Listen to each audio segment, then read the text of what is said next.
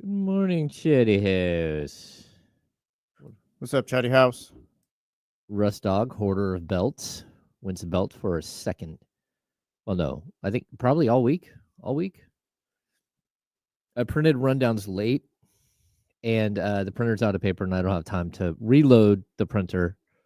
Happy Friday. It's all vibes today, then. Or I'll just Throw on the rundown out. Just gonna. If you got ideas, get in here. Gonna wing it the whole day. We're gonna wing it the whole time. No Kyle today. We'll dive into that, where Kyle is. It's a whole thing. It is a whole thing. It's a whole bit, as Kyle likes to call it. Oh, that might have worked. What's up, Michigan? Warren, Drew Down, Chris, Miss Mac10, Johnny G, Tyler Jennings, John. Oh. Whoever else I may have missed. I totally agree. Kyle was spot on. Boombox, this is a very good point.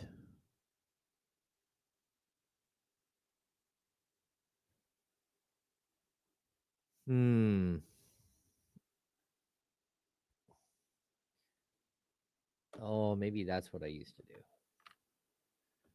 Oh, that's better. That's better, Jesse. We good? I think so. Just now my coffee's way too far away.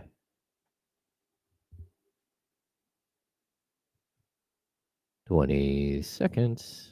Maybe I should pull up the rundown on my laptop.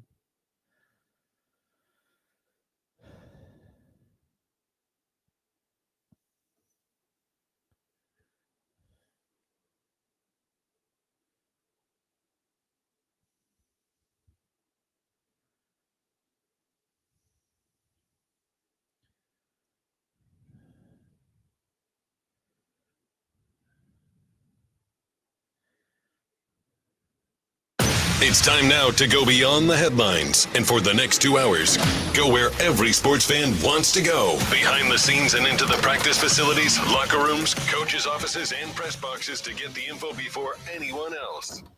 This is the ESPN 1320 Insiders. Good morning. Welcome into the Insiders. I am James Ham. Joining me today, Jesse Tapia. Kyle has once again left us this weekend. I believe he is in the North Pole. He volunteered to shave reindeers and get them prepared for Christmas. How does that work where you're shaving the reindeer to get ready? He's got to have a fresh cut, Jesse. I got you. Okay, it's like a haircut. Okay, we're good. Yeah. Somebody's got to, do the hooves, like clean up the hooves. Yeah, look at Kyle Madsen. Look at that. Look at that, Kyle. Kyle is a man of the people. Yeah, for all you kids that listen to the show, Kyle's out there helping Santa now. He is out there helping Santa. They have to bring in, the big dogs. I think it like elves just can't. It's just too many ladders. And yeah, Kyle could have been here though, but he was called because someone refused to go in for Santa to help. Exactly. So Kyle will be out today. He will also be missing on Friday. On Monday. It's a 4-day job. Yeah, they called Devontae Campbell, but he said no. Yes, exactly. We are the Insiders. I'm again James Ham, Jesse Tapia joining me. We're brought to you by Jiffy Lube, our good friends at Jiffy Lube. We will have a point in the show today where we give you out a keyword for our Jiffy Lube contest that will not only put you in line for the possibility of winning a $50 Jiffy Lube gift certificate, but also one of our new hoodies from the good folks over at Jiffy Lube. I still need to take myself over to the back of the building and get a hoodie. You need to get a hoodie. Yeah, they're the nicest hoodies ever. Yeah, these are the first ones were nice, but I like these ones a lot more. Yeah, they're just a little bit different, a little different. So we'll also have a contest winner for last week that we'll make sure to announce here on the show. Jesse, I got home yesterday and my wife had asked me a couple of days ago, hey, I want to put like a fireplace downstairs. And I'm like, okay, like, have you seen the electric fireplaces? Okay, yeah, I thought maybe because I know how you get down, maybe you got to build a fireplace in your house or something. No, so one of the first things I did when I moved into my house was in what is now my bar area, we had a gigantic brick hearth with a wood stove there, and I took all that out. I mean, it was like thousands of pounds of brick. And then we actually had another area in our downstairs where we had a fireplace, and I took that out as well to open up the view to the lake. Yeah, right? Of course. Why not? Yeah. I mean, like, look, fireplaces, if you walk outside and someone in your neighborhood is burning wood, it's just like, oh, this is horrible. Yeah. It's so like 1980s, I guess. Get a room heater like the rest of us. Well, that's so. My wife goes, hey, I want to order, because we have one in our master bedroom. We have this really nice electric fireplace, right? But it's big. It like takes up half the wall. So anyway, my wife goes, hey, I'm going to order one for downstairs. So I'm like, okay. I'm thinking, yeah, it's fine. We can hang stockings from it. It shows up in like a box that, I don't know, maybe 2 feet wide, 1.5 feet thick, 4 feet long. Let's say fragile on it. 100% unassembled. So I Perfect. spent 3 hours assembling a fireplace all day long while the build up to the Sacramento Kings game. Yeah, that's tough. How'd it go? Was it a simple process? I mean, it took 3 hours, but was it worth it, or was it like, oh, I'm stuck here for about an hour trying to figure this out? It turned out spectacular. It looks great. Again, we can hang stockings from it. It's like perfect. Sits right in our living room underneath our TV. So on that side, it looks really good, but like, I'm a guy with no back, so like getting on the ground, as been told on 1320, trying to like sit there and maneuver around wasn't easy. You didn't have one of the kids out there helping you? No, they were all gone. They had soccer games, and the wife had to drive for soccer, so they were out in the rain. I did not have to go out in the rain, so it's fine. Look at him playing through injury. There it is. For the family. Yeah, you know who didn't play through injury or anything else? Devondre Campbell. You go. You can go first. Okay, look, so we're going to get to a bunch of things today. First and foremost, the Sacramento Kings, found a way to exercise some demons last night and beat the New Orleans Pelicans in New Orleans. It was a little scary. It was a little scary, and we'll get into all that. But we also have, like, the end of the 49ers. The 49ers season officially ended. They still have 3 more games to play, but I think they're a 0.01% chance of making it to the playoffs at this point. It's over. You got Miami and then Detroit, and then who they finished with? Arizona, I think. Arizona. Yeah. Yep. I'm sure there's another loss in there somewhere. Oh no, it's over. It's over for sure. And of course they lost 12-6. There's all kinds of things that happened in this game that are sort of microcosms of the season, but I think the biggest thing that happened was after the game. Well, I guess during the game, if you're watching, they showed Devondre Campbell walk off the field in the fourth quarter. No one really knows what's happening there, right? We get to post game, and Kyle Shanahan didn't hold back. Yeah, no one did. No, Kittle didn't hold back. I think Travarius Ward spoke after the game by his locker. He let it be known how he felt. Yeah, so again, if you don't know who Devondre Campbell is, he, of course, is a linebacker for San Francisco 49ers who's filled in all season for Dre Greenlaw, who tore his Achilles in the Super Bowl last year. And Campbell, to be honest with you, the first week of the season, like, you're willing to give him a pass. The second, third, fourth, fifth week of the season, he was so bad that the 49ers almost couldn't win with him on the field. And like way too many mistakes, way too many bad angles, not a good tackler. Just whatever he was for the Green Bay Packers at some point in his career, he was not for the 49ers. Yeah. And we heaped all kinds of like frustration on him early in the season when the 49ers still had a shot at this thing. But he was bad, flat out bad. And then, of course, Dre Greenlaw makes his return after missing the entire season last night and played way more than I think a lot of people thought. But Devondre Campbell clearly didn't like what was happening to his role, and he decided in the third quarter that he wasn't going to play anymore. Yeah, that's probably the most selfish thing you can do. Yeah, like, there's no excuse. There's no like, oh, like, I played all year and now this guy's gonna come take my spot. Like, whatever, be mad, be in your feelings, whatever you want to be. You can't quit on the team and not come in the game at all. I would be very surprised if Devondre Campbell ever plays another snap in the NFL. I wouldn't sign him on my team. Like, how, like that's the most, like I said, that's the most selfish thing you can do. Like, you're just in going into business for yourself at that point. Yeah, I mean, you're still getting paid to be there. Yeah. And like, first of all, he should have lost his position weeks ago. Exactly. He has been asked the entire season, Jesse. So for him to sit here and feel like he is entitled, like you're owed something, and he is owed something that he should be on the field. No, you shouldn't have been on the field anyways. Yeah. They should have signed some undrafted free agent and brought him in and put him in your starting job already. You just weren't good. You were actually not just not good, you were bad for most of the season. But to abandon your teammates in a game that realistically you're clinging to your NFL life for this season, your any playoff hopes the 49ers had were dashed last night when they lost. And I'm not going to put any of that on Devondre Campbell, them losing the game last night. There are plenty of games early in the season. Yeah, he was so bad that I don't think you could overcome him being on the field. But in this game specifically, Nick Bosa comes back and plays with an oblique and hip issue. Greenlaw plays. Fresh off a torn, not fresh, but back off a torn Achilles. Yeah. Really not much to play for. I mean, if you win so-and-so games here and there or whatever, like you have a chance. But like I said, not a lot to play for him. Exactly. Guerrero plays, who had a foot issue. Sprained foot, I think it was. A sprained foot and playing on, they played 4 days ago. So all of these guys came in and like, this is one last hurrah. If we're going to win, if we're going to somehow make it, we have to win today. This is it. This is our last opportunity, really. And to have somebody walk off the field, just so disrespectful. And to be honest with you, like whatever career he thought he had, like moving forward.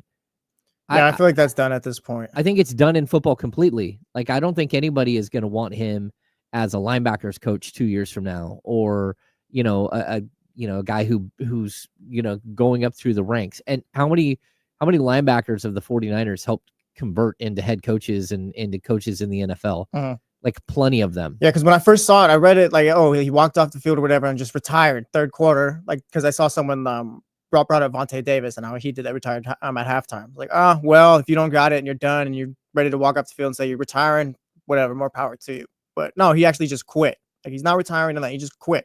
Yeah. Quit on the team. Like, that's so much worse. Yeah, it is. It is so much worse. So, as someone who's played sports, someone, who's watched sports for, like, if you're a quitter, you're now branded as a quitter in my book. Yeah, you can't come back to the 49ers. Like Kittle is one of the, I feel, more optimistic guys and all that. He was lighting them up post game too. Yeah, absolutely horrible. So it's kind of been the theme of this 49ers season, though. Like the focus has just not been on winning anything, getting back to the Super Bowl this year. Yeah, I mean, whether it be Debo or just everything that's kind of gone on. Well, and we can just transfer right into that. Debo Samuel, of course, had sat there and use social media, use the voice of the media. The complete wrong time too. To, voice his displeasure and make sure everyone knew that he was still the same player he's always been. He's just not getting any passes. His drop was so egregious, and just, I mean, in a game that ended up 12-6, and he's got a ball, probably at the, 20-yard line, and clear running, and very possibly could have scored a touchdown, to drop that ball. And then, of course, they show him on the bench. Like, there are times when players get in their own heads and all that stuff, but just the wrong time. Just the wrong time to talk. The wrong time. I mean, like, he has not been good. And he, the Debo Samuel that we know from, a couple of years ago, he's just not the same player. He doesn't break tackles. He doesn't have the acceleration. He doesn't get separation. Like, there's too many things that he isn't good at this point. And to be honest, we haven't seen the last game in a 49ers uniform for Debo, because there's still 3 left. But I do think we're seeing the final 3 games of his career after, moving forward. This is it in a 49ers. Yeah, I think you'll be playing with a different team next year. This is just kind of the end of that 6-year run they were on. Not saying they're going to go to being like a horrible team next year, but like Debo probably won't be back next year. Kittle, who knows about him? He's probably got 2 years at most with the 49ers, I'd say. Like, it's just, now it's kind of time for a switchover, I guess. Soft rebuild. I'm here for Kittle to play out the next couple of years and finish this thing. Yeah, I can see him retiring 49er, but I don't know like how many years he has left, like playing that position and all that. No, I got you. He has been phenomenal. He was really good last night. He's at like 850 yards receiving for the season. Like, he really has been effective, and he's got a very, very good shot to go over 1,000 yards again this season, which is just remarkable for a tight end to start stringing these things together. But it's one of those things where you're watching a game unfold, and there are moments in a game where a player has an opportunity to change everything. And we're so used to, like, this season, the 49ers maybe getting that play from somebody, and then you look and there's a yellow flag on the ground, and it all comes back. But this one was just Debo just flat out dropped it. Yeah, and like I said, when you're tweeting during the week, you just have to make that play. There's no excuse at all. Like, you asked for it, you got it, and you missed it. No, totally. That's not all the bad from the game. I guess we can just like put them all in one bucket here. I thought Brock Purdy, okay, like we've been nice to Brock plenty of times here on the show. I believe that Brock Purdy is a very good quarterback, but when the chips were down, the passes, he missed short on a couple of deep balls. He missed long on a deep ball where he had Juwan Jennings heading towards the corner. And realistically, if you threw that ball like 5 yards less and made it a jump ball situation, you're probably going to win that. Yeah. But he missed the throws he had to make in a game where, you buy into that narrative that he can't throw in the rain, throw in the elements and all that. Well, I mean, if that's what the numbers say, that he can't throw in the elements, I kind of believe a little bit of it. Yeah. But at a certain point in your career, you have to learn how to do it. Well, if you're going to be talked about, because I feel like with 49ers fans, and we could say most media too, I think going into this season, it was kind of like, all right, like Brock Purdy could be, I don't want to say top 5, but like just kind of around that upper echelon. But like this year, he just didn't prove it, I don't think. No, he's a very good quarterback. He's a great quarterback, but he's just not. He shouldn't be the highest paid quarterback in the league. I'll say that. No, I totally agree. I totally agree. I think he's got some work to do as far as like we'll dive into this deeper a little bit later in the show about where his career path is going and sort of what the dollar amount you're going to have to pay him moving forward. But I just don't get, like it didn't look like the ball slipped. The ball doesn't slip and you throw a ball 45 yards instead of 40 and you get picked off late in the game that just cost your team. If you're going to be the guy, you can't do that. No, I totally agree. You need to elevate others and like you elevate everyone else around you. Yeah. And hopefully he figures out a way to do that. I think, getting the whole team back together, getting Ayuk back next season, like whatever it is, the players that you're going to have to piece around him, McCaffrey back, it will help him look better. But I think when you look around and everyone says, well, look, one of the reasons why he's so good is because of the cast around him. And then the cast around him falters all season, whether it's Debo not being the same player he was before, or whether it's McCaffrey missing, playing 3 weeks. Same with Ayuk going down with an injury. Really early. Yeah, so like we did get to see what this looks like without him, and it's not really fair because Ricky Pearsall missed half the season. No, that's true. It's not really fair to like say, hey, this is what he looks like without all those weapons, because the 49ers have spent so much on those weapons. It's not like they could replace any of those guys with somebody else. And it's not like they did. It's not like they went out and even signed anybody or traded for anybody at the deadline to help their receiving core. So at some point you do have to, kind of the give and take of this, and how much is it, Purdy, and how much is it the surrounding cast. But I feel like we walked into this season wanting to know a lot of answers, and we're going to walk out of it having a lot more questions. That's how I feel too. Yeah. Okay. We're going to dive deeper into the 49ers a little bit later, but, right now let's talk about the Sacramento Kings win. Sacramento Kings are rolling right now, James. Rolling. Dare I say they're going streaking?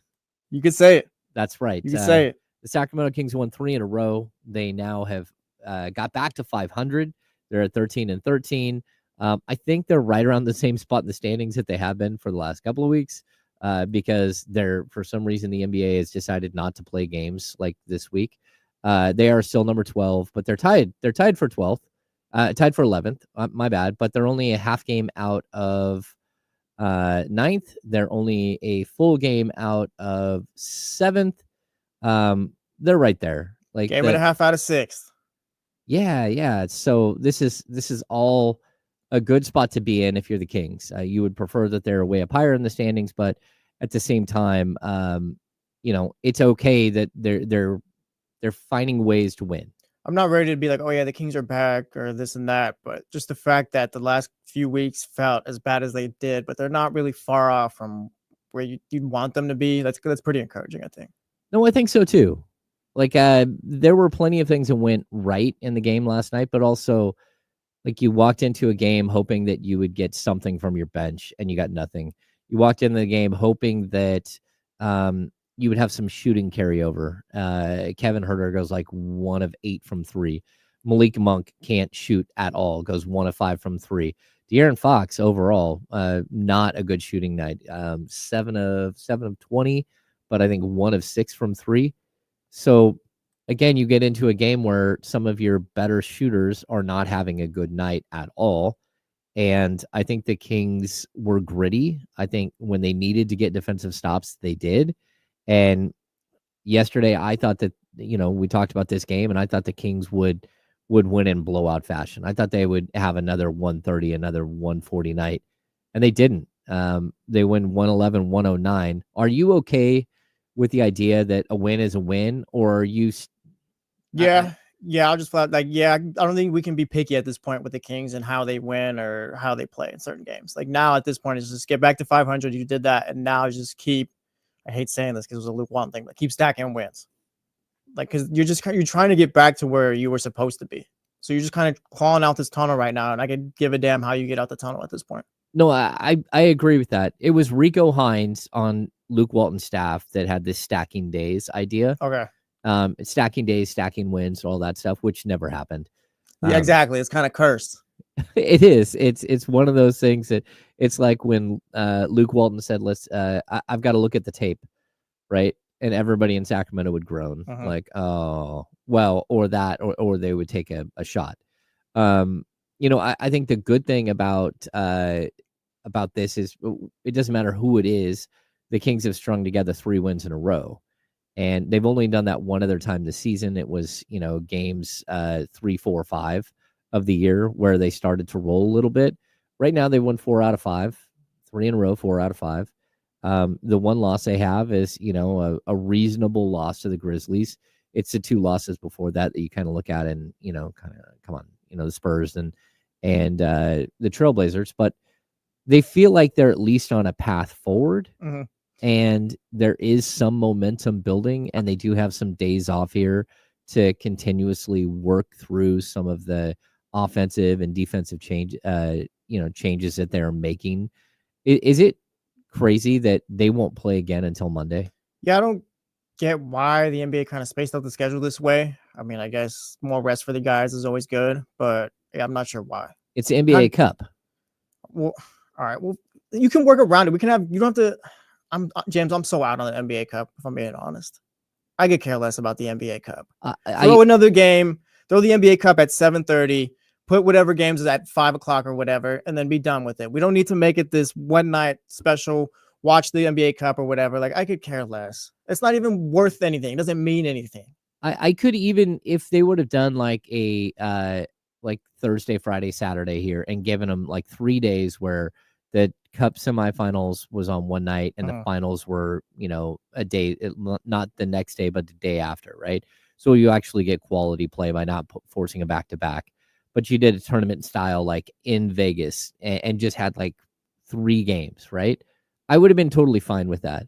But you're not going to be able to like convince me that what you did to the schedule in the first 25 games of the season in order to fit this thing in made any sense. Yeah. Owen in the chatting house saying Jesse hates fun. Owen, did you have fun while the Kings were off for 2 weeks? It felt like. I don't know. I didn't have fun. Yeah, the Kings play twice in I think it's 11 days. Yeah. And they've played once in the last week. And the problem isn't that they have a break.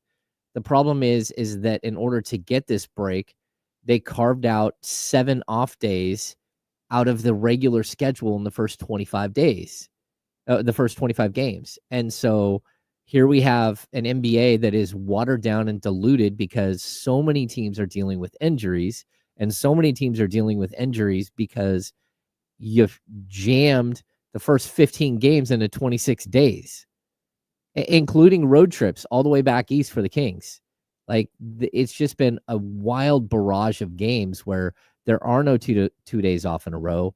There is no, like, any days off that the Kings have had are typically travel days. Yeah. Like, hey, we need you to play a back-to-back Sacramento, Utah, and, you get a day off. except for that day off. You have to fly all the way to Atlanta. And then the next night, after the Atlanta game, I need you to fly to Toronto, 1,000 miles away, and play on the second night of a back-to-back. And, I'm going to force you to fly back to Miami to play in against the Heat, like with 1 day off. And against the 1 day off is you're getting in the hotel at 4:00 in the morning because you've been flying all night from Toronto. And then, back home. And back home, you got another game the next day.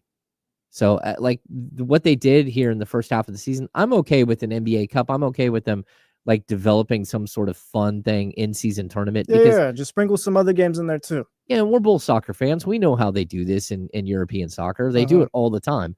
But to pull the days off out of a schedule and just squish it down, it's just so incredibly irresponsible. Yeah. Like, you know how many players are already ineligible for postseason awards? Shout out Zion Williamson. Yeah. Joel Embiid. Like Herb Jones is like 1 game away. Like, there's so many players that are like sitting there on the cusp of being ineligible for awards, postseason awards already, because the season has been so like impacted. So I don't know. Anyway, the Kings find a way to win though. Yeah, my biggest takeaway coming out of yesterday's game is that I see light at the end of the tunnel, but it's not necessarily with this roster. Like, I think I kept coming out of that game, seeing how the bench performed. Like, Monty McNair's gonna have to make some moves to shape up the bench a bit. Yeah, so you can't count on them right now at all. To get to Jesse's point, the bench scored a total of 9 points last night. 7 of those came from Kevin Huerter. And just to put it in perspective, even Kevin Huerter really struggled to get those 7 points. He was 2 of 10 from the field and 1 of 8 from 3. So he hit 1 3. He had he had 1 other shot that he made, and then he had 2 free throws, and that's how he got to 7 points. And then outside of that, Keon Ellis did not hit a shot, but Keon Ellis in 20 minutes went 0 for 3, 0 for 2 from 3, and then hit a pair of free throws to get to his 2 points. You can't survive like that, Kyle. Kyle, I called you Kyle. You can't survive like that, Jesse. Yeah. You can't survive like that. I do Jesse. look like Kyle Madsen a little bit, but well, you are hiding. It's not sustainable at all. And honestly, all you're looking from the bench is just consistency at this point. Like, we talked about it before the show. Like, Kevin Huerter gave him 26, I think the other day, 17, and then he went back down to 7. Like, that's great, but maybe you can just give me 10 to 13 every game. Yeah, let me be able to write something in pen. Mm-hmm. Let me, like, even if it's 10 points, let me write something in pen for you. 10 points for you, 7 points for you, and 6 points for you. And that's all I need. And then I'm hoping that I can get a variance. Like, every once in a while, you can go up from there, right? You can have a 20-point game, and it'll skew the numbers a little bit. But what I can't do is not know if I'm going to have any bench scoring at all walking into a game. And, for Mike Brown, everyone says, well, you just keep playing the players too much. It's like, what is Mike Brown supposed to do? Yeah, he doesn't really have a choice at this point. Like, it's like, honestly, for me, it's up to Monty McNair to fix a lot of the issues. Yeah, his bench went 2 of 15 from the field. 2 of 15 from the field. Like, what are you supposed to do? They went 1 of 10 from 3. So, yeah, it's all on the starters right now. Hopefully you figure that one out from one game to the next. But, yeah, there's a lot of things we need to dive into in this game. We're going to step aside here for just a minute. When we come back, we'll get to 6 quick thoughts. We'll dive deeper into the San Francisco 49ers and this Devondre Campbell situation. We have all kinds of things to break down and mull over here as we trudge through a rainy Friday here in Sacramento. We're the Insiders. I'm James Ham. He is Jesse Tapia, brought to you by Jiffy Lube. We'll see you in just a minute.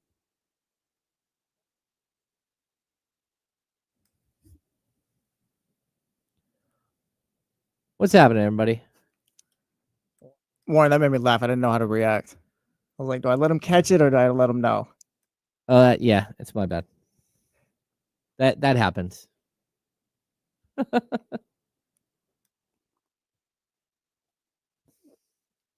Hey, when you have a partner on the radio for, I don't know, 16, 17 months. There's still people that get D'Lo and KC confused. Yeah. Carvin, I don't think it's weird. It'll probably be like when it's official, it'll be announced or something. Yeah, there's no way he survives today. Yeah. I don't think so.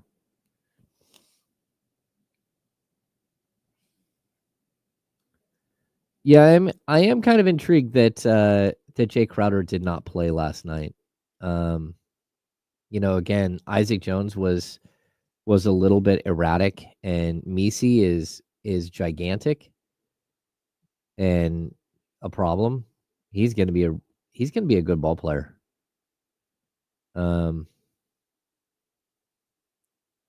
But I am a little bit surprised.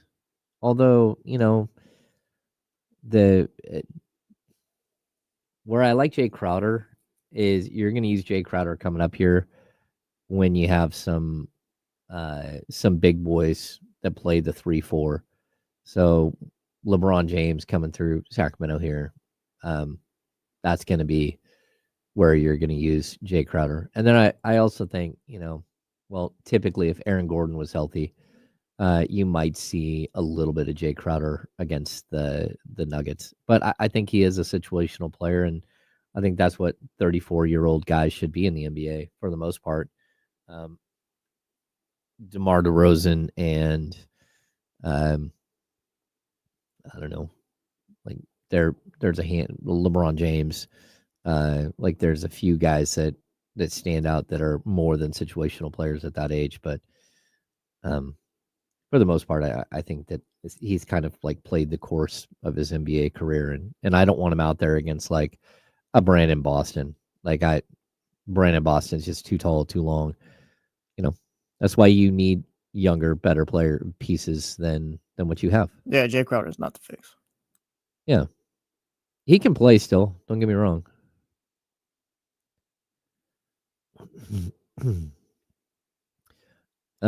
Johnny in the chat. I just don't. Why would the Pelicans give up on Herb Jones or Murphy? I mean, yeah, I think they're going to give up on Brandon Ingram here. I would assume that they're going to probably move him before the deadline. And then those guys become even more valuable for this franchise. Yeah, and Owen, you're right. This is a good point. If Zion was playing, then Jay Crowder probably plays. Spencer, we're doing a pod this afternoon. Me and Sean and Brendan.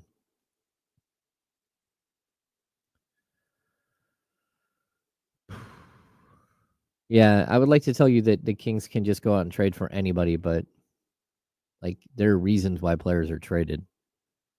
Sometimes it's because you're upgrading and you're trying to get a better player, but yeah, those guys, there's no reason to trade either one of them, especially Murphy. They just locked up for a long-term deal, and Herb Jones's contract is spectacular.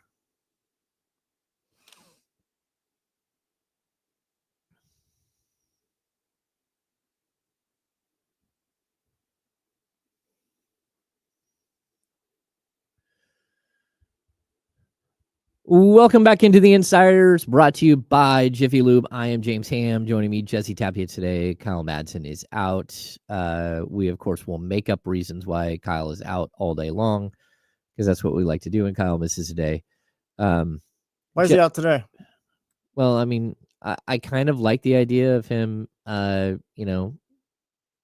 donating his time to a reindeer rescue in the North Pole. Maybe the reindeer aren't ready to take him back right now, so he's stuck. It's possible. It's possible that he's too far away. Yeah. I mean, he was here yesterday. I mean, to get to the North Pole and back, that is an extensive flight, unless you're using like Santa's magic. Shout out Kyle Madsen, wherever you are on the North Pole right now. There it is. He might be in the opposite of the North Pole. Maybe he's going to be the next Santa Claus. Oh, there you go. Maybe he is. He's a protege, He seems like a happy enough guy to be Santa. He does seem like a jolly fella. Yeah. Shout out Kyle Madsen. He's a good guy. Good vibes. He is a good guy. He's all vibes. Yeah.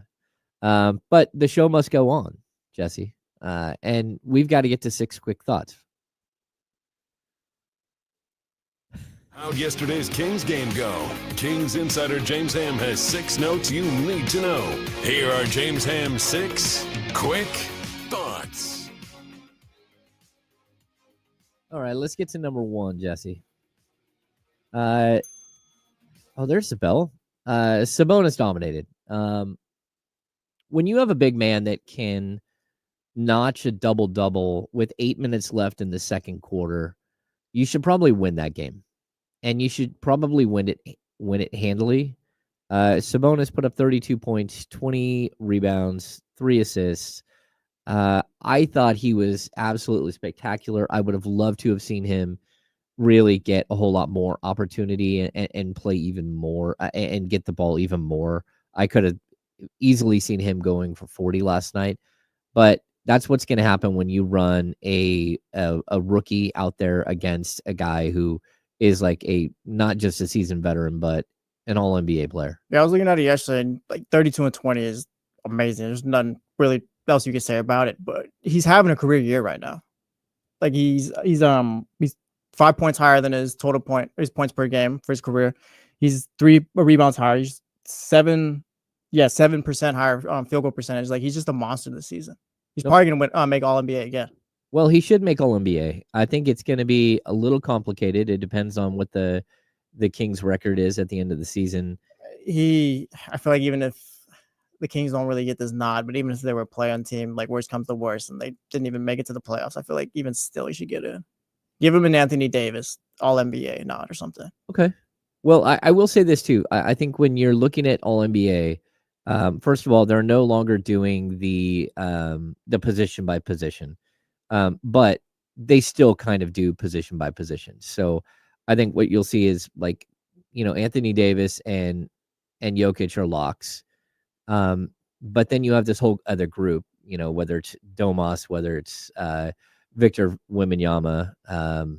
Again, I don't think that like Bam Adebayo is gonna I don't think so. Is gonna make it back to that sort of tier, but I think it's still gonna be difficult because you're looking at like All NBA is like, and again, Karl Anthony Towns right now is playing out of his mind.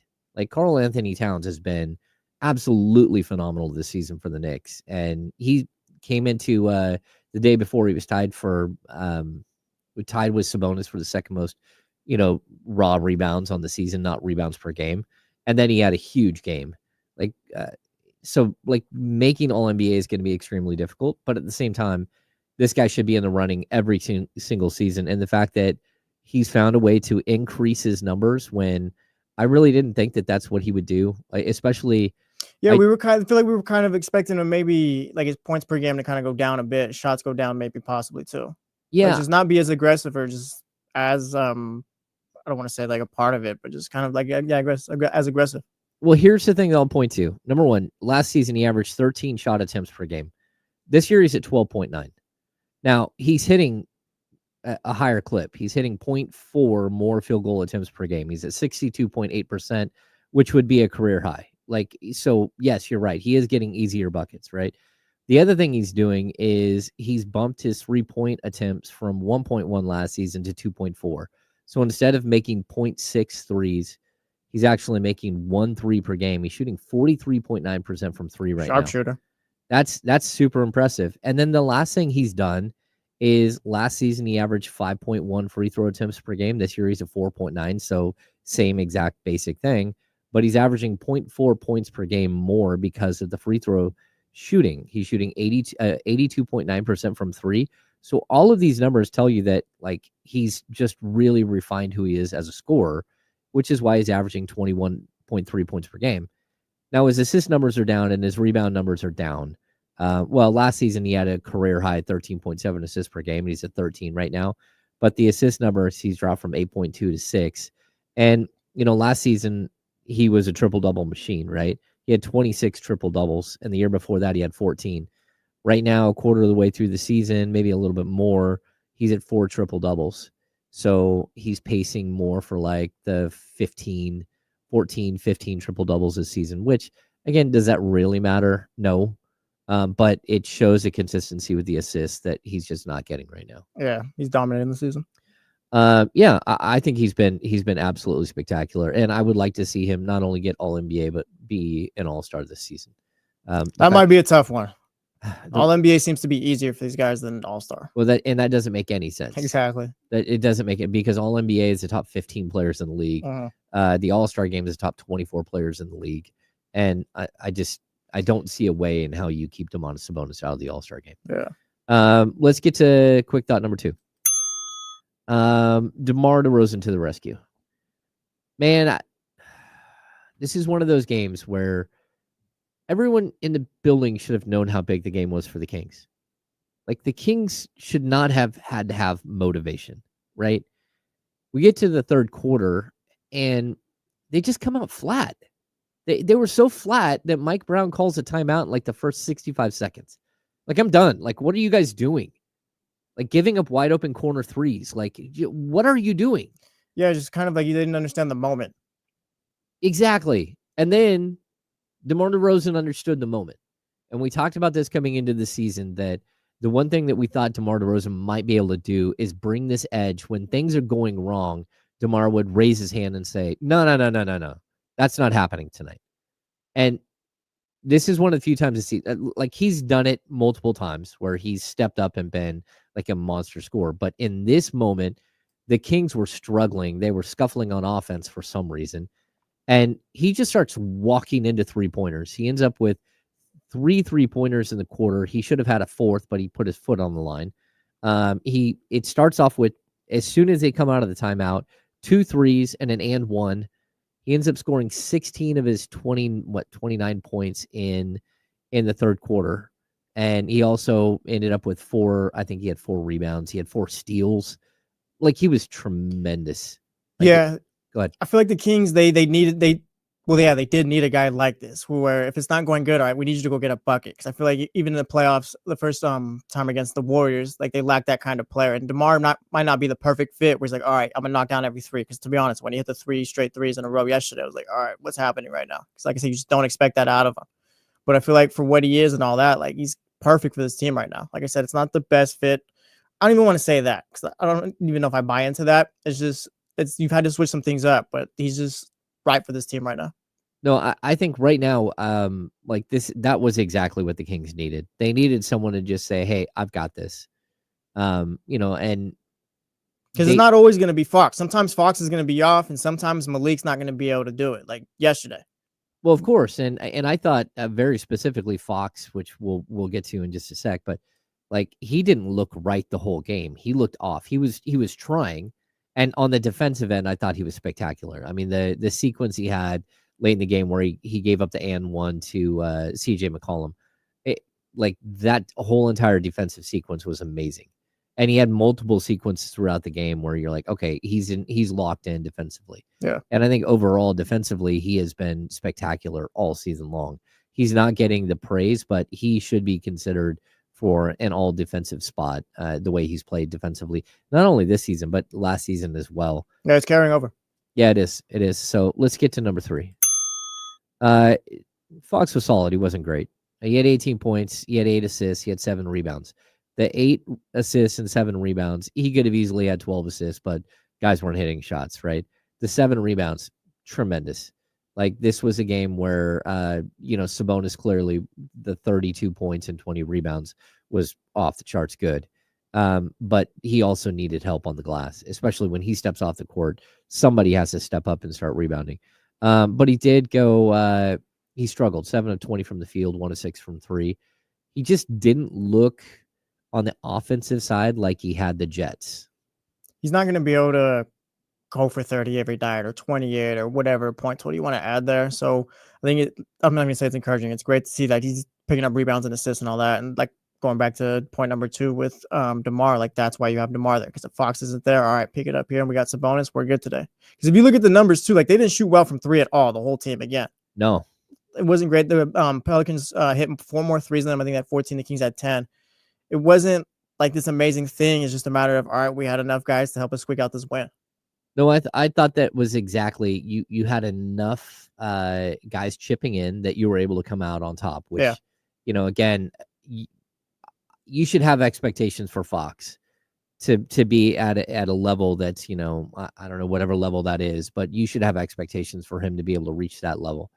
And I don't think that overall he felt like he was, that level of player last night, but he did have some moments. Yeah. And, that's what you're hoping for. Like, even if you are struggling, figure out a way. And not only that, figure out a way to be productive in other ways. And that's what I think Fox was when you tack in the 8 assists and the 7 rebounds. So not bad stuff. What do we got for number 4? Keegan Murray woke up. Keegan Murray got the first shot of the game and he bricked a 3. And I always worry, like, when the Kings do that, when they intentionally try to get someone going and then it doesn't work out right away, sometimes they go away from it. Sometimes that player sort of goes into a shell. And I thought Keegan did do that for a while. He ended up getting a couple of early fouls on some really bad, like, closeouts. Like, he kept closing out in the wrong way. And then as soon as he would close out, they would pump fake and then go right into his body and get foul calls. So he ended up with 3 fouls early. And then he just recovers. And Jesse, this is exactly who we wanted Keegan Murray to be this year. He finishes a game with 18 points and 9 rebounds. So the 9 rebounds I'm going to set aside for a sec. But he goes 7 of 14 from the field. That's perfect. He goes 3 of 7 from 3. That's perfect. Yep. This is exactly the player that the Kings need him to be for 82 games. Over his last 5, he's got 13 points per game, 8.6 rebounds, 38% from 3, and then 49% from the field. Kings are 4-1. Okay. Yeah, he's stepping it up, and the Kings are, well, not saying like directly because of him, like when Keegan Murray plays well, the Kings are going to have a better chance at winning. No, totally. And, the one game that he didn't have big numbers, I think he ended up with 5 points in one of those games, but he won the defensive player of the game from the team. It's because he was very, very good defensively. And I thought last night he was good defensively as well. But the 9 rebounds is something that I don't think any of us expected. Even when he was coming into the draft, there are certain things that he was doing that you could look at and say, okay, that's repeatable at the NBA level. I thought, he would be able to shoot the 3, which has been hit and miss over the last year. But he would be able to score, and his rebounding numbers for a college player at like 8 point something, that didn't look like it would translate. It would be more like 6.5, 6. And then the shot blocking, he was at like 1.8 at the college level, 1.6 or 1.8 at the college level. Like, that's not going to happen because basically he just would go under the basket and be a weak side shot blocker the whole time. The NBA level, you try to do that and they're going to hit a corner 3 on you where you're supposed to be standing the whole time. Yeah. So I think he's been really good. He's been better defensively than anyone thought he would be, but the rebounding numbers for right now, he's already pushing like his double-double numbers from last season. Are we ready to say he's came out of his slump? Started off the season playing poorly, which call it what it is. Played poorly to start the season. You think he's finally figured it out?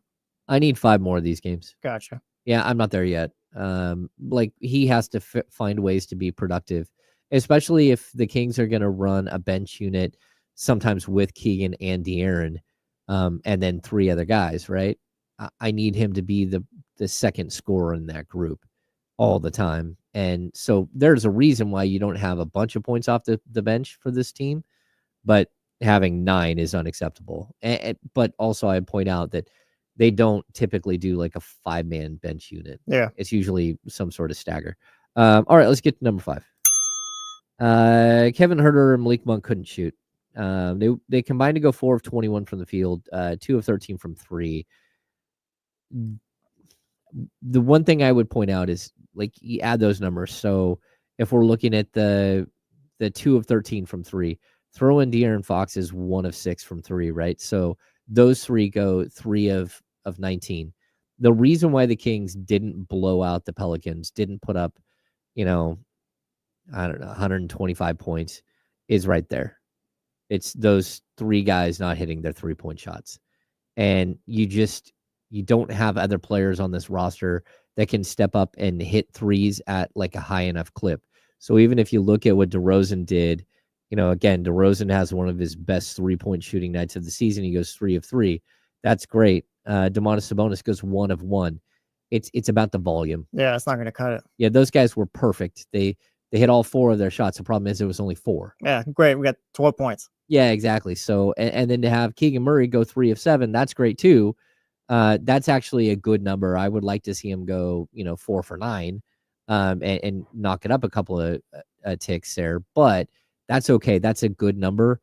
But when you have the other group of players, when your starting backcourt goes 2 of 11 from 3, and you still find a way to win, that's pretty strong. Especially when you have Kevin Huerter coming off your bench as your primary 3-point weapon off the bench, and he goes 1 of 8. So again, those guys go 3 of 19, throwing Keon Ellis going 0 for 2. Those 4 guys go a whopping 3 of 21 from behind the arc. That's where you didn't get separation. Yeah.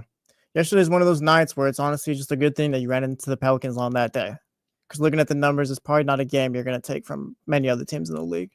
No, that's true. But it's one of those nights where you've got to find other ways to win. Mm-hmm.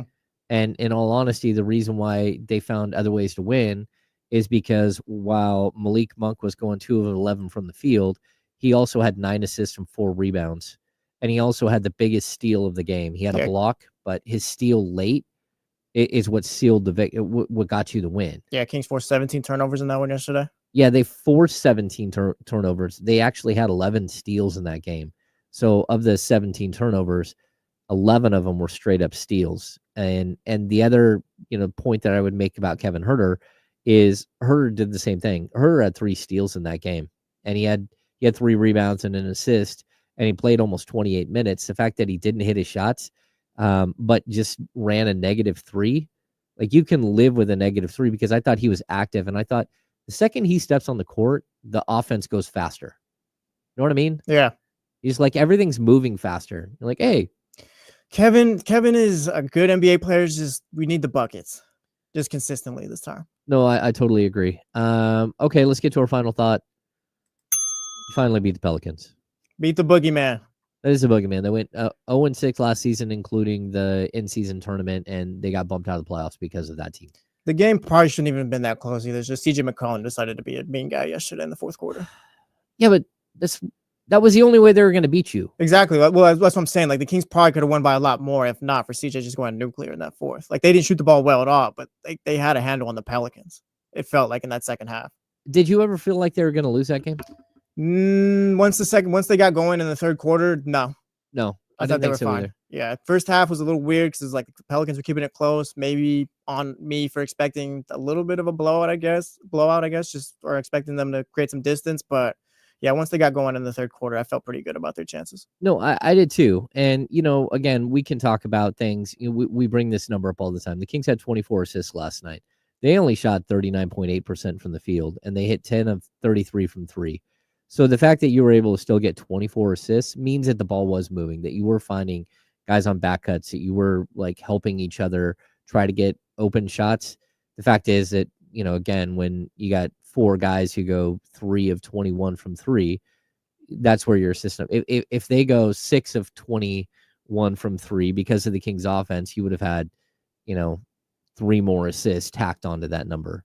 And without any question, because almost every single 3-point shot the Kings get is an assisted basket. Yeah, Johnny Dude in the chatty houses. CJ McCollum's got some voodoo going against the Kings, and it's wild. Is CJ McCollum like the biggest Kings killer? I don't know if he doesn't miss. He doesn't miss. Like it was a point. It's like, all right, we got the Pelicans. It's over. And it's like, oh no, here's CJ McCollum, just kind of watching in the rearview mirror. I don't know if he's the biggest Kings killer, but it's close. And you know the story there, right? He believed with his draft process and all that draft day process. Believed he was being drafted by the Kings. Yeah, there's a few of those. They snuck him in for a third workout, like on the Monday before, like a Wednesday night draft or Thursday night draft. Like they had him in for a third workout. He thought he was going to Sacramento. These pros are psycho. They won't forget stuff like that. Like CJ McCollum probably literally came up to his locker yesterday. He's like, "Yep, remember the one time the Kings passed on you?" Talking to himself. He's like, "Let's go." No, I've talked to him in the locker room about this.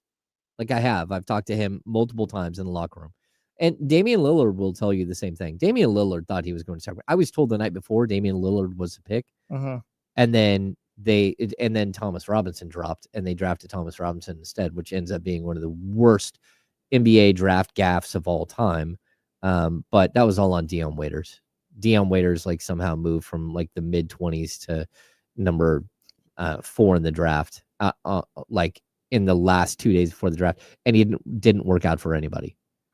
If not for Dion Waiters. Yep, if not for Dion Waiters. Well, the Kings had also drafted Gemmer the year before. We don't have to talk about that, James. Yeah, you can blame it on Dion Waiters. I know. We'll just blame it on Dion Waiters. I think Dion Waiters can be blamed for a lot of things in the NBA. So we'll just leave it right there. That's totally fine. We mentioned this during the quick 6 quick thoughts, but what were your thoughts on Keegan? Like, how do we get that Keegan every night?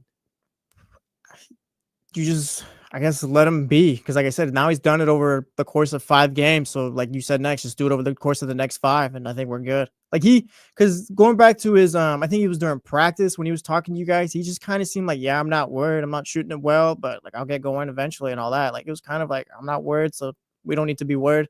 And since then, he's kind of coming out of that slump. I feel like we don't have to say he's back or anything like that, but he's just keep doing what he's been doing at this point. Yeah, I think he said, yeah, I'm not worried. Exactly. I'm in a good place right now. If you close your eyes, you can't tell if it's James or Keegan. I'm in a good place right now, and I'll be fine. I've had shooting slumps before in my career, and this is just one of those moments. And you got the cadence going on too. I'll be fine. That's good stuff. We need to get you and Kenny, and we had to get some video or bit going on with you guys' impersonations. Either way, I think this might be, again, the secret to the Kings' success this season is Keegan has to be that guy. Yeah, Keegan can't just be a role player on the Kings. It's either you're one of the guys who's here day in and day out, or we're just gonna struggle. Yeah, I totally agree. Now, what do you make of Mike Brown calling a timeout like seconds in the second half? Much needed, I think. Because like I said, or like we were talking about earlier, it kind of felt like they didn't understand the moment, or they just didn't come out the way they needed to. This wasn't a game you could let slip away, and it kind of felt like it was getting towards that. So I'm good with Mike calling timeout, like, hey, focus up, and they did after that. Yeah, I totally agree. And I also think that it's kind of a first-year beam team type thing, but they needed it yesterday. It's funny, we haven't seen it since year one where he calls a timeout quick. I'm here for the Mike Brown quick timeout. Yeah. Like I always enjoy a quick timeout by Mike Brown. One of the reasons he doesn't do it now is because of the challenges, because you don't want to burn your timeouts too early, because you have to take mandatory timeouts for TV, and they switch back and forth between the home team and visitor. So there's always one at like the 9-minute mark and like the 3 or 4 minute mark of a quarter where they're mandatory. So one of your timeouts is going to that all the time. And then what you're hoping for is that your team doesn't need a timeout 55 seconds into a half, but things happen. Hey, yeah, like call it. I'm fine. I was like, hey, that is exactly what I would have done. Yeah. Like, man, your team just came out flat. Like, what are you doing? It's a good coaching move right there. Like I said, it literally helped, because after that, they kind of snapped into it and we're ready to go. I'm either that or I'm just sitting there yelling and screaming like a crazy person on the side. Yeah. I mean, we talked about, I got a yellow card. I heard. I wasn't here like when you're doing it, but I heard you talking about it. Yeah, I did get a yellow card. So I would have been yelling and screaming. It's all good. Yeah. Shout out to James Ham picking up yellows. There we go. And that's from the stands. Oh, yeah. No, yeah. I was not coaching. Yeah. It's all right. I'm passionate, James. That's right. And then the one last thing, like, how do you fix a bench? Like, we've got 45 seconds here. How do you fix a bench, Jesse? You do it by calling some other GM and telling him, hey, I would like your players. I will give you some of my players and these first-round picks or second-round picks. What would you like? That's how you fix it. That's it. I'm past like internal development or guys figuring it out. I need someone else to help me out. Well, that, and, I think one of the problems that I have is that if you're expecting Keon Ellis to be that guy that all of a sudden comes off the bench and scores a bunch, like, you're miscasting him. Yeah, that's not him. That is not him. Right. And that's why he was the starter for a portion of the season. And it's why you held Malik Monk back. So you didn't have a night where your bench scores 9 points.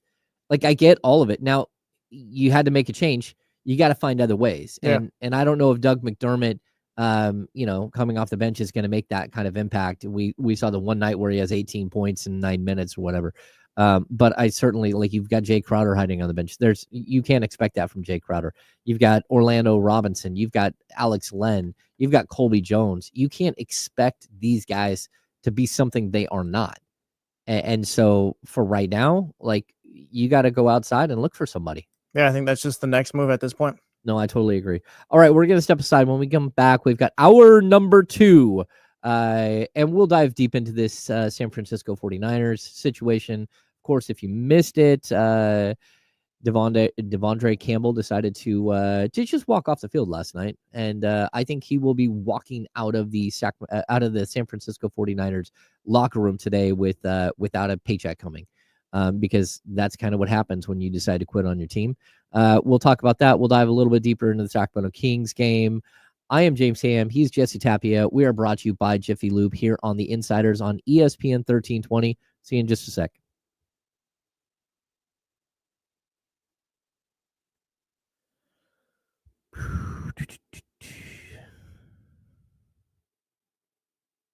Trade for the right guy, and like Alex says, he hopes Devin Carter's good. And if Devin Carter's something, like I said, there's light at the end of the tunnel with this team.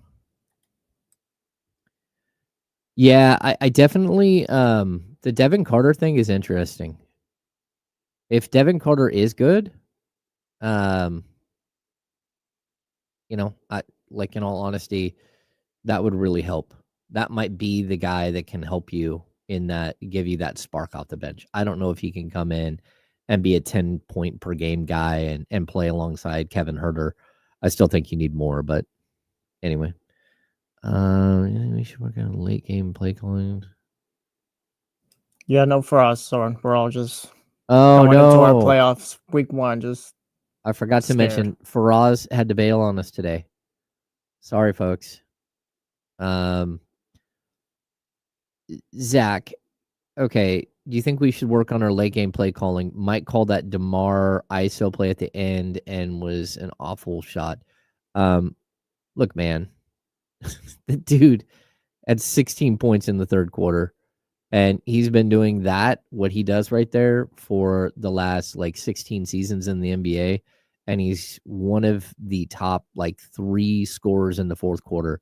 I don't care if you're doing ISO with him, especially when De'Aaron Fox isn't hitting his shots and Malik Monk isn't hitting his shots. Like, that's it. That's your call right there. There wasn't another call right there, unless you're trying to get Domantas Sabonis in a pick and roll and hope that they don't collapse the lane and steal the pass or something. Like, if you're going to try to get a bucket, I'm usually okay with that.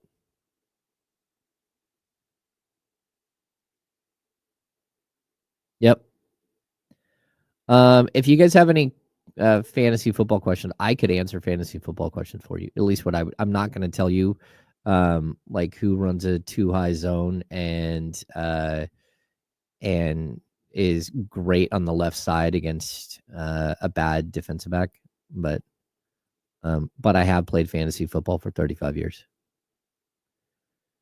He did tell Kyle to start Purdy.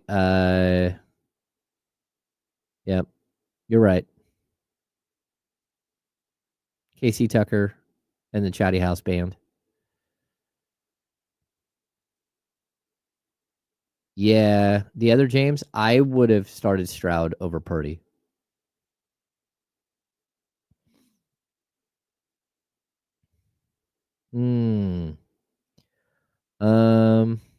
Soren, I would start Hurts versus Pittsburgh over Kyler versus New England. Just because that's going to be like a really, really good game.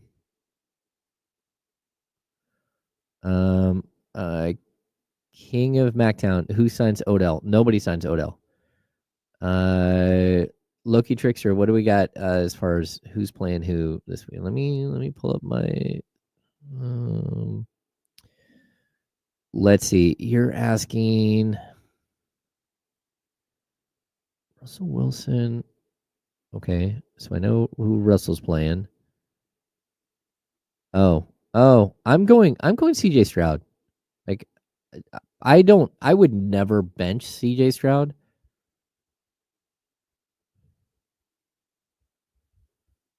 Zach Guru, I respect you for putting things out there that I wouldn't put out there into the world, but you're probably not going to be a host with me because you don't have the skills to fly to the North Pole and shave reindeer like Kyle does. Always live on the Odyssey app. Welcome back to hour number 2 of the ESPN 1320 Insiders. Get ready for the most up-to-date sports news and talk with the ESPN 1320 Insiders. Welcome back into the Insiders. I am James Ham. Joining me today, Jesse Tapia. Kyle Madsen is donating his time to shaving reindeers in the North Pole. He's doing a whole lot of North Pole work today. He's with the elves right now. Got to get them, the horns all shined up and making sure that I'm surprised I did not get a flag right there. We'll let you play on right there. He's up there. But no, we got it right here. That's a flag. You called it right. That's a flag. He's up there doing God's work. That's what he's doing, or at least Santa's work. And he won't be here on Monday as well. But it's a long weekend. But Jesse's here, and we're the insiders, whether Kyle's here or not. And we're brought to you by Jiffy Lube. And you know what we do? We have a code word. Let me see the code word for today. If you're not here all the time, anytime we have a Kings game, win or lose, we give out a code word. You go to ESPN1320.com. There is a giant Jiffy Lube thing right there on the page. Click that, and you're entering to win a $50 gift certificate from Jiffy Lube, and of course, one of our new insider sweatshirts that are brought to you by Jiffy Lube, which are incredible. We give away one every Friday, and to be honest with you, I don't know who won last week. I don't usually get in on all that. It's usually Kyle and Jackie from Promotions. Shout out Promotions. They'll work out that, and Promotions has been amazing. They've had so much work lately, and so our code word for today is streak. STREAK, streak. The Kings won 3 in a row, and for me, that's huge. So it's the Jiffy Lube teamwork play of the day is streak. Make sure you drop by your local Jiffy Lube. Of course, they're open at 7:30 every morning, Monday through Saturday. Look at the weather outside. The weather outside is horrible. You want to make sure that your car is ready for the holiday driving season. Have them check your headlights. Have them check your windshield wipers. Have them rotate your tires, and have them check your battery. If your car is just a little slow to turn over in the morning, as the weather gets colder and colder here, that's just a sign that your battery's going bad and you need to go in and get a new battery. So they can take care of all of that. Go to jiffylube.com. They have a $33 off coupon right now for a synthetic oil change. All good stuff from our friends over at Jiffy Lube. Jesse, let's get into this 49ers debacle, because that's what this season has been. It's been it's been bad from the start, James. Like literally from training camp to up until yesterday. You know what? You TBD for the rest. You bring that up, right? It's training camp. That's when it started. When Christian McCaffrey started to not be available at training camp, it was like, uh-oh. And then Elijah Mitchell gets hurt, and he's done for the year. I completely forgot about that. Forgot about him, right? And you're sitting there, okay, like what exactly is going to happen here? Meanwhile, while that's happening, you're still trying to figure out whether or not Brandon Ayuk is playing football for your team or someone else's team. Exactly, and you also have the Trent Williams situation, which you're confused whether Trent's going to be back or not. Probably not confused all that much, but knowing that you're going to have to shell out a bunch of money to him. And then right before the season starts, Ricky Pearsall gets shot. Which was just bizarre when you read the tweet, and just another thing in a bizarre season. It's a very... It was kind of one of those things like this has to be a joke or somewhat like whatever. Like it was just unbelievable. Exactly. And then the whole time you're waiting for Hufanga to come back, and he comes back for like 2 weeks and then is gone again. Dre Greenlaw's out for, almost the entire season.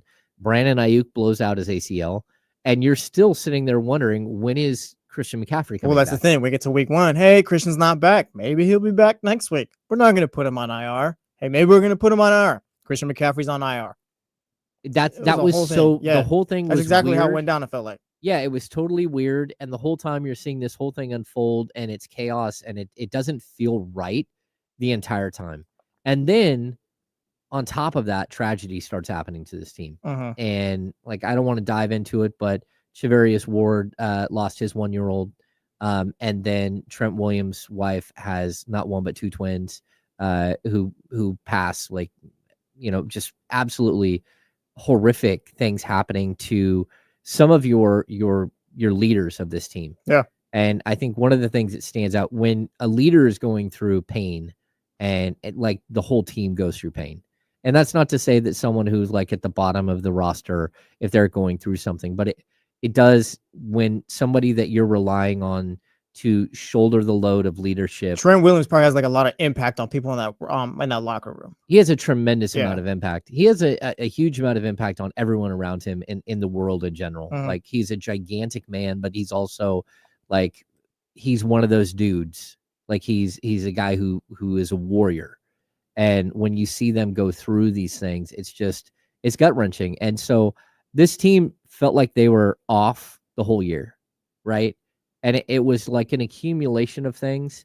And Well, it's like the little things, like the Debo tweet, and then now we get Devon J. Campbell sitting out, not refusing to play and all that. Like, it's just little sprinkles on top now. yeah, and when we were watching post game, I don't know if you watched the Kyle Shanahan post game stuff.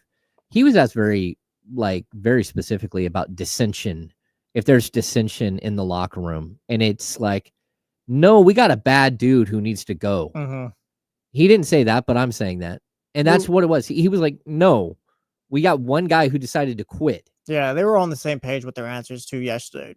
No matter who spoke yesterday for the 49ers. But I also think they were on the same page in a different way than a lot of times teams are on the same page.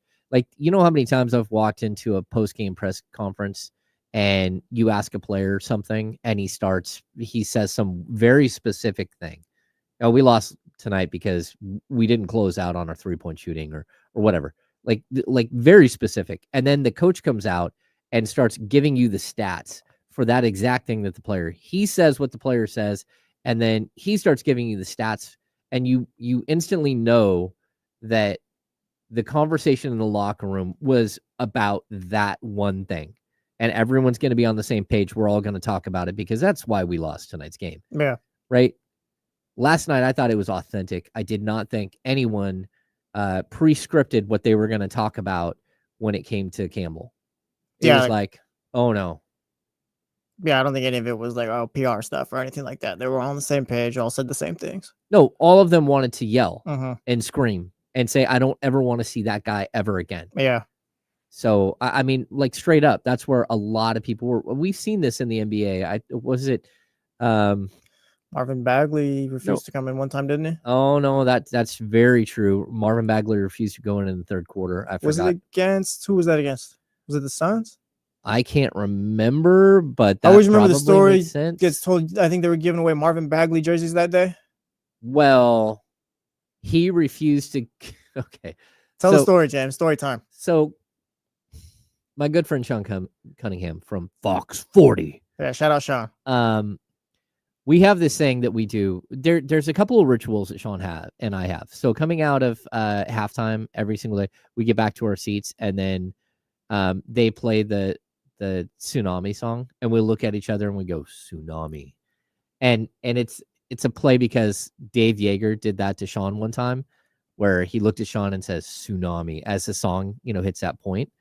So we do that. And then we have this thing that, like, anytime you see them giving away an autographed jersey in the second deck, we look at each other like, oh, like, are they about to get traded? Yeah. Like, they're trying to get rid of somebody's jersey. So you're right. Marvin Bagley decided not to come out on the floor, but I think it's coming out of a timeout, and during the timeout, they're giving away a Marvin Bagley autographed jersey in the upper deck. And it was almost like, man, you're just trying to get rid of my jerseys that you have in stock. And so Sean and I were laughing about it, but then Marvin doesn't go in the game. Yeah. Like, having a player not go in a game, I know Nemanja Bjelica refused to go into a game as well at one point. That's not a good thing. That means that things have gone a little south, and that probably just means they've gone as far south as they can go. No, at that point, like, that's your job, and you're telling them, "No, I'm good." Well, with a specific player, yeah, that's what I mean. But an overall feel, like, you should have other people like, "Hey, dude, you just need to leave." That's where I would be. If I had a teammate that said, "No, I'm not going to go in," it'd be like, then you need to just go get dressed. Like, and don't be in the locker room when we get in there. Because if not, there's gonna be some fighting words here. Like, whatever you're doing here, that's not okay. Like, we're here to get paid and to play a game. And even, like, if you're just there playing a game as, like, whether it's you hear these guys talking about brotherhood and how close they are and the whole team bond and all that, and you're just quitting on us now. No, of course. Like, that's not acceptable in any world that you're in. So I don't know that I've seen a player fully quit on a team. Like, somebody saying I'm not going to go into a game is a huge step towards quitting. Yeah. Walking off the field in the fourth quarter, taking your helmet off and walking off the field with somebody, man, that's just like, he went in, I assume, got dressed and left. Yeah, I mean, you have to assume the last guy who did this guy took it a little extreme, but Antonio Brown quit in the middle of a game and was not seen since and all that as far as being able to play. So you figure Devontae Campbell, he didn't go as extreme as Antonio Brown did, but you did quit on your team. I don't know how another team picks him up. But I think we all know that Antonio Brown isn't right in the head. Like, he's a little crazy. He's done enough things that you're Yeah. okay, man. Like, you're risking when you sign him, you're putting that out there. Like, I'm willing to accept that might happen. But that's not what Campbell should have been in this situation. And like, look, I don't know if, like, we're still waiting. Maybe it has come through. I haven't been on Twitter while we're here on the show, but I'm going to assume that he will be waived and will not be back. And I also will assume that there's a good chance he won't play again in the NFL, because that's when you do that. According to Josh DeBow, Kyle Shanahan said that the team is working through the semantics of what to do with Devondre Campbell after he refused to go in the game. We will handle the situation appropriately. We'll probably see the tweet of him getting cut, like when they can officially do it when the week is over. Yeah, I'm not going to be... Tuesday it'll come out or something like that. Yeah. I wouldn't want him back. No chance. There's no chance you can bring him back to the locker room. No, straight up. Yeah. So that's one big storyline from the game last night, but I think it overshadows like a couple other storylines. Number one, Debo has like this opportunity to set the record straight by just catching a ball and running for a touchdown. And he doesn't. And he drops the ball, and you end up scoring 6 points on the night because what used to be a star wide receiver doesn't come through on a big play. And I thought that the Thursday night crew panning to him on the sidelines was appropriate. Yeah. I mean, that was all over Twitter and social media yesterday. You want to complain and all that, that's fine. I mean, it's not the right thing to do, I don't think, but you got to make the plays when it comes down to it. And no one seen how yesterday went. Like, the offense couldn't get going at all. Brock Purdy didn't play well. Debo didn't play well. Jennings had a couple of drops, I think it was. Like, no one played well or anything like that. So when you do have a moment where it's like, oh, we might be able to get some points off of something like this, and you fail, like, yeah, that's no good. Yeah, so when I'm watching that play out, right, it's really unfortunate because Debo Samuel has been a very, very good player. He had one great season. Outside of that, he's been a very good player for the 49ers. He has not been very good this season at all. Like, he's not breaking tackles. What's tough, too, I feel like Debo's been such a beloved player with the 49ers, and now it's just kind of ending, if it does end on a sour note a bit. Okay, but so here's where I'm at with Debo. If I'm him and I want to stay a 49er, right? And everyone hears the noise. Like, everybody, he has admitted to hearing the noise about whether, this will be his last season with 49ers or not. He's been very clear. Like, all that stuff will take care of itself down the road. But if that's who you are and you believe that this is where you want to be and what, like, the franchise that has been your only franchise as an NFL player, wouldn't you want to like go out on like the highest note? Wouldn't you want to try to convince them to pick up your contract for next year to make it so you stay a 49er? Like, in my mind, that's where I'm at. Like, if I've been here through thick and thin and I still believe that this franchise is going where it's going, I want to put my stamp on this, and I want to leave on my terms. And I mean, I'm sure Debo's going out there and like trying to put up numbers and all that, but I mean, flipping that, I guess on the other side, I guess Debo's point of view, maybe you're frustrated because you've done all this for the franchise and it's looking like they're already moving towards getting rid of you and all that. Yeah. Or it's kind of already writing on the wall, I think last night's game, he went from, he became that guy. And you're like, okay, man, you're the guy who talked all the trash. You're the guy who threw your head coach and quarterback under the bus, whether you want to say it very specifically that this is Kyle Shanahan's fault or this we is all know what that fault. Stuff is. We all know what it is. You threw people under the bus, and then you went out there and you didn't perform in a moment where you had every opportunity to put your stamp on a game and potentially keep your team's playoff hopes alive, and you didn't come through, and that's it. And so you went from being like a guy who was a little noisy to a guy who was a little noisy and then dropped the ball. And then we got the camera shot.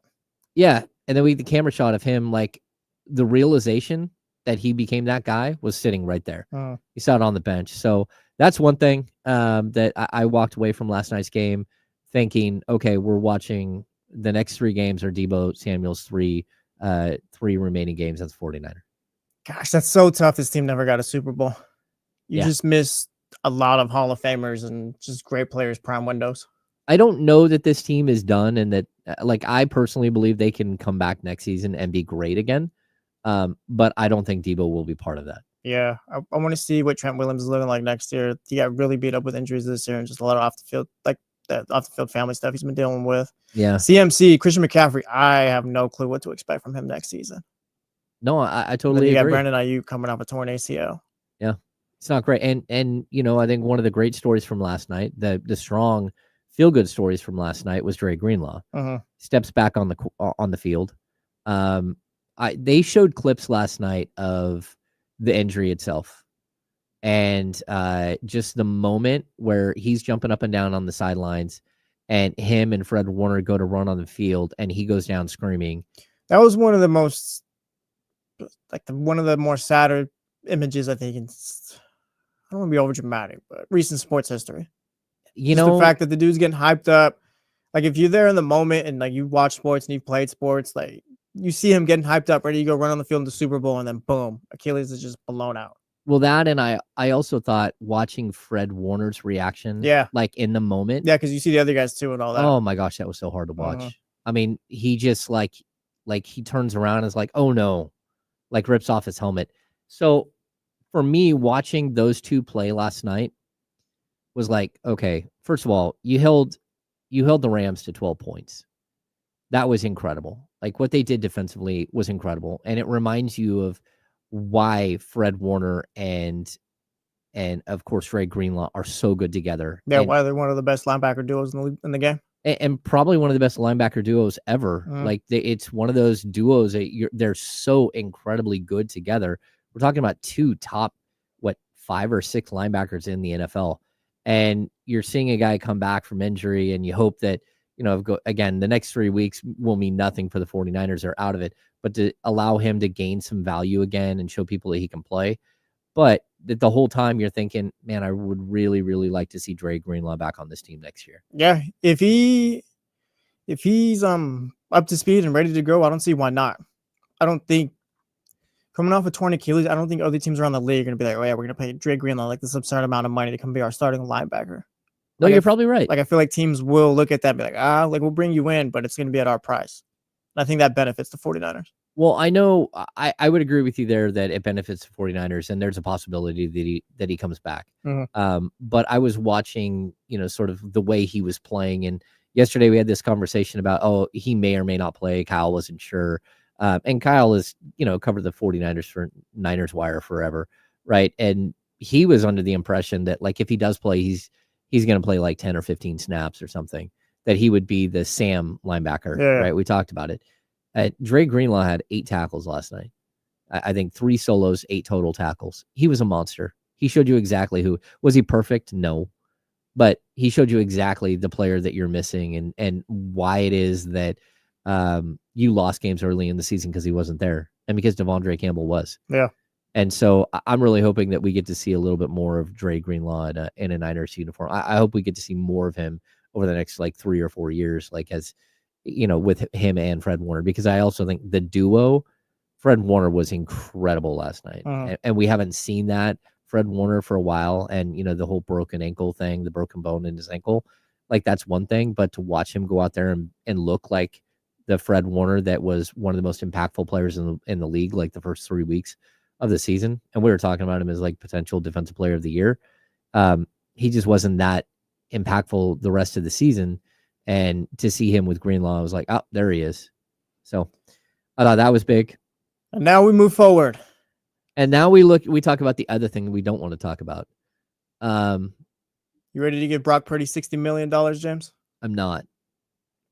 I'm ready to pay him, but I'm not ready to give him 60. Yeah, I'm the same. Yeah. I hear, like, we talked about on Deal in Casey yesterday, like, oh, well, Dak Prescott gets $60 million. That's fine. That's their mistake. It is. Like Dak, like we all knew before he signed it and after he signed it, like that doesn't make any sense because like quarterback get paid all this money, but that's just not going to be a good deal. Yeah, I think it's difficult to judge Purdy 100% on what happened last night. I think, again, you have reasons why, Brandon Ayuk is not there. Christian McCaffrey's not there. Trent Williams wasn't there, right? So you have reasons why Brock Purdy had some poor throws. But at the same time, he had poor throws when he had an open lane. Yeah. Like I thought there was a play that he hit Ricky Pearsall in the fourth quarter, where the pocket was collapsing. He stepped through, fired a ball over the middle right to Pearsall for a really nice play.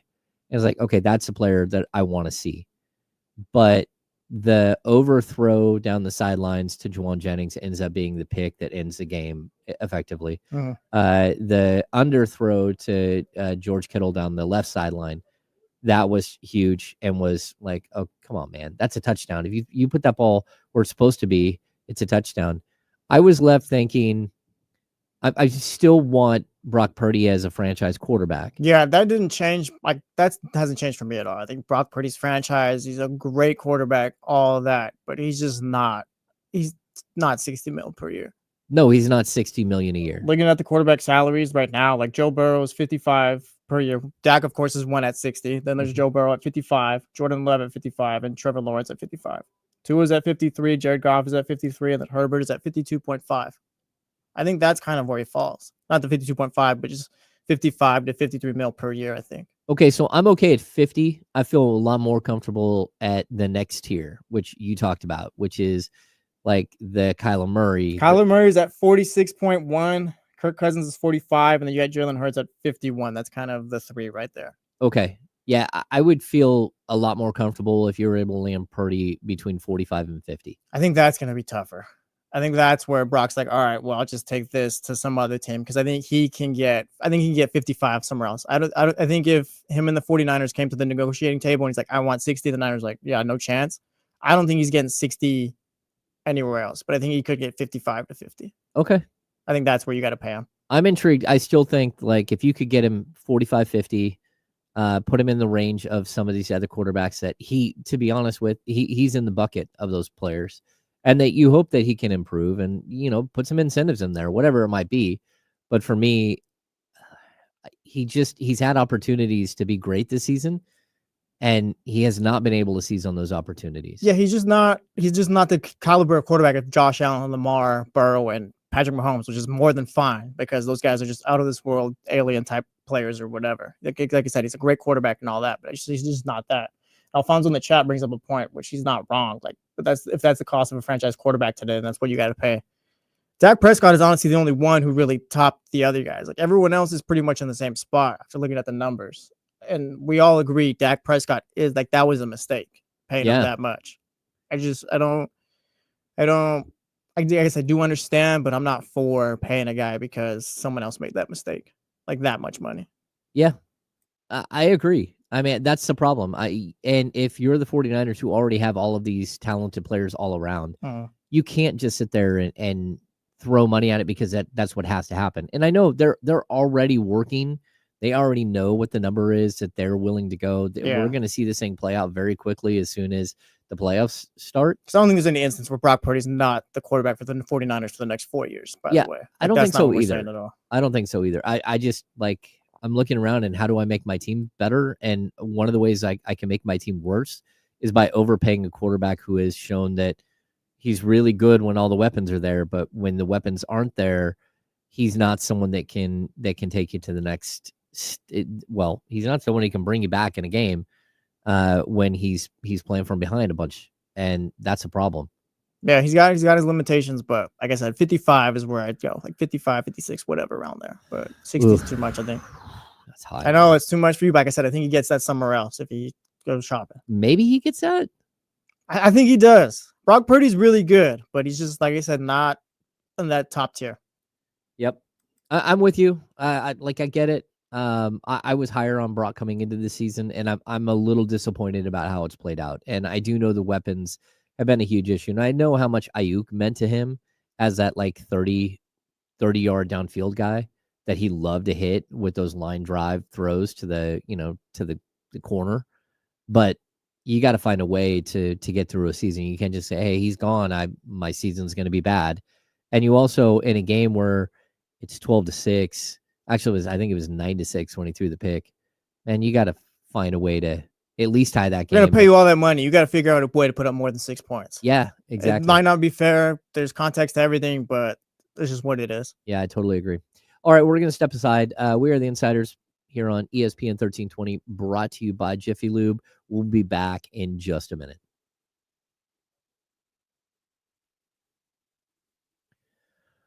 What's happening, everybody?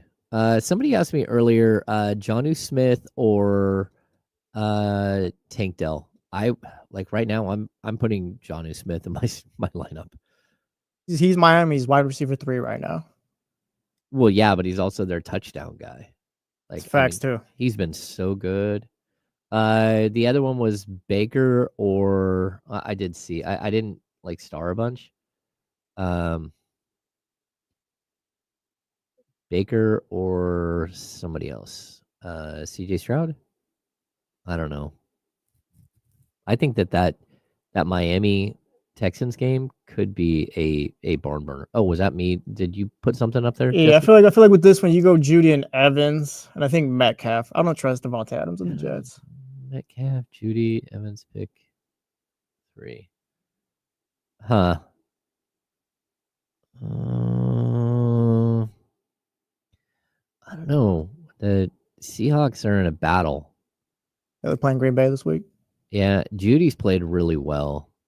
Evans has not been himself, but I'm not taking Evans out of the lineup because every time I do, he goes for 3 touchdowns.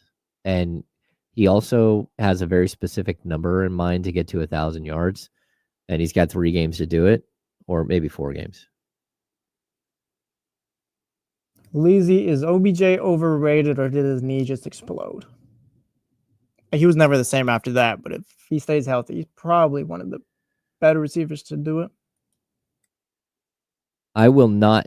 Tyler, I'm looking on Twitter. I am not picking up phones. I don't pick up phones. Yeah, James not a phone guy. Sorry, Mitch. He tweeted me too. Oh, that is Mitch. Oh, okay. It's a sports call-in show. Mitch, you call in, and sometimes like one other person does, but for the most part, we got 2 hours and we got lots to talk about, especially after last night's game. Last night's games. What? It's a must-win, Russ. If we win this week, I'll believe a little bit more. Right now, I'm still a little pessimistic. Michigan, I'm not sure who I want to win in this one. I think I want you guys to win just for the sake of Denver being a game closer, but you guys do have the tiebreaker over us too. I don't know who we have coming in today. I think it's Damien for the handoff. That's funny. A little bummed out we don't have the Christmas movies playing in the kitchen area today. I wish Jonathan was putting that up. I'm surprised he didn't put them back up. I need to go home and watch Christmas movies. Yeah, that's what we've been doing at the apartment lately. I've got a podcast, and then I think I have to go stand in the rain for like 6 hours watching kids play soccer. Nice. Dad life. Yeah. I've really leaned into the Christmas spirit this year. We got Yeah? a little advent calendar for the dog, giving him treats every day and stuff like that. Oh, that's cool. Yeah. We have advent calendar for the boys still. Although I don't know if my wife's been filling it up this year. That's a good question. Rust Dog, no. Home Alone 2 is not better than Home Alone. Home Alone 3 was the first one I ever watched, but Home Alone 1 is the best. Are you kidding? Home Alone 3 is like an I was unofficial young. trash. I know, I was young. I didn't know any better, okay? Oh. But we watched Home Alone 1 and 2, and yeah, that's better. Okay, so Home Alone 2, the one thing I will say is Daniel Stern, when he falls into the basement, that entire sequence while he's in the basement is just some of the greatest comedy of all time.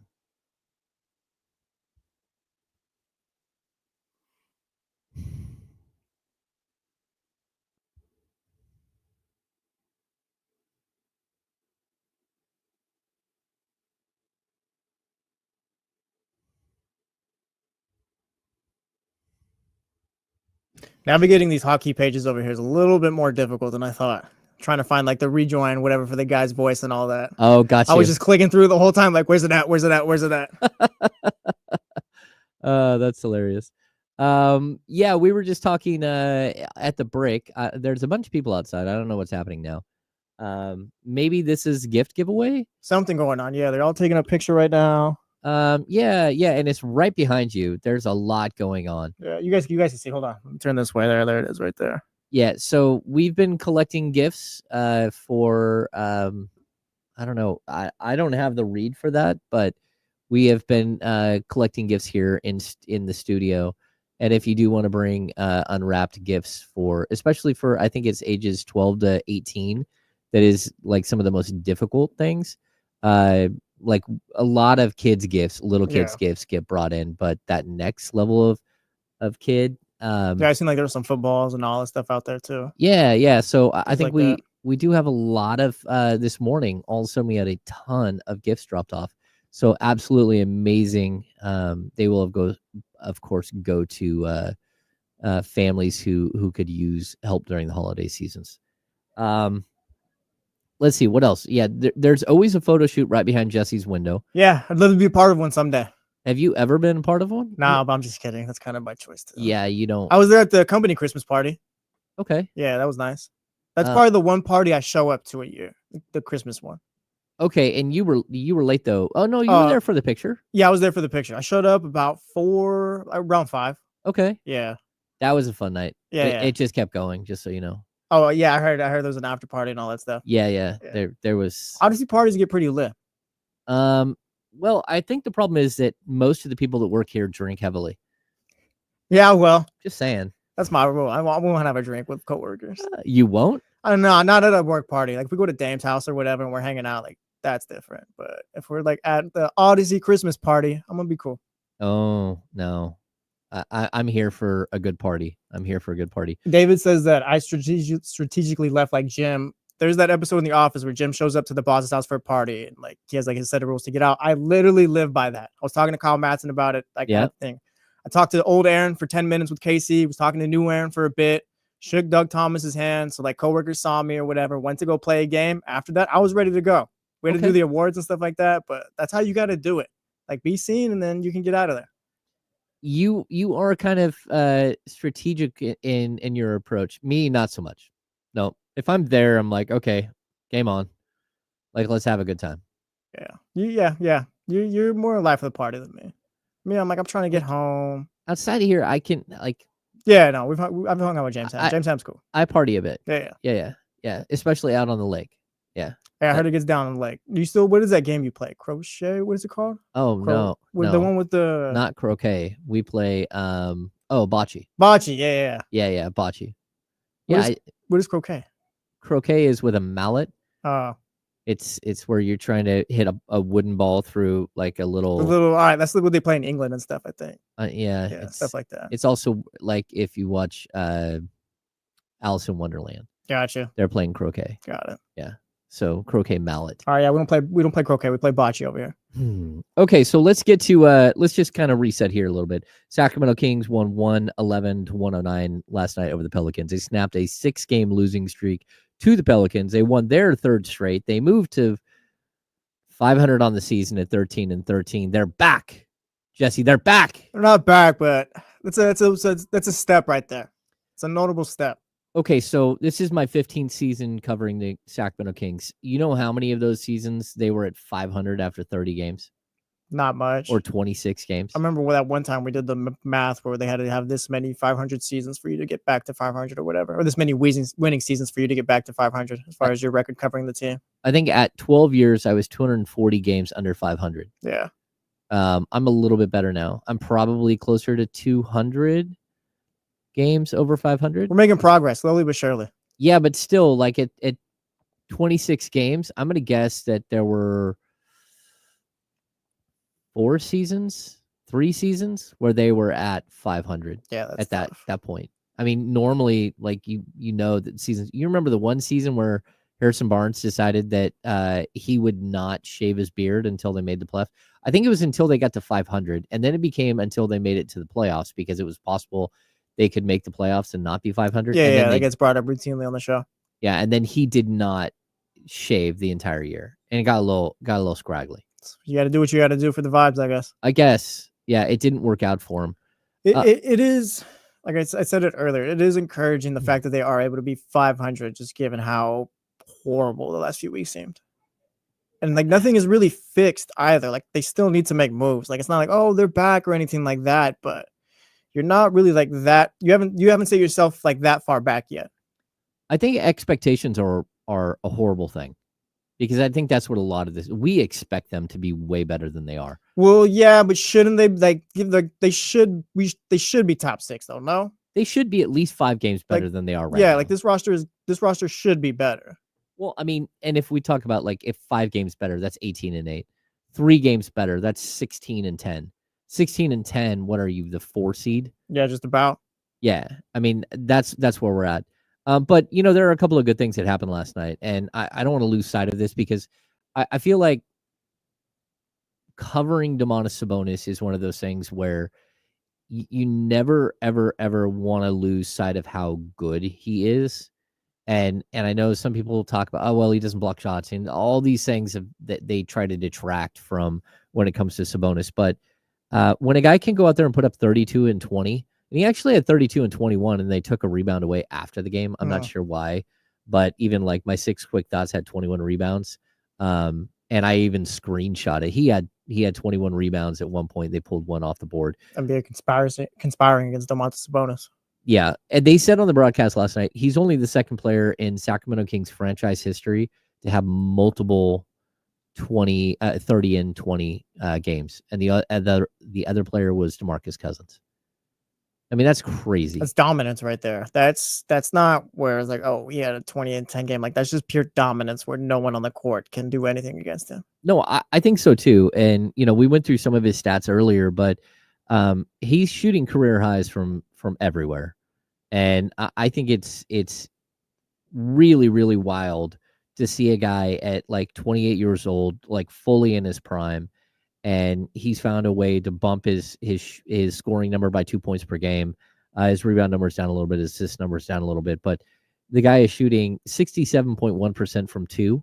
He's shooting 43.9% from 3, 62.8% from the field, which is, I believe, a career high. I don't even know what his true shooting number is, but I'm going to saw it in the chat earlier. I can go look it up. I think someone said it was like at 72%. I'm at the advanced right here. Let's see. True shooting. He's at 70.7%. 70.7.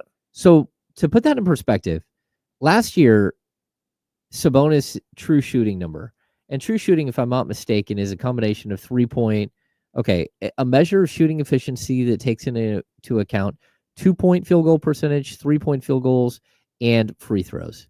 So last year, Domantas Sabonis was incredible, right? His true shooting number was 63.7. The year before, where he was 7th in MVP balloting, 66.8. This season, he's at 70.7. Like, that is so crazy. He's a career 61.5, including this season. That is off the charts good. What do you think the difference has been this season? Because you bring in DeMar, and I feel like we all thought, all right, DeMar's going to take a bit of a back seat as far as like just scoring and all that, but he's just kind of elevated everything. I think a couple of things. Number one, increased minutes for Malik Monk has helped. I also think that the draw of DeMar DeRozan and De'Aaron Fox together, like other teams are sending their best defenders that way, and if you can get them away from Sabonis, it's helped him. I thought he would be the beneficiary of this. I know a lot of people are like, oh, he's gonna, like, he might give up a point, or I thought maybe he would go down to 18 points per game, but I also thought he wouldn't lose any of those 13 shot attempts per game. The fact is, he's just better. He's kind of turned into the player that we were asking him to be like the last couple years, as far as like the scoring and aggressiveness. I feel like taking the 3 every now and then. No, I think so too. I mean, the fact that he's averaging 2.4 3-point attempts per game. Again, I don't need him shooting 4 to 6, which is what I think Mike said 3 to 5, right? The 2.4 range is pretty like spectacular and on par for what he should be doing. But like like, look, he's just one of the better players in the NBA. Yeah. I mean, his PER, player efficiency rating, is 24.6. I don't know where that ranks in the NBA, but I'm going to guess it's top 5. And that's just kind of who he's become. Like he's been, like, as far as win shares and all of that stuff, he's been a juggernaut throughout the last couple of years. But to watch him take even a higher step is really impressive to watch. So I don't want to lose sight of that. I also, like, when we're watching that game, for me, one of the biggest things was that Keegan Murray looked like Keegan Murray. Yeah, like he's if I don't want to take spotlight off of Monty, like moves need to be made, but if Keegan's able to get going, that solves a lot for this Kings team.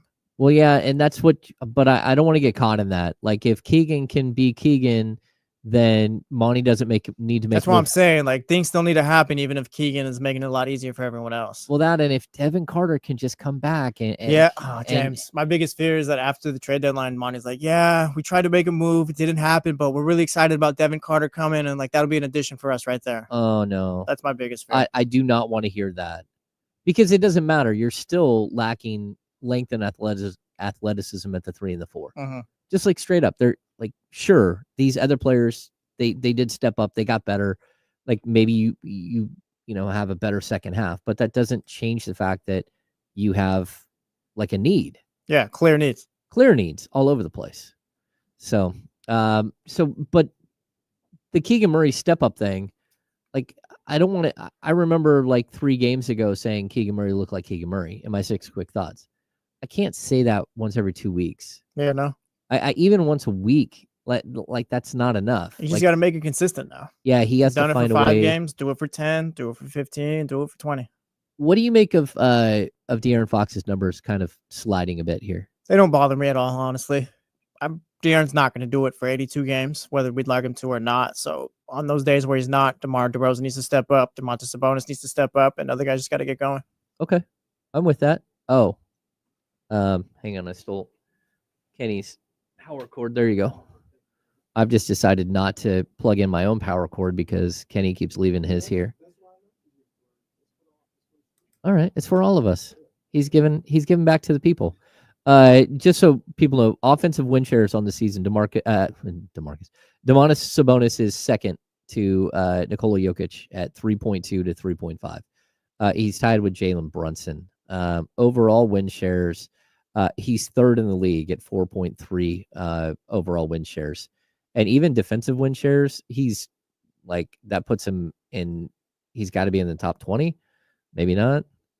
But either way, like, he's been an absolute juggernaut overall. Win shares per 48. I think he's right there. He's 5th in the NBA. We're going to welcome in Kenny Caraway. He's struggling. I'm good now. I'm good. I'm here. You're here? We cooking. All right. Yeah. We cooking. I'm going to move things around so I can. Like I said, anybody watching on the stream, look, man, you see what it is, man. Still Niners. I ain't going nowhere. Like I said, Niner gang general, KC, going down with the ship. You know what I mean? Is that an official title? Well, it can be. Nobody's ever called me that, but it can be. Niner gang general, KC. That's hilarious. Going down with the ship, man. That was tough last night. Where's Devontae Campbell on that ship? Yeah, let's talk about guys overboard who did not go down with the ship. This guy's in the Mediterranean somewhere. I'm going to get out of here before you guys go. What are your thoughts on that situation? That was embarrassing. That was ridiculous. I mean, that was one of the cardinal things that you learn when you begin to play sports. You don't quit on your team. You don't make it about yourself. And the Devondre Campbell, you were talking about it in a perfectly fair manner earlier, Ham, and we kind of like left him alone because he was cool. He started to play a little better too, but we kind of left him alone, right? It was like, all right, we'll let it slide. He hasn't been good. You can make the argument. He's a huge reason why they lost the Rams game the first time because he was getting destroyed by every running back they had. But it's cool, man. We'll leave that alone. We were keeping you off the radar. But now, since you want to become the story, we can talk about how damn sorry you've been and how you've been part of the problem as to why this defense hasn't been able to do anything late in games and close games out. You need a stop against the Rams. You can't get it. You need a stop against the Cardinals. You can't get it. You need a stop against the Seahawks. You can't get it. Fred Warner's out here playing with a broken ankle because they know they'd be the worst defense in the league if they left it to your devices.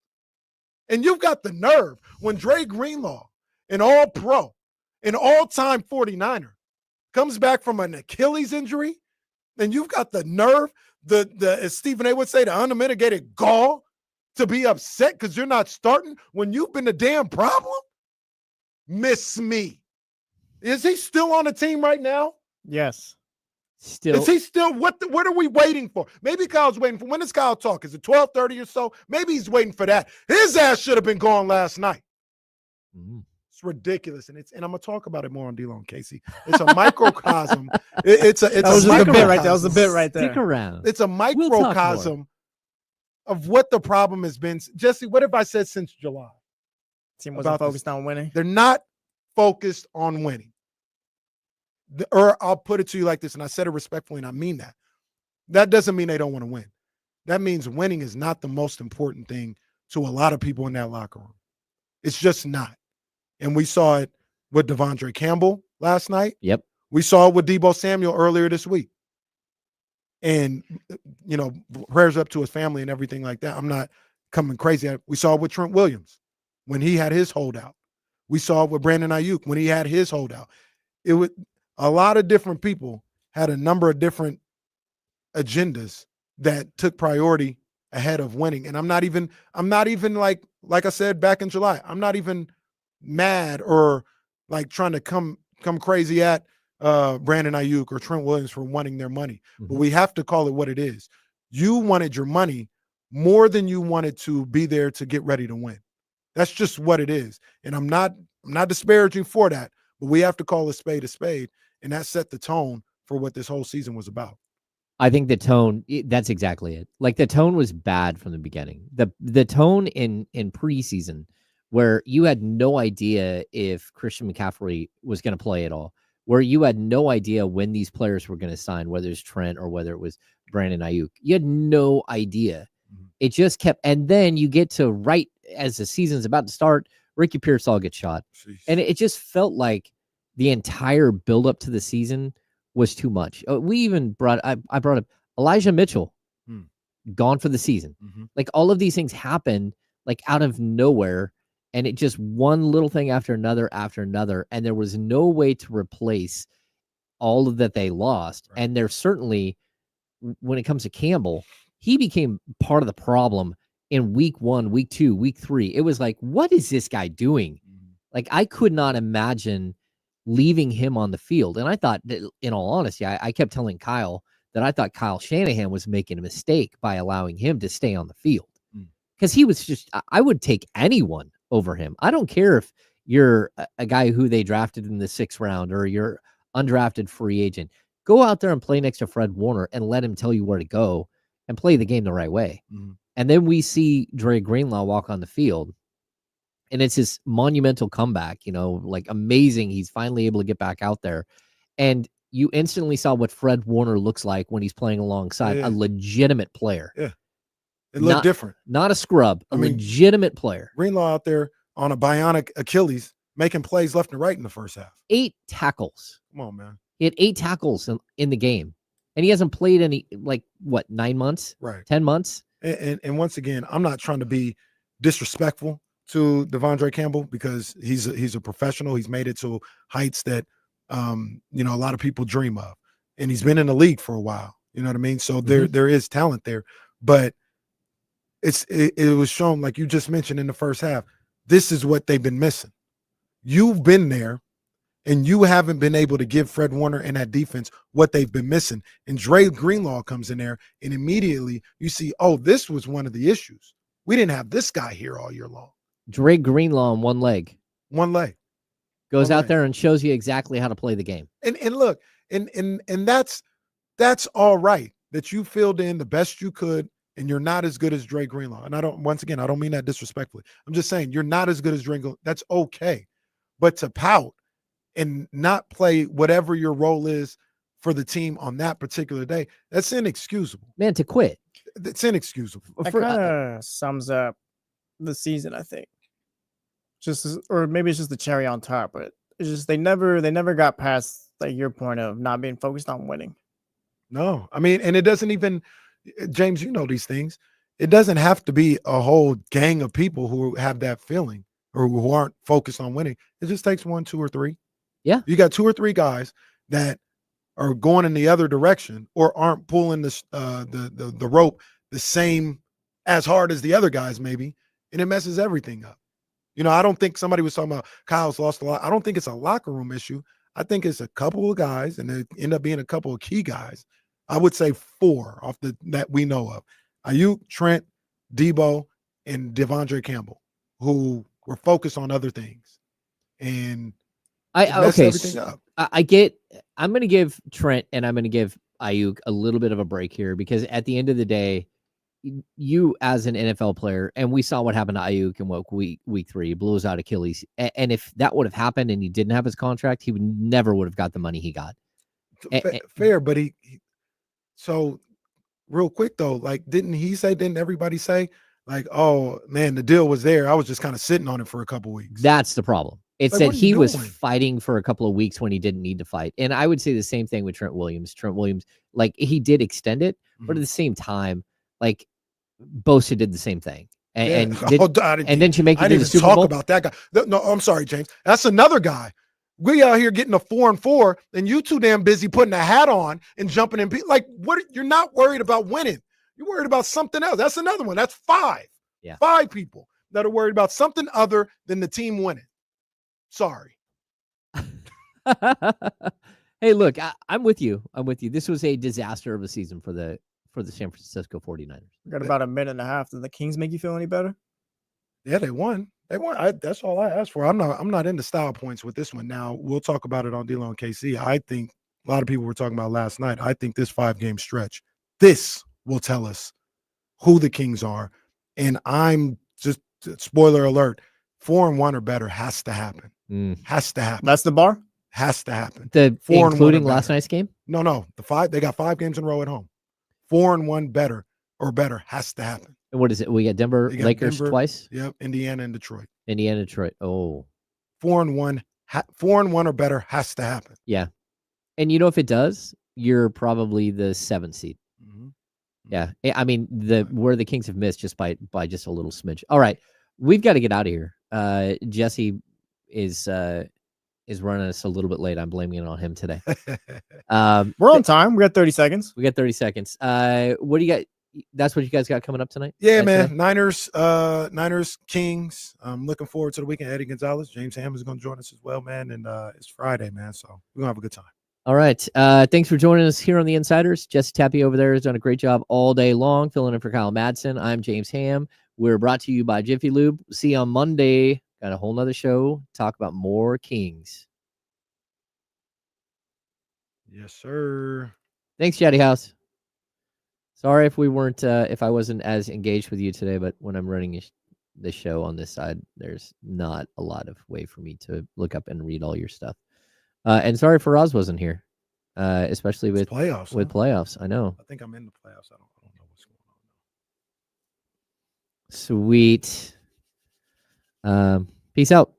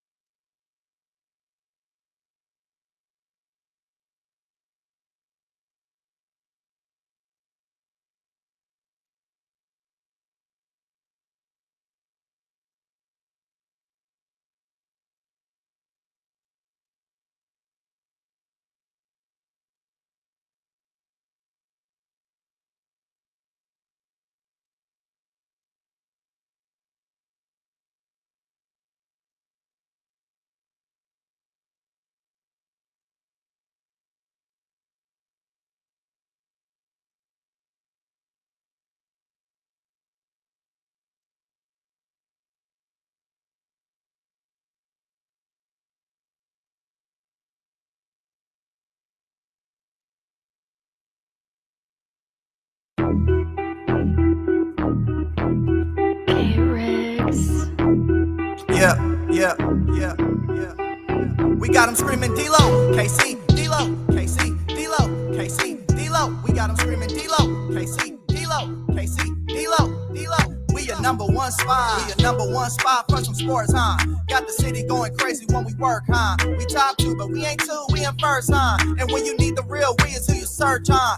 D-Lo, KC, D-Lo, KC, D-Lo, KC, D-Lo. We your number one spot. What y'all thought? You thought that was the only Gonzalez song we gonna hear today? Hey, not today. It wasn't pretty, but we got the dub. Like the beat. They do not know what Sacktown brings. When on the low, that's a Sacktown thing. Talking about us, it's a bounce out thing. Must they forgot we some Sacramento Kings. Whole squad going crazy, yeah, we back with it. Northern Cali going crazy, one sack winning. If you doubted us, then ain't no back spinning. This is real right here, ain't no catfishing. So tell me what you see now. Coming down the lane off the rebound. It's 9-16 now. Look towards the sky like the beam now. Tell them like the beam. Hey.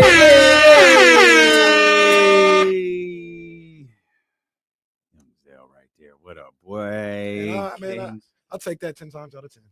I ain't playing. Don't bother me a bit. I ain't playing. I'll take JTG DG. You forgot the W in there, man. W. JTW TDG. Whatever.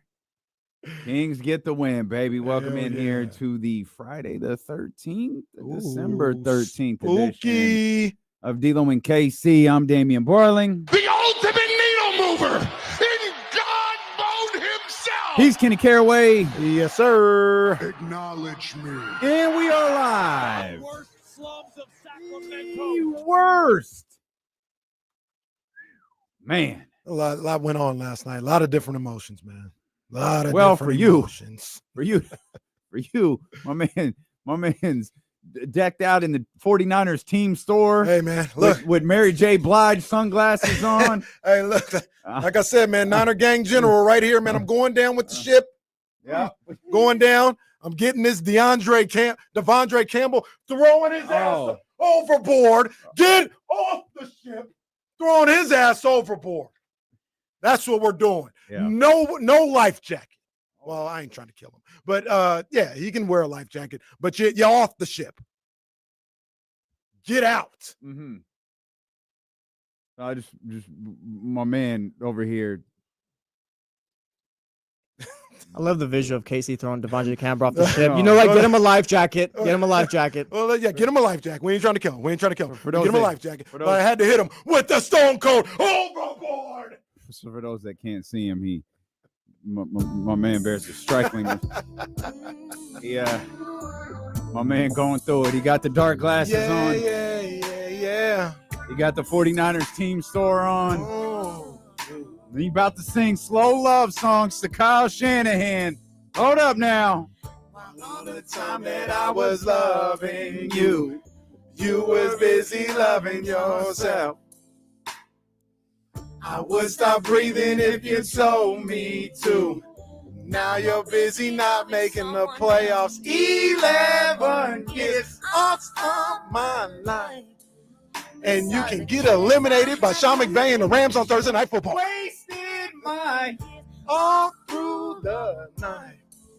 I'm just so glad I'm not a Cowboys fan because they suck ass. Well, I'm not gonna cry. I'm not gonna cry. I'm not gonna shed no tears. No, I'm not gonna cry. Cause you're not Devondre Campbell, worth you're not my worth my damn tears. tears. Get him out. Yeah, all right. Get him out. The hell was that? That's going to be great for the podcast. No, I It's going to think start with the slow jam or whatever. I think because we started, we talked over it. It's fine. Let it ride. Oh, let it ride? Let it ride. I was I'll going to take say, the hit because for we it. started with the music hitting or whatever, and then Nah. Casey come back, get him out. I'll take the hit. Let it ride. Oh, man. We'll get to the 49ers. Their playoff hopes came to an end. The season likely comes to a conclusion, a figurative conclusion. And you know, the once funny Kyle Shanahan versus Sean McVay record isn't so funny anymore. No, man, it's not. And that was, as good old JR used to say, bowling shoe ugly. 12 to 6. Goodness gracious. It was tough. Let me crack open this. Crack open a cold one, man. You're really running with Mike's really work. You're really running with this stone. It hit with the sound I was looking for too. It hit with the sound, man. Let me crack open one real quick. Oh man, we're gonna be here to talk about it though. Yeah, we're gonna be here to talk. We'll get to that, man. We're gonna start with the good though, and the good, his name is Domantas Sabonis. 32 points, 20 rebounds. I don't see this plastered all over NBA sites. I guess because his name isn't Nikola, it's not going to get the same attention. But what a night from Domas last night. Him and DeMar DeRozan helped bring the Sacramento Kings back to 500. You talk about bowling shoe ugly. You talk about 12 to 6, 111 to 109 in a game you were up 13. Yeah, with 3-4 minutes left. Yep. And then CJ McCollum was like, "Nah, man. CJ, let me remind you, I hate you bitches." Is the only way to stop that is to trade for him. Like, he has to be a king soon. Whatever stops this. He wants to be. He's wanted to be a king. Make him a king. Okay, so we don't have to play against them, and then he can use all that power for good. We'll create a time change. Go back in time and tell the Kings GMs, "Hey, take this person because it's gonna hurt us if you don't." Go back to the future. Yeah. Who took the almanac? Let's change it. This guy dropping back. Yeah. Come on, man. It's your boy over here. It's disrespect. Come on, man. No, that was great. I was squirming a little bit in that last minute. The last minute, and so the crazy thing. This is the tough part about, and I don't think it's just YouTube. I think it's television in general. There's normally a network instituted delay. I like having box scores in front of me. So whether I'm using my phone and I have Apple is the new Apple Sports app. I think is terrific for following a game that maybe you can't be, locked in on, or when you are locked in, like I have the ESPN one open. There's always a couple. There's normally a 10-second difference. And I got the ESPN box score open, and it's one of those things where the game is close, where I'm not like, oh, I want to be surprised. I'm looking at my goddamn computer, and I'm looking up at the computer screen, and the score's not changing. I'm like, what is happening in these final? What is going on? And then miss shot. And then to see it end with the Malik swipe on DeJounte Murray. Which I need to see more angles. I feel like that could have been a foul. Well, it doesn't matter. Wasn't called. Matter. What was this, Rockets Warriors? It wasn't called. Telling us? Yeah, come on, man. And here it is right here. And then, well, DeJounte didn't complain, though, so there's that. Oh, that was Keegan. No, Keegan was guarding him. Malik got the strip. Oh, okay. He got the strip. Defensive player of the game. Yeah, DPOG. And like, it's like they quit. They forgot to foul. So it was like 3 seconds left. It was crazy. I had it popping off both TVs. You know what I mean? Jesse, you?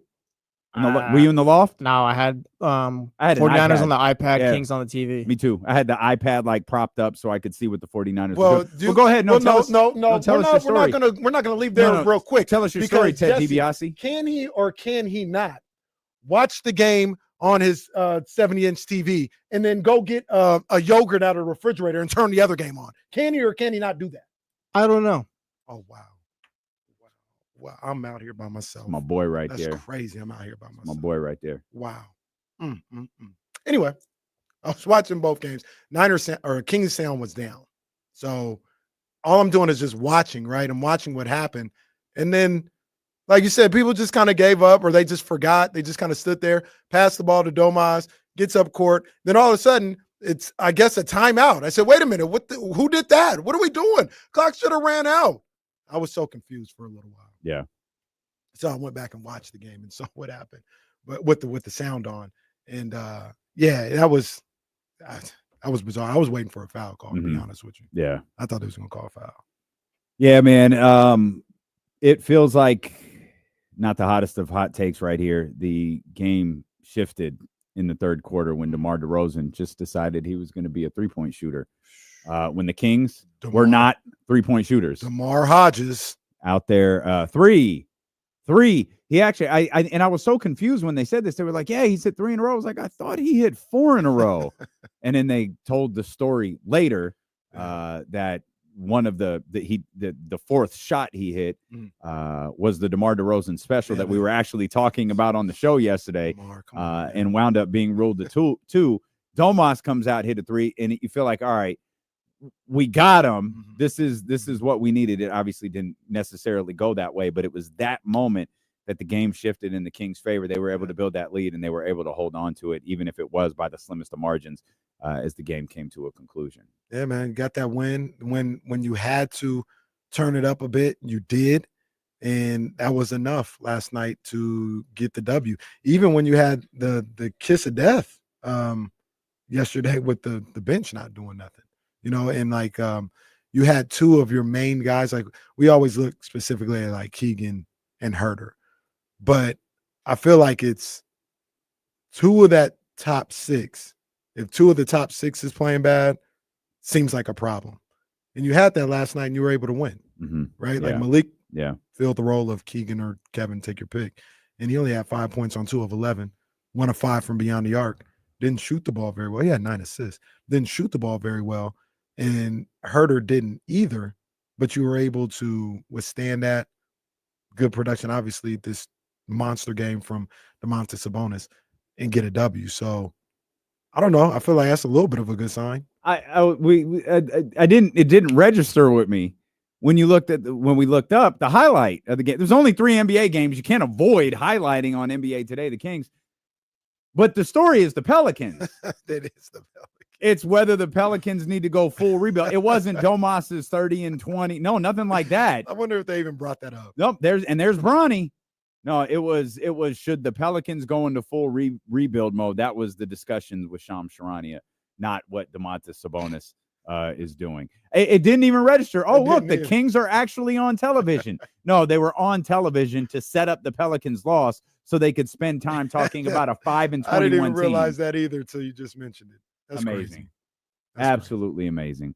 We're just getting started. We'll come back. We'll talk a lot more about the Sacramento Kings, including what I think might be the number one reason they got that victory last night, outside of DeMar's performance there in the third quarter after that timeout. And we're in full post-mortem mode as it looks like things all over for the San Francisco 49ers. So that's ahead here.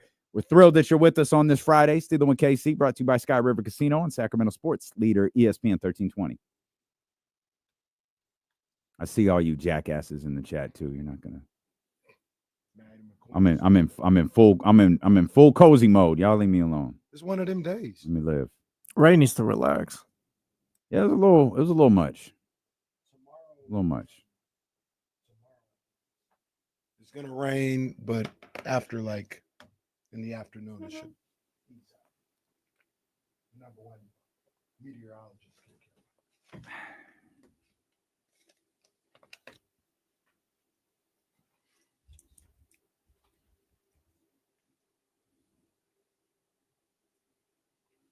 Young Sav, not yet. It's coming to him.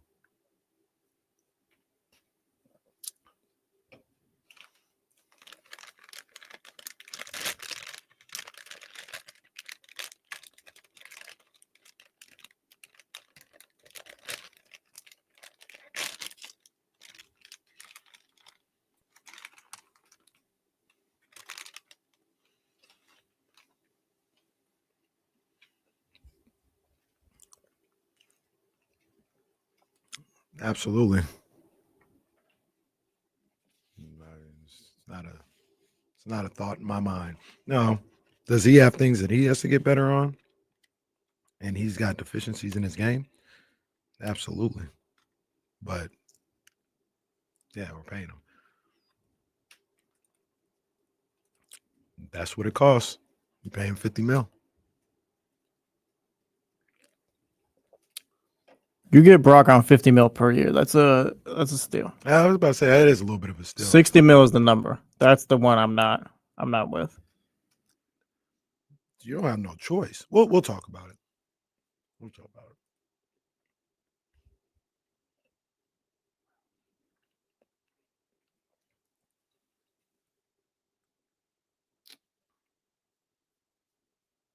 For his ability and what quarterbacks are getting paid now, like, yeah, I think his number is 55.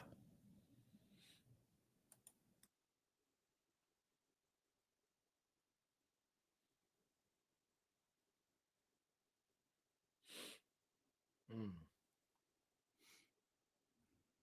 Mm.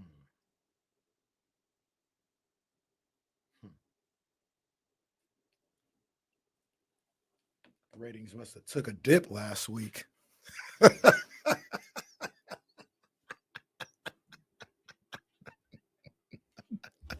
Well, we got asked to do TV this weekend.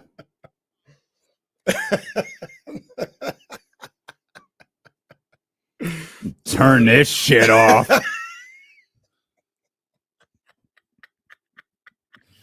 I just be talking. I just be talking. Time to bring the A team back. I just be talking. Don't mind me. Shout out Jake because he knew better. Ain't gonna get my ass to stay up till 11:30. What's that game we used to play? Ain't no way. Ain't no way. Oh, I'm gonna star this Matt George question right here. Matty McQueen. Now that he's done getting his jokes off, I can. Matt, are you? It's a medium too. Isn't that crazy? That's what Lorenzo does, man. That is absolutely what he does. Well, I mean, damn, yeah, he ain't invited us back. Hey, talk your talk. Like, D'Lo and KC once a year. Yeah, that's what I'm saying, man. Catch your yearly appearance. Oh, you guys can come back for Game 7. All right, pal. We'll see you next year.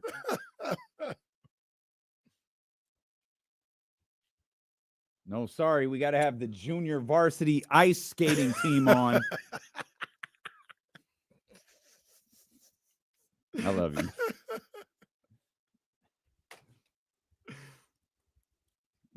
you. Matt George, talk about y'all the main event for the NBA Finals. I'm grateful.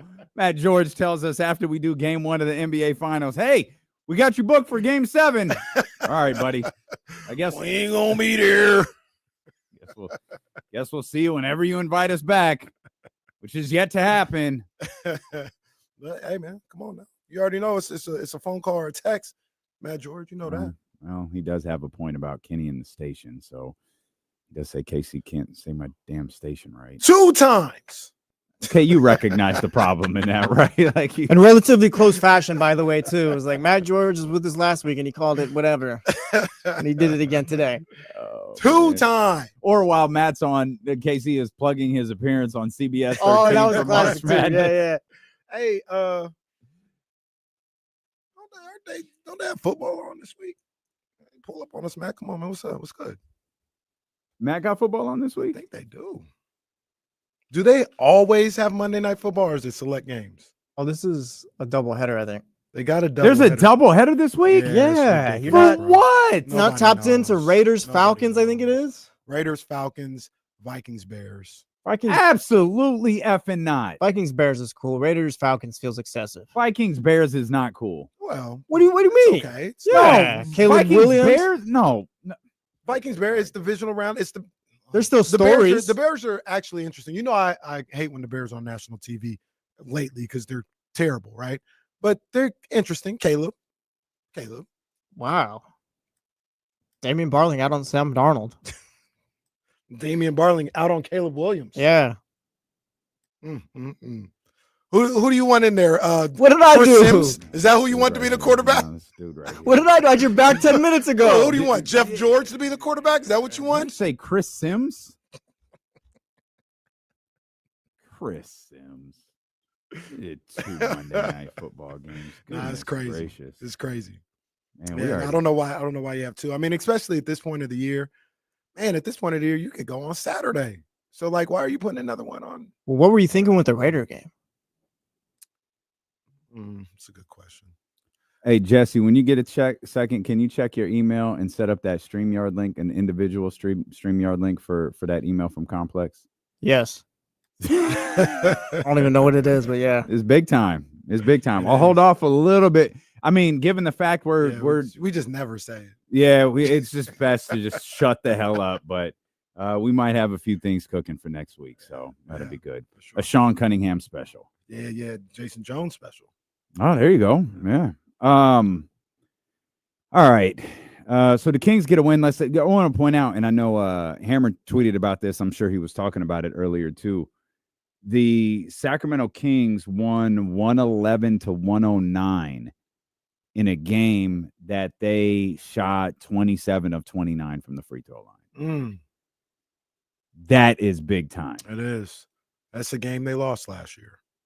You know, regardless of who they're playing against in those situations and not all the situations, but a lot of the times last year, game was tight, game was close, and they would miss 7 free throws and lose by 2 or something like that.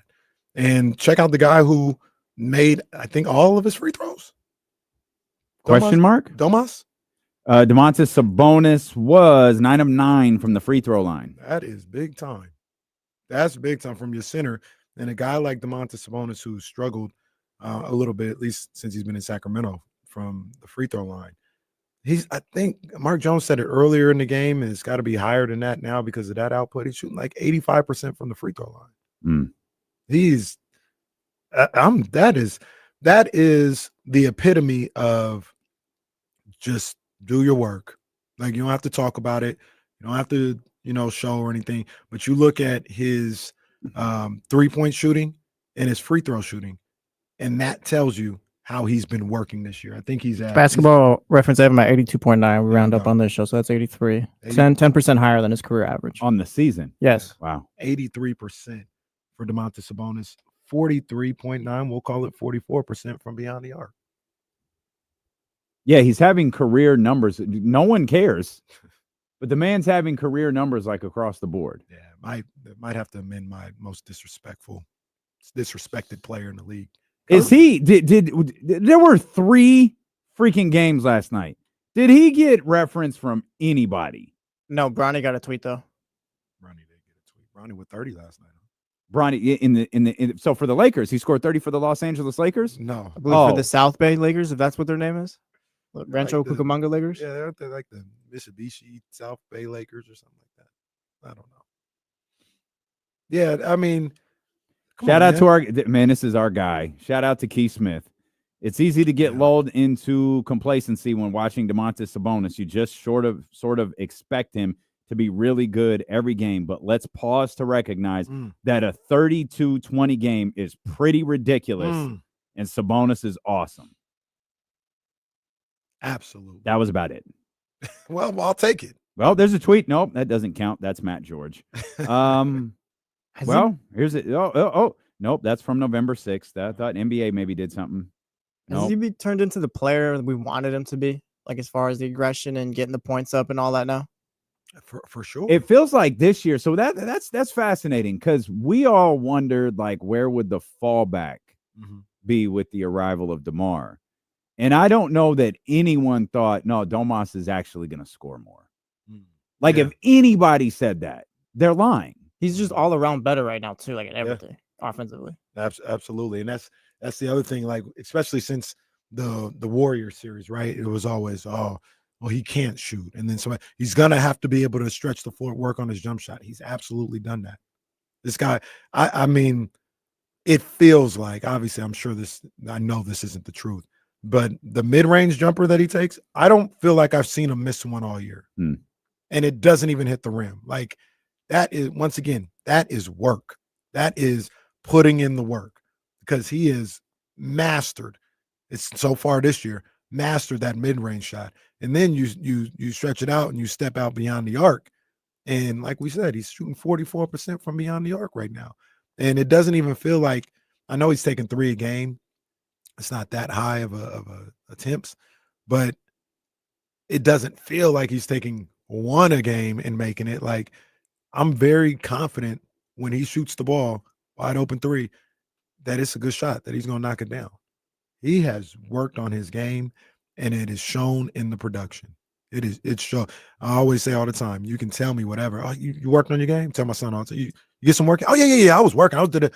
All right, I'll see it when we work out. When we're on the court. And Domas, he didn't tell us anything. He's showing us. Yeah.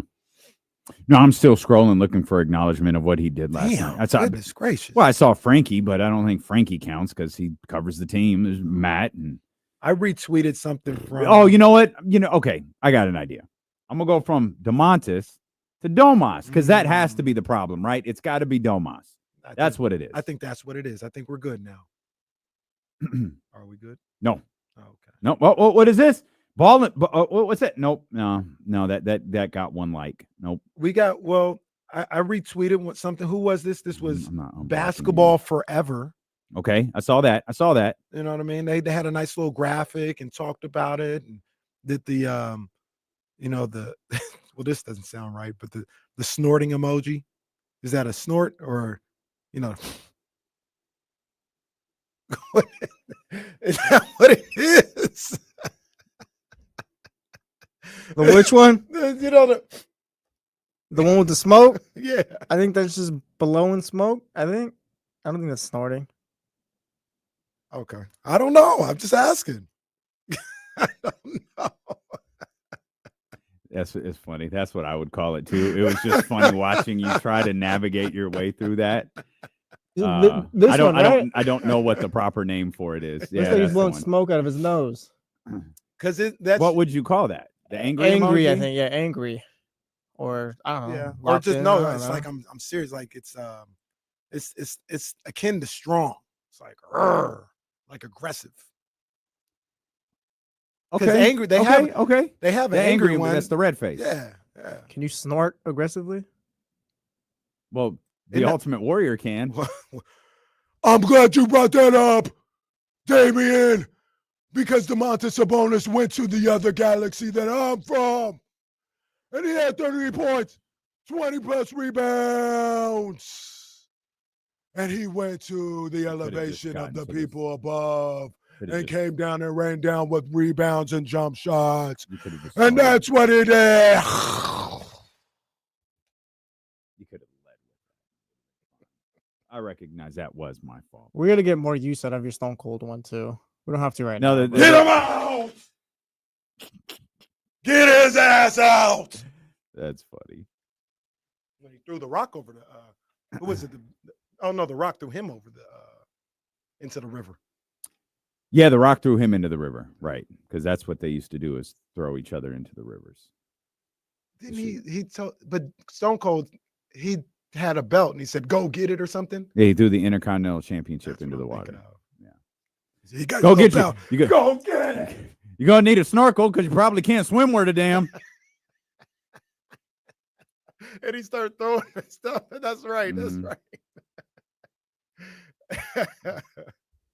And I'll text you the rock having a beeper on is freaking amazing. I'll put the old 316 in there. Yeah, but I mean, outside of Basketball Forever, I didn't see much mention of Domantas. 32 and 21. Come on, man. Incredible. I was absolutely incredible watching the game. All-star and all-NBA, hands down right now. Watching the game because I had to watch it. You know what I'm saying? I saw that in the first 7 minutes, he had 12 and 7. Yeah. Was it the third quarter? He had like 10 rebounds in the third quarter. He was a rebounding machine last night. No, he had 10 points. 10 points and 6 rebounds in the third quarter. My goodness. DeMar had 16. Those two had a combined 26 points in the third quarter. 38 for the team. So, obviously, a lot of our attention was split last night. So, I got home a little later than I intended. Shout out to my guy, our guy, Paul Marshall, who I was talking to when he came back from the caroling trip off, last night. Oh, it was jumping. They told me to. They said, "Hey, you want to stay?" I said, "I gotta go, man." But boy, they said it's about to pop. They told me it's about to pop off. I got everything situated here for us. Went to check on a few people, and it took longer than I expected. Got into a nice little conversation with our guy, Paul. And Paul said something about the 49ers. And I thought, oh, crap, I have to go. The 49ers and Kings are both playing right now. I've got to get out of here. So I don't know if this was acknowledged and I missed it. Was DeMarcus sitting courtside? I wasn't sure who that was. So now that you mentioned, I don't know. I don't know to answer your question. Okay. But they would have acknowledged noticed it if it was, right? Yeah, I noticed the guy. Yeah. And until you just said I couldn't tell who he was. I never really got to look at him. But until you just said DeMarcus, that might have been. I saw him twice. I was like, I think that's DeMarcus. But I feel like they'd acknowledge, like the broadcast would acknowledge that's freaking DeMarcus Cousins. Then I thought, oh, you must have missed it. Because they absolutely would not acknowledge, would not acknowledge, you know what I'm trying to say, DeMarcus Cousins. And so I was like, I had to have missed it because that definitely looks like DeMarcus right there. Yeah, I couldn't tell. I couldn't get a good look, but that now that you mention it did look like DeMarcus Cousins. Yeah. Where were we going? Oh, Domas's ridiculous quarter and game. Just absurd, man.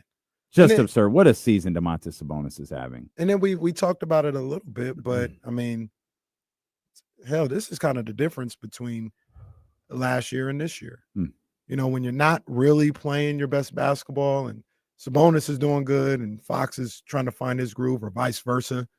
Like, all right, man, we need somebody to like step up. And we will look at 40 and be like, hey, make a shot. And that wouldn't happen.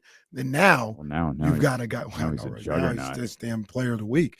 But now you got a guy like DeMar DeRozan, who when things are just not going as smooth as you want, can say, all right, I'm gonna turn this up a little bit. And he did that in the third quarter. And the ending wasn't obviously as comfortable as we would all like, but you know, they won that game with how they played and created some separation in the third quarter. And you just mentioned DeMar went crazy. Would you say he got 16 points in that quarter? In the third quarter, yeah. Man. Yeah, DeMar's third quarter, DeMar and Domas. And I really credit DeMar because the third quarter didn't start well. The Pelicans had a little run there that was, I'm sure, infuriating to every Kings fan listening or watching. And because I don't think you were listening to the game last night. I couldn't. Wonder how the Kings feel about that. Anyways, it was because it's like I can't believe they're doing this again. Like it's coming out slow out of the first quarter, or coming slow at a halftime, and DeMar hits that three, and there's like all right, DeMar hit a three. Okay, cool. It wasn't a great shooting first half. Malik is struggling like we rarely see. Kevin is struggling. It's like, all right, someone get going. And then he hits another one, and then another one. And then we thought he hit another one. He hit another shot. We thought he hit another three. Domas follows it up with a three, and you feel like, all right, Kings are back. I think it was 38 points in that quarter. And it was really that moment in that quarter that got the Kings in a position to cling to a lead there in the final 3 minutes and ultimately on those final possessions and get a victory. DeMar DeRozan, I don't know how everybody else feels about it, but there's just so much confidence you have when you watch him play. And I guess people get upset with, they say the ball doesn't move or it sticks and all this other stuff. But when I see him get into his office, as my man Mark Jones would say, I feel so confident he's going to make this. I'm actually like kind of surprised when he doesn't. The mid-range, he gets somebody in the post, gets a couple pump fakes or whatever. Like he is such a, what's the word I'm looking for? Maybe dominant, but just consistent scorer, I would say. Like, and then when last night, and especially when you see a couple go through, right? So you see one or two go through and it's like, oh, he's feeling, like get him the rock. He's feeling it. And it's just a feeling that we haven't had with your third guy or second or whatever. Like obviously Domas and Fox, we like them, but it felt like if they weren't hot or even if they were playing well, all these other people needed to hit from beyond the arc. There wasn't anybody that could get you easy buckets or get you to the line or anything like that. and DeMar is all that on steroids. Yeah. Well, don't say that because they're illegal. But Well, then what happened last year or the year before when they tested De'Aaron after we said not we said something, but they tested him after some story was on Twitter, like James Ham video was on Twitter, and they went and tested him the next day. Yeah, I can't remember what it was that led to De'Aaron's test, but I do remember it. Sorry, DeMar, you're going to get tested now because of Kenny's big mouth. But it is those 3 threes. Those were the only 3 he took, and he made all 3 of them. And it wasn't DeMar isn't one of those guys who's like, I'm hot, man. Let me ride this. He's like, all right, I got us in position where we need to be. I'm gonna continue to be kind of like Jim Ross, second Jim Ross reference of the day. Good old JR. Used to call Triple H the cerebral assassin. That's kind of what I feel like DeMar is. DeMar is you talk about being technical. He's very strategic about, look, my team's okay. I got this open 3 here. Got it. Yeah. All right. Got another one. All right. Once he gets to the third one, Domas gets his. There's all right, I'm going to get to the line now. He got to the line a couple of times there in that third quarter. He is so strategic and cerebral about what he does on the basketball floor. And it's a stark contrast. We talked about not trying to be funny, but the guy in the passage you go to for that is Harrison. Harrison, of course, he's not as good as DeMar. I think Harrison's a very good ball player, but he's not as good as DeMar, and I think he's less cerebral. It's more like, stop, we're hemorrhaging. If I can put a Band-Aid on this, I'm going to, and it's just getting to the foul line. Like, if the Kings are hemorrhaging, DeMar's going to patch this bitch up and find a way to heal us. Straight up. And I'm not sure that that's not what he did last night. Yeah. Because that was, I think, a 6 or 7 point lead. Maybe it wasn't that much. Maybe it was 5. But it was the Pelicans had taken that lead going into that timeout, in that third quarter timeout. And coming out of that timeout is where everything kind of settled. And DeMar got cooking. Domas got going. And the Kings had, I think that had to have been their best quarter of the night. Yeah, it was their best quarter by far. It was by 10 points. Yeah, man. And glad he's with us, man. And then you go through the rest of that game, and towards the end, CJ McCollum. I mean, Jesus, dude. The crazy thing about it is, I feel, not trying to stall anybody out, but I feel like it was just one of those NBA things, right? Like when NBA players start feeling good or start hitting shots, the defense don't matter. And I didn't think there was bad defense. I think they were, working over screens and all this other stuff. CJ was just, man, he couldn't be stopped. He was an absolute bucket in that last 3 minutes or so. And I was shook. I was shook when he got that and one on De'Aaron. I said, "Oh my gosh, what?" Then I think De'Aaron had the 3 that went in and out, or no, the in and out was DeJounte Murray. Yeah, it was before DeJounte Murray shot. And I was shook. That 3 was cold. Yeah. The De'Aaron one. Yeah.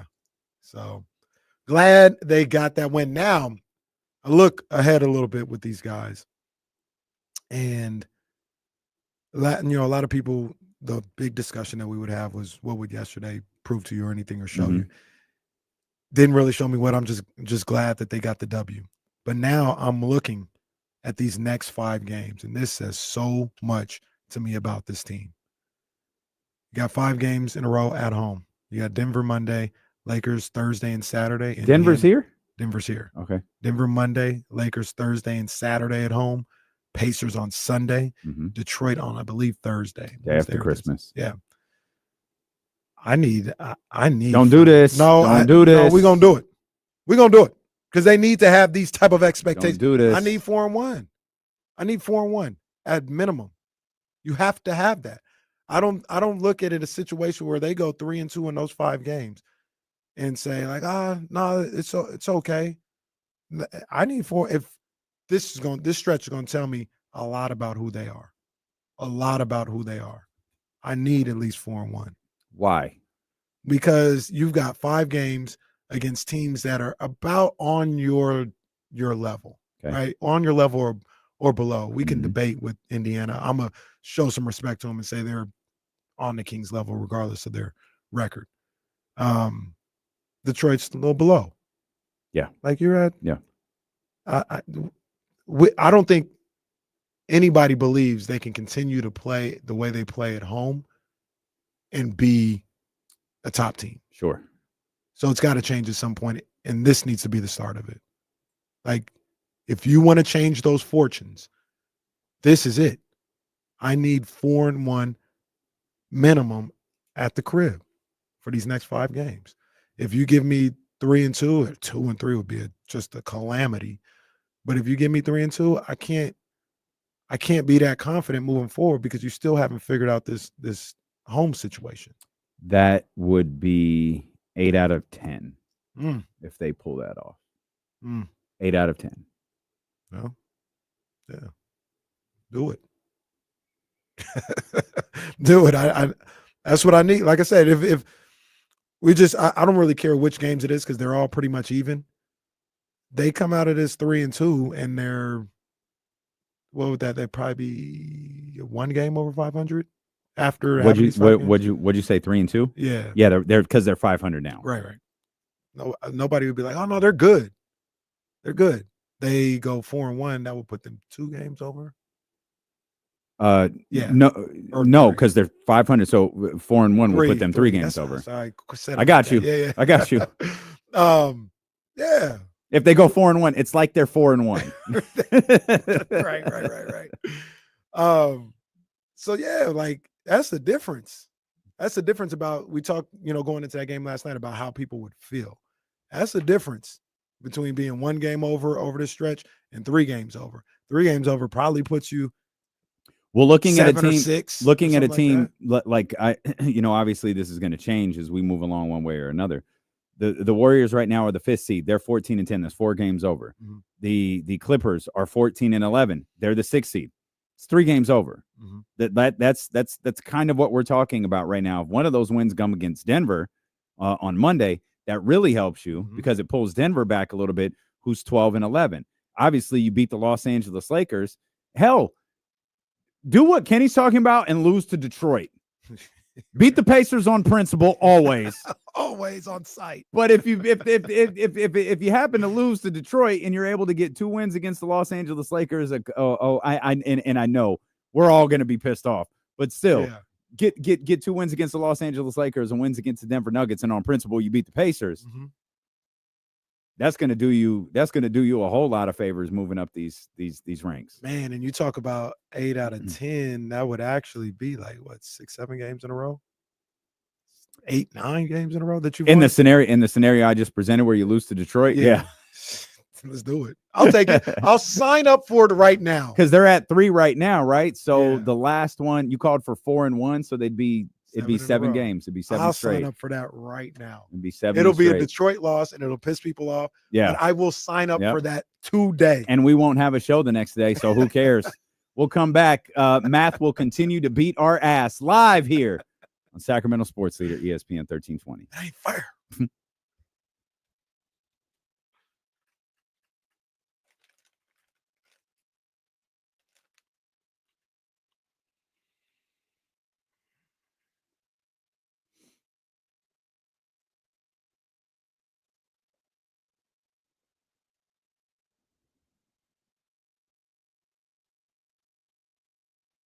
One thing I will look at like yesterday is like a little bit of positive. Like if you believe that they're playing better, they didn't play well yesterday, and we'll talk about this. They won an ugly game. Maybe they got it out of their system. Like maybe like, all right, they got a bad game. All right, be better against Denver.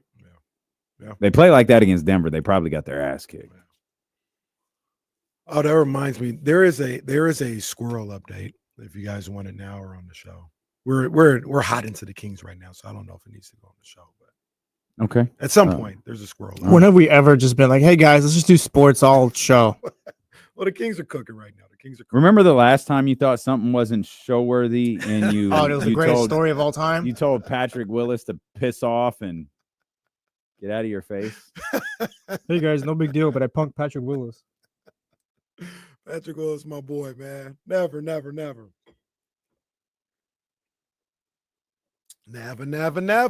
Where was he at? I've seen him somewhere. Oh, I was like, oh, does he have a TV show or the never guy? He making some kind of moves. The hockey way guy? Yeah, the hockey way. Yep. I said, okay, I see you, big dog.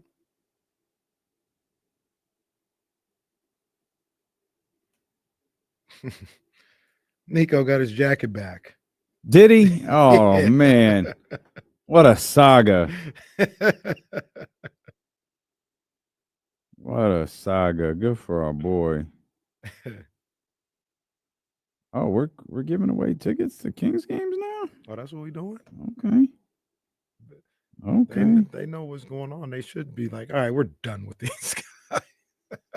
Here, you guys take all the tickets.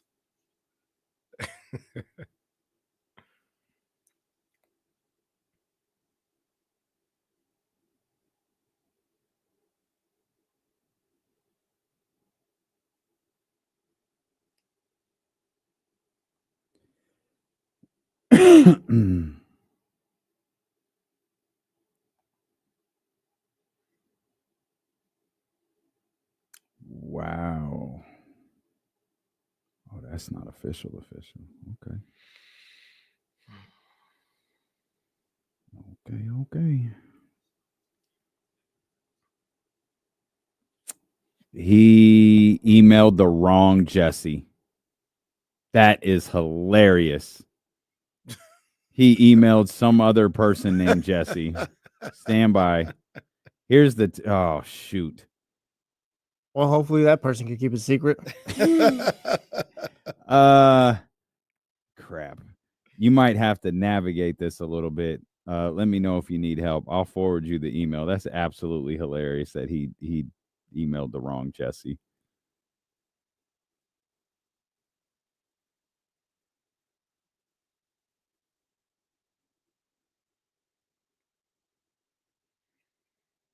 What you trying to do?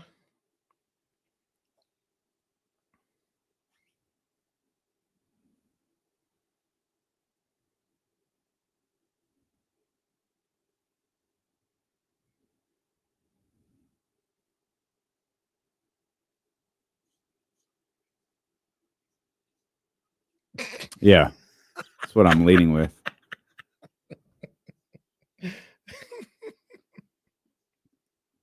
Be careful what you say because you just might be interviewing that person a couple of days later. It's my boy, man. Stop doing that. Stop doing that. Both of y'all, that's my boy. Okay, hey, let's cut some audio. Let's cut some audio to make sure we can run that. Got it. Hey, take a listen to this. Where's the audio the day GNX came out? What's wrong with that? What happened on that day? Oh, God. Yeah. Oh, I forgot. His new album. All right. What happened? His new album came out that day. Yeah, so it wasn't the best. And then 12 hours later, GNX came out. Oh, boy. It's my boy. We'll talk big three. Okay, well, this is not even subtle. Oh, we've got my bad.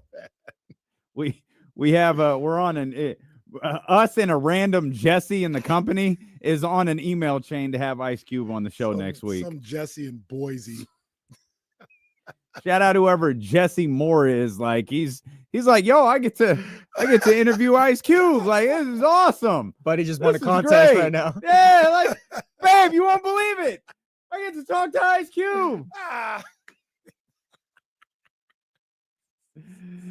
Oh man, that's hella funny.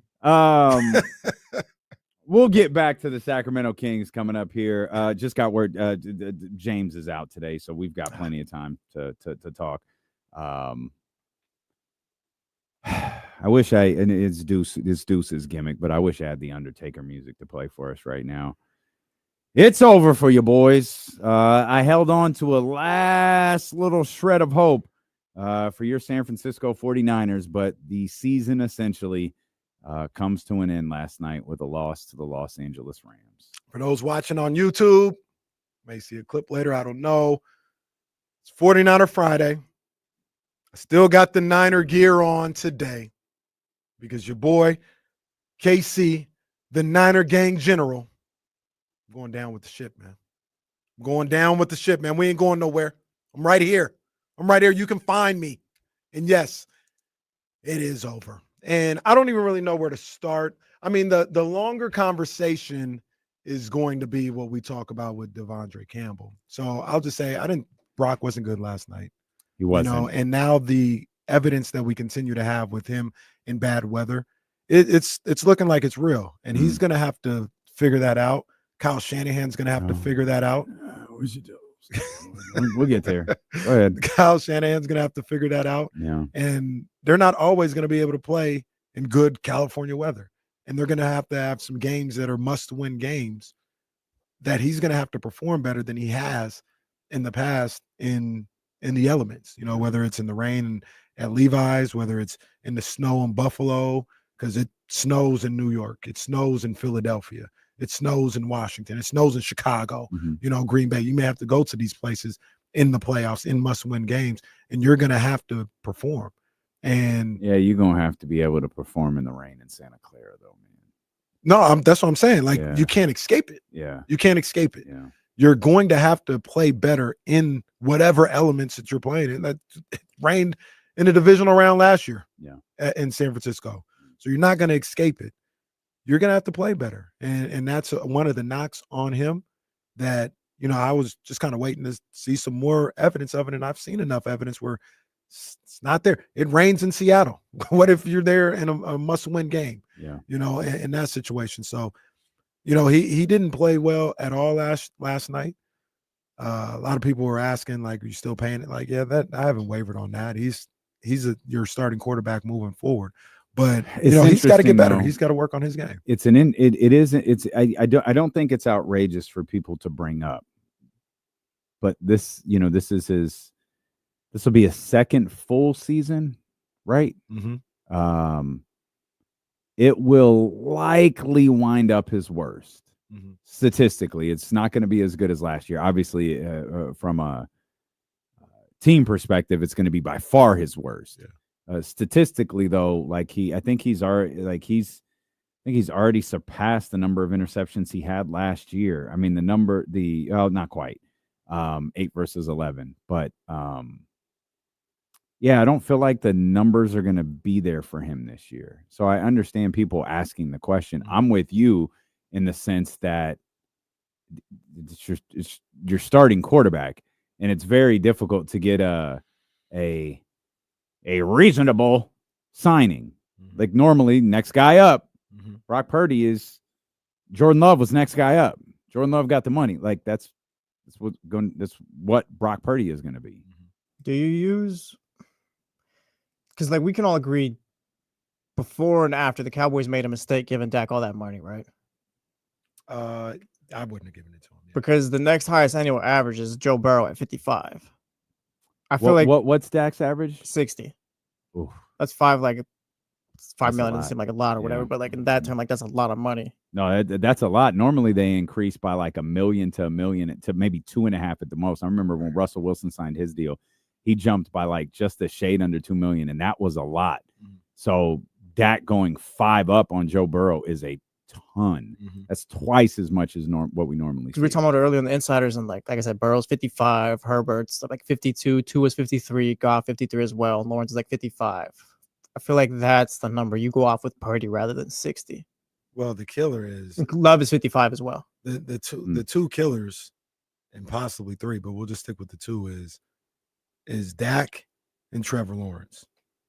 Like, if I'm Brock's agent, don't even 56 and probably 57 if Lawrence has 55. Mm-hmm. Like, that's the most generous I'll be in this discussion, is probably 57. If you really want to be a jerk about it, you can make the argument and he can put together a compelling case that he's outperformed Dak Prescott in these 3 years. See, is anyone giving Brock Purdy those $60 million per year, like any other team, do you think?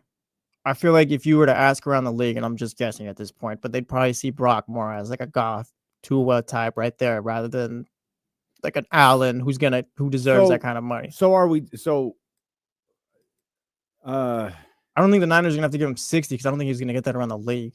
But that doesn't matter because, in my opinion, it doesn't matter because I'm your quarterback.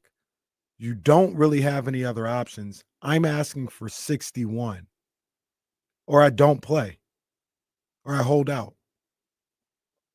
and that wouldn't be Brock. That would be Brock's agent. So don't get mad at Brock in this fictitious scenario. Get mad at his agent. And John Lynch, do you want to do this another offseason?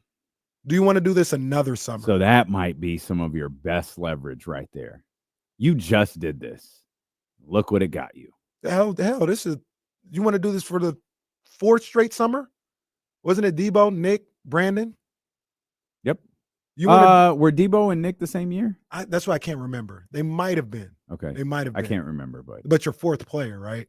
You know? Sure. Yeah. You want to do this another summer? And now with your quarterback? I think he's got a lot of, and I understand what you're saying, Jesse, about whether or not. Would they be making a mistake paying him all that money? No. I don't think so. Can you still build a team around? Yes. Is Brock Purdy that good too, where he can elevate the people around him? It doesn't seem like it. I mean, we've had to see that this year, and it doesn't seem like that's what's been going on. He hasn't been awful this year. Like we read numbers yesterday. He's numbers wise, he's still one of those guys. 3 of their losses were just kind of like ridiculous. For a lack of a better term, he got you there and then you blew it, whether he turned the ball over, whether defense gave it up or whatever. But they got you to the point where you're there to win and you didn't bring it home for a number of different reasons. And you take, you change those up next year and they're 8-6 right now as opposed to 6-8. So to answer your question, it doesn't feel like he elevates others, but even in this state where there's been a lot of injuries and he's had to go with a lot of people that aren't all pros, he's been kind of the least of your problems, it feels like. My offer, does it feel like you're paying Brock if they do the 60 mil because that's the thing to do with quarterbacks rather than that's who he is? That's got something to do with it for sure. That's the market. That's the market. A lot of these guys, like Trevor Lawrence, ain't worth $55 million. But if you want a starting quarterback in this league, you pay him $55 million. I don't mean to keep going over it, but I don't know if Dak is worth 60. But that's my thing though. He's not. So I wouldn't go off of another team's mistake. Oh, so what would you do? I'd go to Brock and I'd tell him hey, we got 50. I'd pay him 55. I think that's the number. I'm not playing. I want 61 or I'm holding out. You think you really hold out? Guys got to work this out amongst yourselves. You're not going to get 60 anywhere else, Brock. You're just going to sit for what? I'll sit until I get what I want. We're giving you 55. You might get what Tua got 53 somewhere else. Who's starting? Hey, I've turned Jimmy Garoppolo. You see Jimmy Garoppolo over there begging for money on the street? Go ahead, do it I again. turned that guy into a Super Bowl quarterback. Go ahead, do it again with what's his name? I did it with the last pick of the draft. I did it with you. I hear you. I took you to the Super Bowl. I hear you. Go ahead, do it again. Sam Darnold. Come on.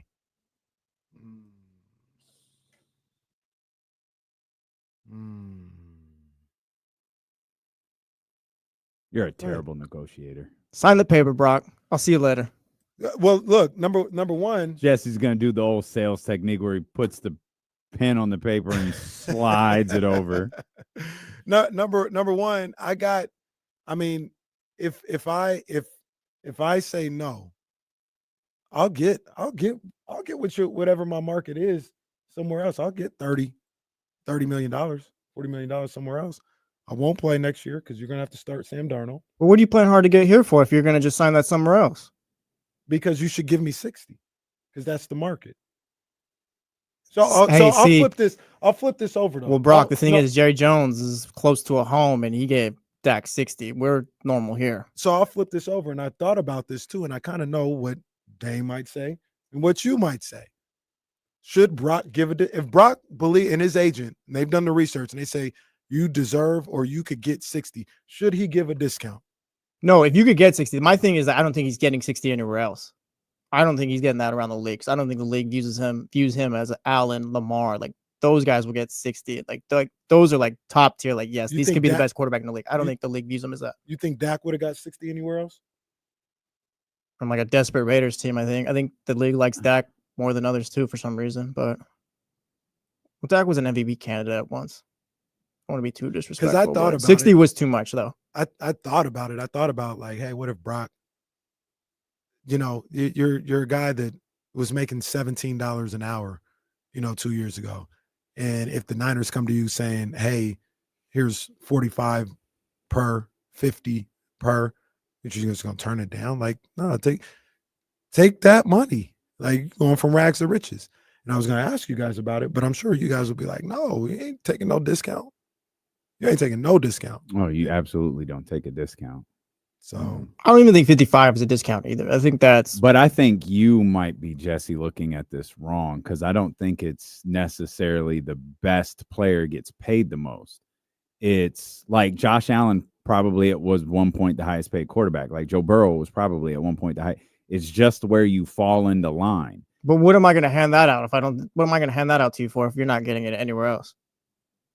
If that's my thinking, though. I don't know. I think the biggest thing the 49ers have going for them is they can give them that contract with the signing bonus before anyone else can. Like you talk about this is a really extreme example of a young player who professional athlete, starting quarterback of the San Francisco 49ers, NFL wise, doesn't have money. This isn't a first round pick, looking to sign his next contract. A guy who has, 40 or 50 in the bank or whatever. This is a guy who makes a couple hundred, he makes $1 million or 900,000 or whatever the number is. Right. And it's like, okay, your salary next year is 900,000. But we're the only team that can give you this $72 million signing bonus. We're the only team that can change your entire existence, your entire financial existence on earth right now. And of course, the agent's argument is going to be, that's a 100% right. My client's not starving. My client has endorsements. Like, he is the quarterback of the San Francisco 49ers. He is a top 10 quarterback in the league. If you want to try your luck at $45 million, the answer is definitively no. You can keep your signing bonuses and all of that stuff. Just know he's not playing, or he's walking, however you're choosing to play this, because with Brock, it is a very fine line in how all of this can be worked. But I don't think any of that happens. I don't know if 60 will be looked at as the anomaly, though. If he got between, what'd you say, Joe was 55? Yeah, Joe's 55. Jordan Love's 55 too, right there. I would not be shocked if he got between 55 and 60. I think that I agree, because Trevor Lawrence is the one I'm looking at. And Trevor Lawrence was where? 55. I would do that too. We can't even start a conversation. Okay, so Dak is definitely the anomaly then. That's how I feel. Yeah, so 55, 56, 57 for sure. Yeah, that's where I think it'll. Dak might be the new Deshaun. In that, we ain't doing that again. Right. Eventually, that number is going to be 60. Right. But it's going to get there by way of 56, 57, 57, 58. CJ Stroud can top Brock's. There it is. Yeah, there it is. Because that's my thing. Like, I'm not giving you 61 million because the Cowboys gave him 60. I can give you 56, 57, but 60 is outrageous. Yeah, 60 might be the anomaly. We're negotiating here. I wouldn't like start at 60 if I was the Niners. And to be honest with you, I know how you guys feel. I'd ask for 60, but I wouldn't have my heart set on 60 if I was Brock and his agent. Well, I'd say if we can get to 57, like, we have to be higher than Trevor Lawrence. Right. So if we can get to 57, we take and that's how I feel. And here's how I would frame this. Like, obviously, if you're Brock's agent, you want to get as much money as possible. I don't know where the 49ers would start, but the argument would be simple. We know the Dak Prescott contract is that's the albatross right now. Mhm. If we follow the structure in which quarterbacks get paid, including Trevor Lawrence, including Joe Burrow, that's the trajectory Brock Purdy is on here a couple of years after those guys sign their deal. We think 57 and a half, 58, whatever number you want. We think that that's a more than fair price. Yeah. That's probably not how this works.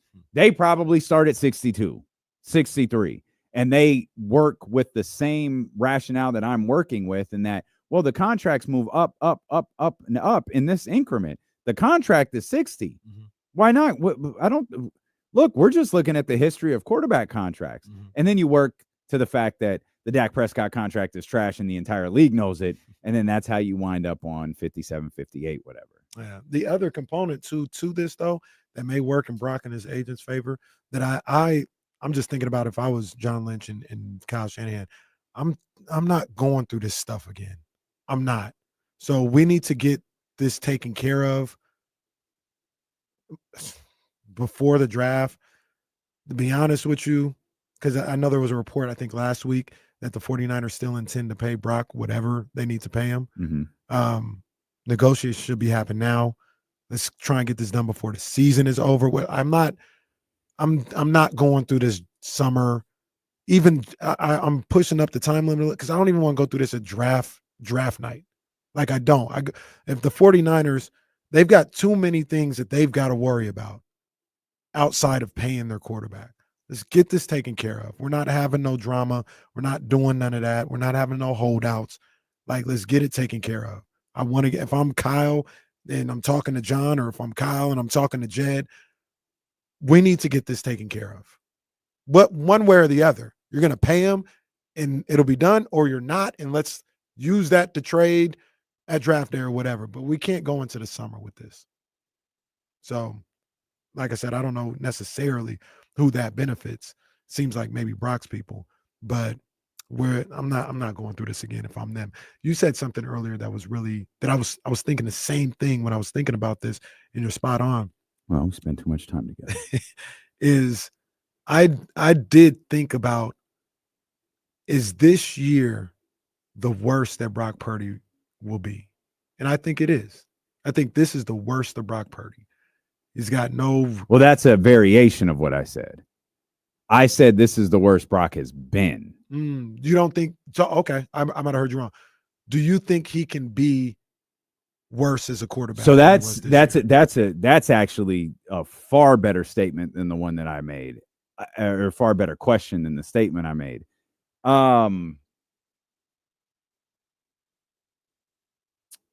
Man, God, I kind of think so. I think so too.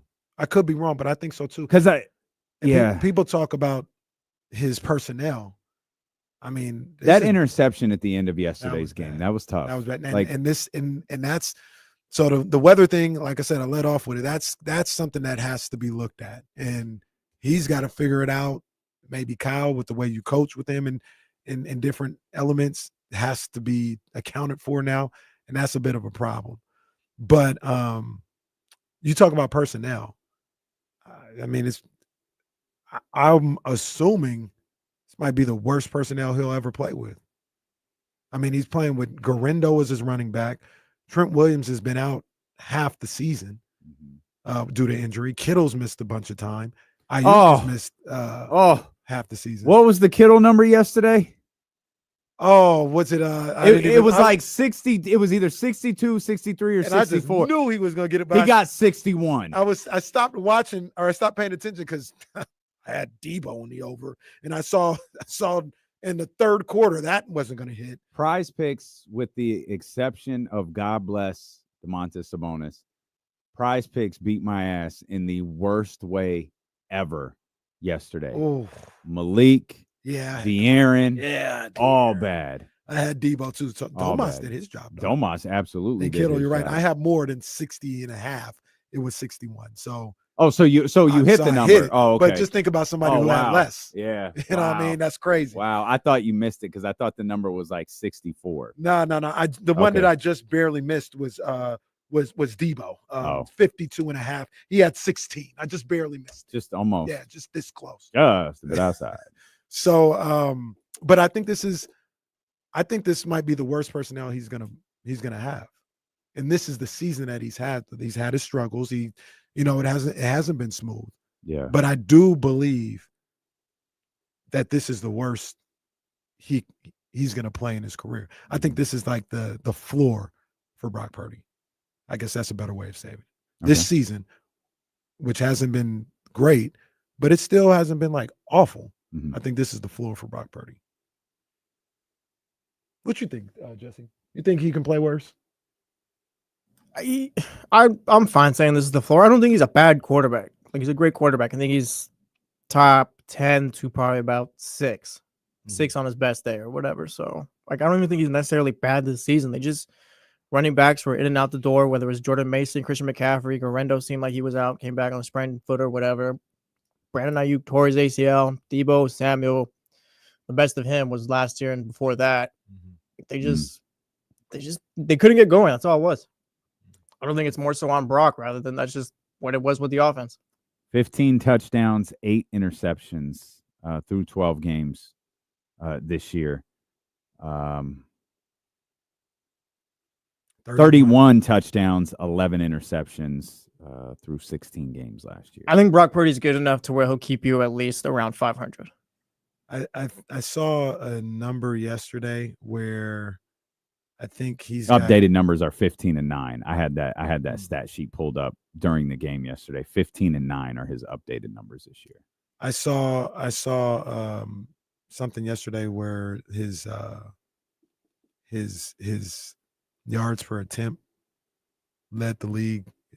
I don't know what it is now, but like after last night, but it was leading the league again. Okay. Last year I think it was like 9.6. 9.6 right now. It's 8.4. Yeah, and last year the thought was, oh, it's just a bunch of yak yards or all this other stuff. I mean, there was a bunch of numbers that would kill some of the narratives from last year, for last year's number. But I mean, here he is again with, I think, worse personnel, a lot of injury stuff, but he's still up there with yards per attempt. Last night, when that interception, he probably should have took the check down and everything would have been all right. That was a bad INT. Yeah, you can't throw that in that situation. There's just so many things that you can't do right there, and Brock did them. We'll come back. We'll talk a little bit more about the San Francisco 49ers, including Debo. Can't talk, can't tweet, can't do what he did last night. And then I know you've got some things to say about Devondre Campbell. A lot of people have some things to say about Devondre Campbell. We got that coming up. And the Sacramento Kings won an ugly game in which they did not execute. Is that a good thing or a bad thing? Well, they won, so we'll talk about it. Steelo and KC, brought to you by Sky River Casino and Sacramento Sports Leader, ESPN 1320. Oh, man, my bad. I knew he was there that whole time.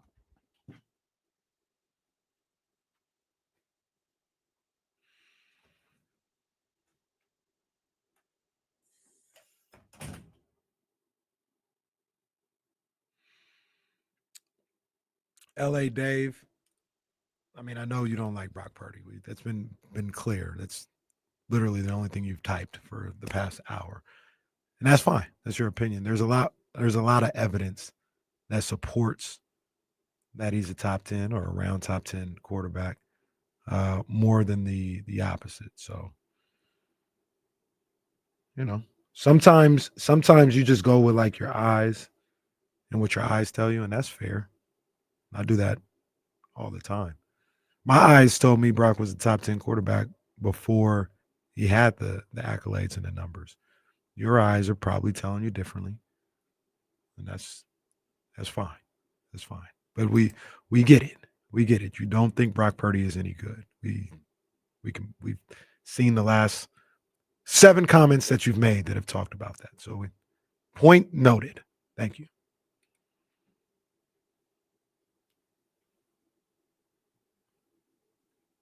Filthy, do you think he was bad this season then?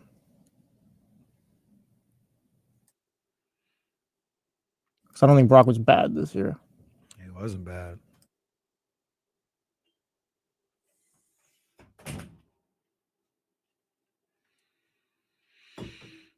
And I'm not like, I think the guy that I'm about to mention is a really good quarterback. Like, I think he's a potential franchise quarterback. But how do we feel about CJ Stroud? I think he's better than Brock. What was the question? I'm sorry. They just talk about because Filthy McNasty says Brock is only good when everything is perfect around him. CJ Stroud and Brock Purdy have about the same numbers. And I bring up CJ Stroud because he has a down year too. He's had a down year, and he hasn't had everybody around him again this year. I think physically, like, that allows CJ to probably hit another level that Brock won't be able to. And that's understandable. That's completely understandable. But I'm just saying, just if we just talking like, oh, he's only good when everybody's around him. Number one, like you asked him, do you think Brock Purdy has been bad this year? And if you do you think CJ Stroud has been bad? And why do you think he's been bad? Is it because there haven't been anybody around him and he's the same type of quarterback as Brock Purdy where he's only good when people are around him? Or is it that he really hasn't been that bad? And yeah, his best players haven't been there and he struggled a little bit. It also isn't that simple, like one's good or bad. Yeah. Like if they don't work that way. Like CJ and Brock have both been fine this season. I think they're both good quarterbacks. Yeah. I'm not really into the whole the personnel around you. We've talked about that a number of different times. I think that's just one of the dumbest arguments. Maybe in all of sports. Like, it's just ridiculous to say, I need you to be good when bad players are around you. That all stems from LeBron forming his super team. Yeah. Like, what are we talking about? Everything stems back to LeBron. How are we watching sports? How are we viewing sports when we're trying to critique people only if they have bad players around them?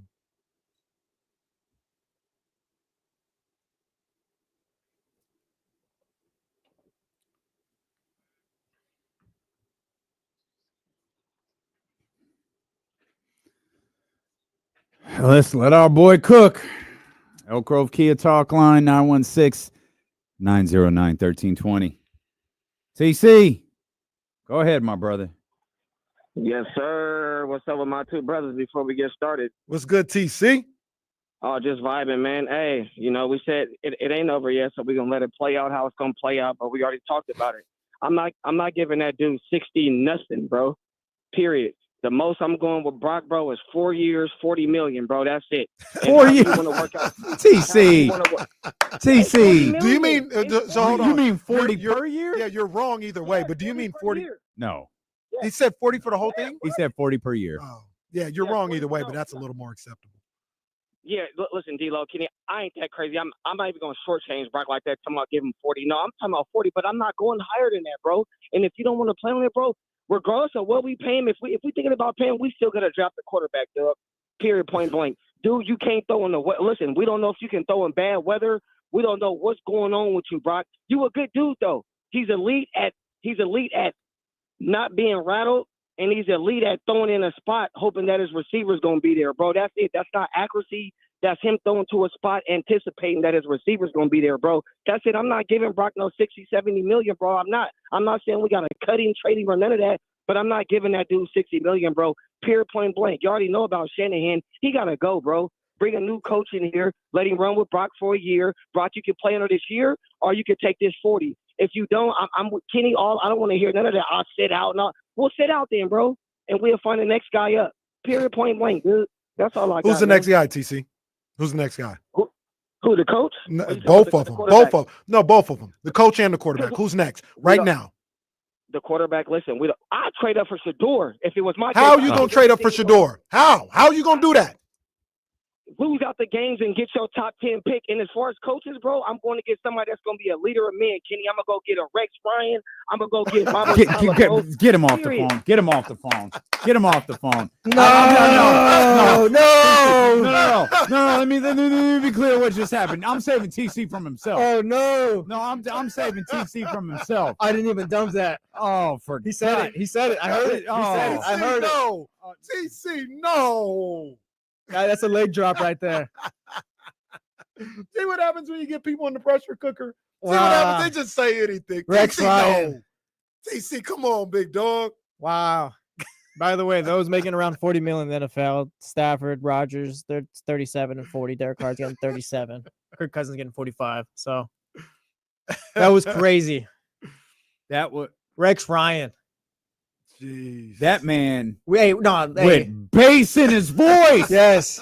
Said Rex Ryan. TC has been begging for Kyle Shanahan to get fired for a coach, and we found out today that coach has been Rex Ryan. That's who TC has been looking for. Come on, TC. So now watch him Sunday countdown. The Chatty House is calling for his indefinite suspension. That one hurt. Oh, man. and like I said, TC, my man. But then who you gonna go get a quarterback? I'd trade for Shador. All right, bro. Yeah, the Raiders and the Giants or whoever are just gonna trade you the number 1 pick. All right. They're gonna lose out the rest of their games and go into the draft at what 6-11. There are 2-win football teams in this league. Multiple 2-win football teams in this league. Only outdone by the 3-win football teams in this league. I'm naming today's show Go Get Rex Ryan. Oh, I think I died a little. Oh, TC. That's my man. That's how my you know man. TC hurt today. Yeah, that's my boy. He calling for Rex Ryan. That is my boy. Now I will say this, and not that I agree with this, but I do understand how things work. At least I feel like I do. I do feel like Kyle Shanahan's clock has begun. And I say that because, and you guys don't like, he can't have another season like this next year. No, You know what I mean? Like, he can't. They'll finish 7-10 or something like that. Yeah. Like he can't. He doesn't have indefinite like job security. Yeah. I think the bigger question is not a season like this, but like, what if they do rebound, right? Mm-hmm. And they're back at it next year and fall short in the NFC Championship. Like that to me, that's a bigger question than if they go 7-10 next year, because that feels less likely to me. Yeah. It feels more likely that they would get to the NFC Championship and lose. Mm-hmm. That's the question I would ask. Like, did you leave something on the table with this level of talent that you had, or did you regularly get beat by football teams that are better? Mm-hmm. Which one was it? Yeah, and look, to that scenario, you're right. That scenario is a little more interesting, because I wouldn't, if they got to the NFC Championship game, if they got to the divisional round next year and lost, I wouldn't look at that as you can't win with this guy. Like, there's always going to be a ceiling. But there are people who would, and you wonder if Jed York might look at it like, we've gone as far as we can go with this guy. Like, we can't get over the hump with him. And I wonder if, because like you said, it's easy if it's another 7-10 season or something like that. But it's a little bit more nuanced if you do lose in the divisional round or the championship game again. Like, do you Andy Reid the situation and say, we just can't win with this guy? Andy Reid and the Eagles. Yeah, Andy Reid and the Eagles. We just can't win with this guy, so we're going to move on. I think that'd be the wrong move. But I do think at some point the question does have to be asked. I feel like you asked that like 3 years from now, though. I think this is a new era, I think, of the 49ers we're going to be embarking on right here. Like, where Debo's not going to be around probably next season. We'll see how much more left Kittle has and all that. But like, you're going to kind of be ushering in like new players and all that. So you kind of give Shanahan 3 years, and if it's still not working, then maybe you finally move on. I think so too. And last night we can transition into Debo and Devontae right now. Well, you want to get Mitch here real quick because I think he wants to absolutely. talk about Brock Purdy. 916-909-1320 Elk Grove Kia Talk Line. What's up, Mitch? How's it going, Damon? Casey, happy Friday. What's popping? What's cracking? What's popping, big dog? Yeah, I'm going to the Christmas party, so I got to get ready for it. I see you. Are you an eggnog drinker? No, I drive, so I don't want to even touch stuff. Okay. Well, I don't think eggnog has alcohol in it, just for the record. Oh, I thought it did. No, I think a lot of people serve eggnog with alcohol in it. Oh, I should That's ask okay. first. That's okay, Mitch. It's all right. You're cooking. Should I ask first? Get the No, credentials? no, eggnog is disgusting. I would not ask for I've it at never all. had it. It is absolutely awful. Yeah. All right, thanks for the tip. You got it. I'm just there for food. Stick with water, coffee. You know, I got to have my coffee. There you go. Hey, you know who's having a better year than Purdy? Tua. Besides Sam Darnold, which I have to bring up every day, right? Okay. I would say the 49ers, you got to keep that coach. I think he's good. Injuries is part of football, but they have an excess of injuries this year. One guy, let's see him, they won't be in the top 5 picks. Maybe we can trade down in the second round, but maybe let's just go get him. Jackson Dart from Old Mississippi. He's a good quarterback. He's a good quarterback. That was Mitch's Okay, call. thanks, Mitch. He's a good quarterback. Now, I do Mostly normal call. Yeah, no, he called and said, hey, I want to talk about Tua and Jackson Dart. Like, all right. Yeah. Nailed it. Now, good point by Mitch, because I think about like what this team needs to do in this offseason. Mm-hmm. I would draft a quarterback.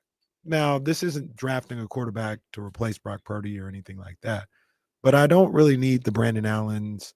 I like Josh Dobbs, but I mean, you've had him as the number 3 quarterback the whole year. Like that says something to me.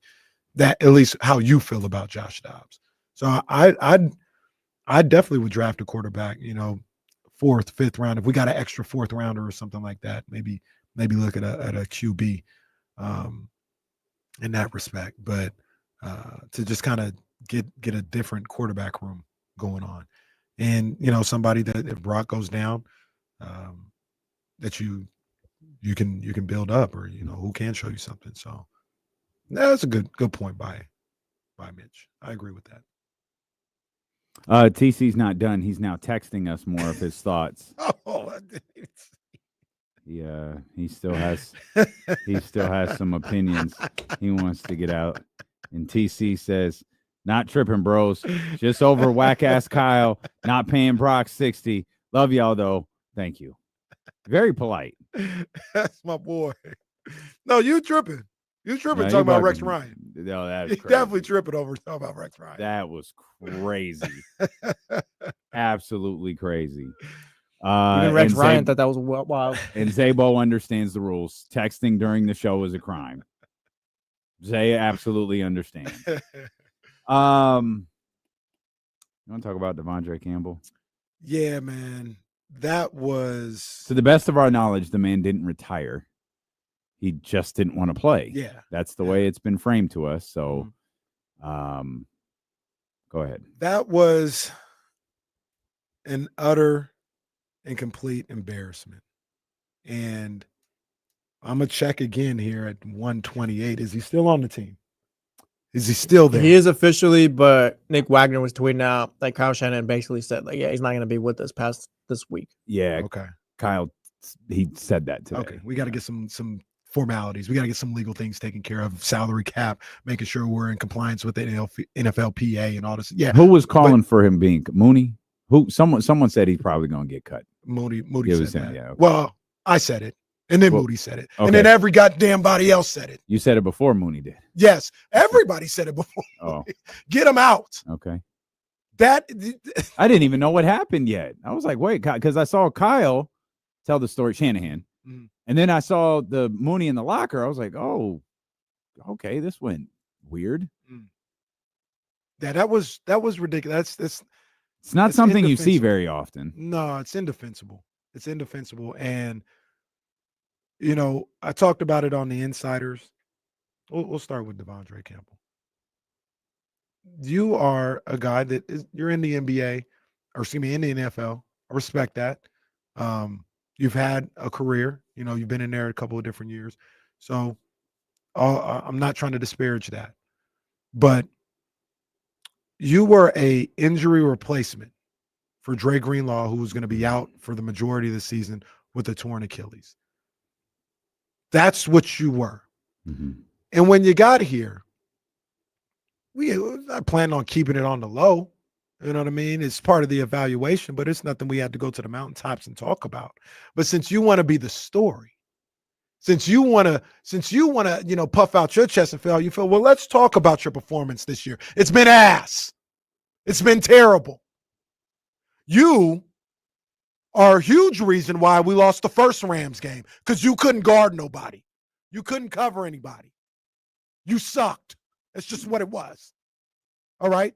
Since you want to talk about the limelight, I think it was you who couldn't cover Kyler Murray on a read option early in the game against the Cardinals game that you lost. You were probably on the field when Geno Smith went down the field and got a game-winning drive against you at home. You've been horrible, okay? That's just what it is. You have left Fred Warner out there by himself with a broken freaking ankle. So let's talk about it, because what nobody going to talk about. What nobody going to say nothing about you other than, you probably got to move on from him or whatever. But now you want to pull this. Now let's unpack what you've done this year, and it's been nothing but be a problem. So that's what you've been this year. But to be unaware that you're not Dre Greenlaw, and to be unaware that you don't understand who Dre Greenlaw has been to this franchise for I don't know how many years, and he's coming back from a torn Achilles. Show some respect. Show some respect and some love for your teammate. You so worried about your starting spot that you're not acknowledging that this man tore his Achilles is making his first game back. How selfish can you be? How selfish can you be? That was an embarrassment. So he needs to go. Get him out of here.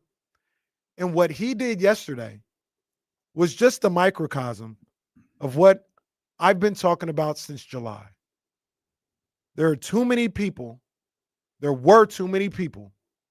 that locker room that we could see with our own two eyes, let alone if the people who were in the locker room. There might have been more. But there's 5 guys off the top of my head that I see. Winning was not the most important thing going into the season. And for 2 of them, I'm not here to disparage them. Once again, it's pro football, professional football. You get paid. You're trying to get your money.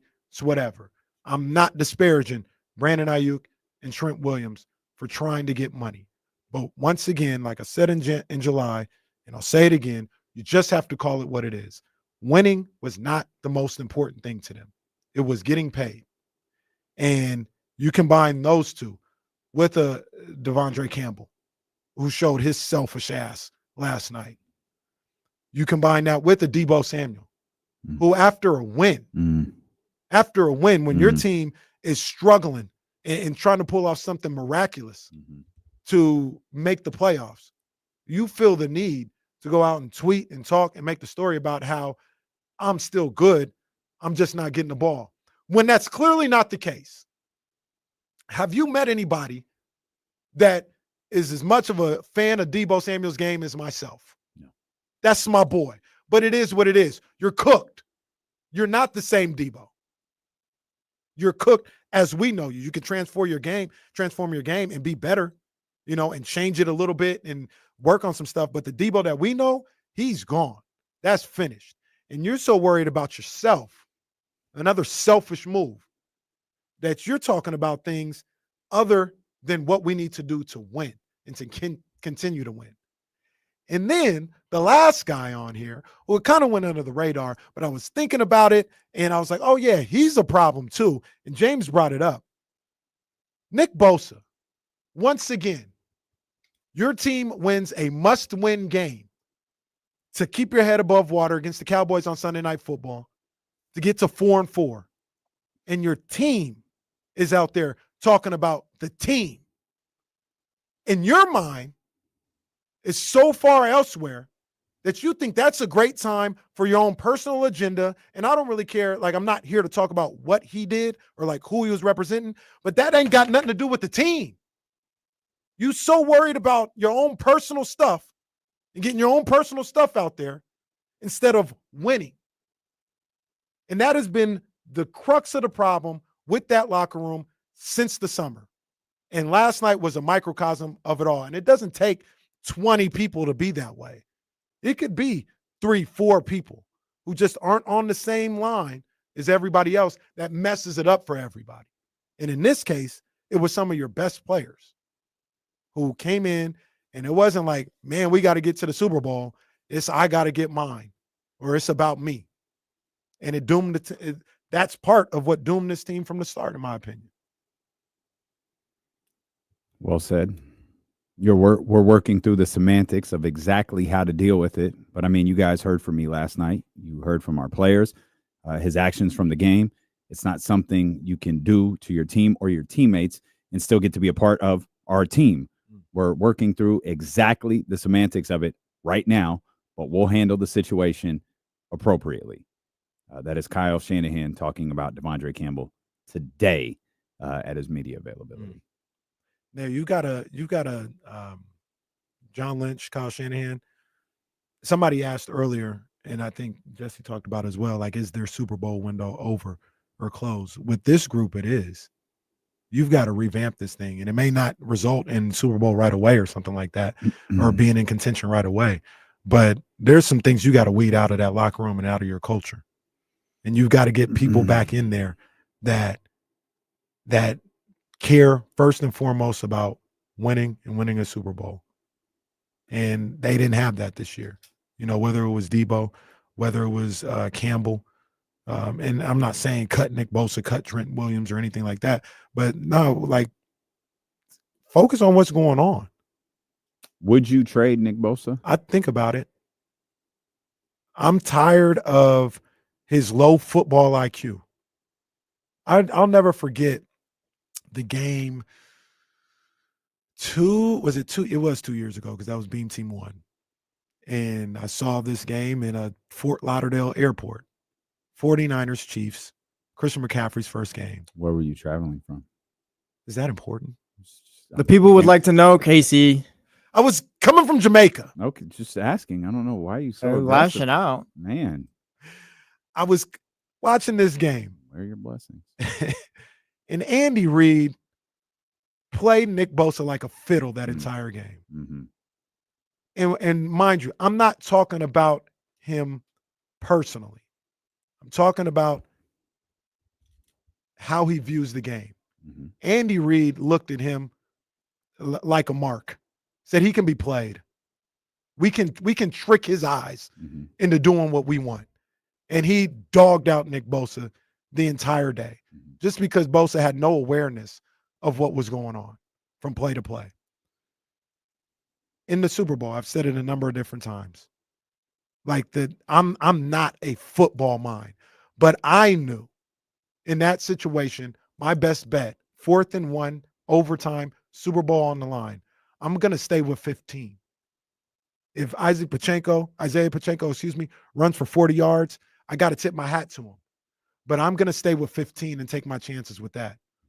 And like I've said a number of different times, Nick Bosa, like a dummy, runs a 4.2 40 to Isaiah Pacheco with the legacy of Patrick Mahomes on the line. Patrick easily keeps the ball, tucks it, gets the first down, and keeps going. That is a lack of IQ, lack of football IQ. And how many times last night, this is why I tweeted it out. I'm sitting here, he's rushing, just bull rushing. Bull rushing to Matt Stafford. Leaves a wide open lane. Stafford runs for a first down. And it happens too often.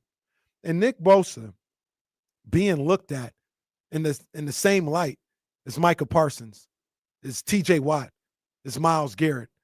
This year, he was nowhere near those guys. Yeah, one time, that Seattle game on the road, where he showed up like those guys. Other than that, he showed a number of different times He can be played. He could be schemed out of a game. He was not disruptive a number of different times. So you talk about, would I trade him? I'd absolutely think about it. Absolutely think about moving on from Nick Bosa. Even last night in the biggest game of the year, he's nowhere to be found. Is he dealing with an injury? Yes, I understand that. But you decided to play out there. I expect you to be Nick Bosa or something close to it. And how many times outside of the bull rush that he made that Stafford just had the lane to go through, how many times did anybody even notice Nick Bosa out there? That's happened a lot this season. This is a guy that, what was his contract? $120-something million? Mm-hmm. Nah, bro. It's not good enough. Goodbye, if I get the right deal. That's who we could, TC, maybe we can get the number one pick with that. I'd absolutely think about moving on from Nick Bosa. I think when you go through some sort of reset, rebuild, you got to have an approach. What's the approach going to be? And a lot of times the approach is the Rams-Lions approach. And salute to both. It worked out great for everybody involved. It's the Tyrese Domas trade, I guess, in the NFL where everyone wins. The Rams needed a particular type of quarterback that could get them over that final hump. And they did it. The Lions maybe didn't know exactly what type of quarterback they needed, but very clearly, a handful of years into this, they have found it. It's normally the quarterback position. None of us believe that's the case. The 49ers are in a very, very unique position with their quarterback spot. So how are you going to, if that's the idea, retool this roster a little bit?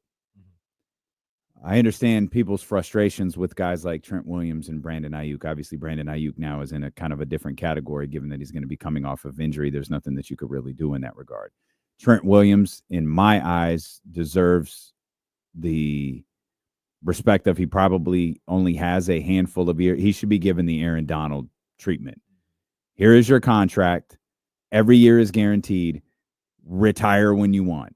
The second you retire, the money's gone. Like it's that simple. I thought there's no way Aaron Donald's walking away. He did. He walked away from a lot of it. He's like, I'm good. I'm out. And the Rams were like, great. Salute. If I'm pinpointing a person that I like, how could I add multiple positions to my roster? It's him. He's overpaid. He is and will continue to be a massive distraction. And the fact is, he's only great sometimes. He can go. Yeah. His brother was very good. He was only great sometimes. Nick Bosa can go. And you can fool somebody into believing he is an anchor on your defense. And he can be. He's going to get attention. He's going to be the guy who you game plan for. For me, Fred Warner is 10 times more important for this 49ers defense than Nick Bosa is. From 15 different levels. That was very, very well said on your part. Go down with the ship, man. Niner Gang General KC. The one thing that I'll say, and you said it, and I don't need to harp on it too much. You can't talk, tweet, or act the way that Debo did this week and drop passes. Unfortunately, when you put yourself under that spotlight, you can't drop a pass.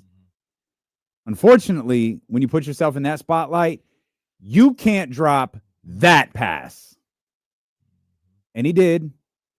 And everyone from Kyle Shanahan to Deebo Samuel to Brock Purdy to Kenny Caraway to the chatty house watching at home. That's Deebo. That's across the middle. That's 6. That was the game. And they lost it. That was the season. And they lost it. You can't talk and not back it up. We'll come back. We'll shift back to the Kings. Steelo and Casey, brought to you by Sky River Casino and Sacramento Sports Leader, ESPN 1320. Shout out to Shams for tweeting a Miami Heat trade. That is just spectacular work on his part. Very well done from Shams. Cooking. Very, very well done on his part. Eso get him. Damn it, pal.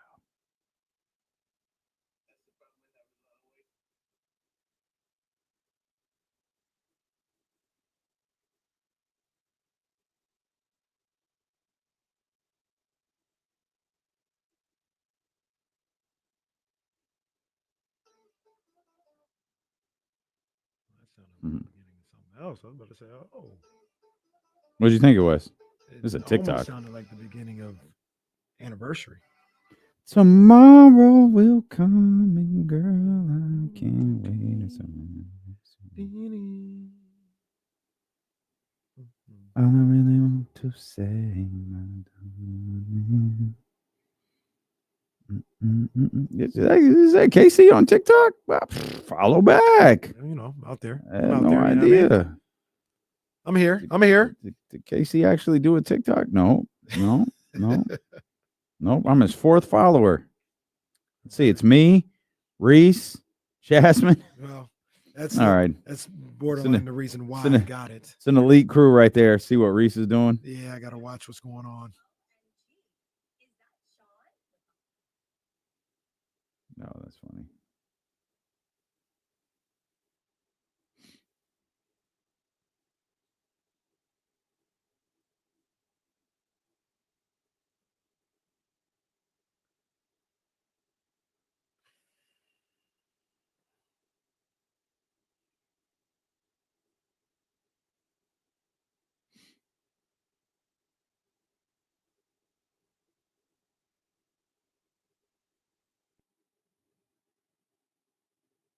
Oh, G-Next final coming out. Boy, Leezy in here working. It's Leezy's work day. Leezy. Where you at? I ain't even seen my boy Leezy. Leezy in here.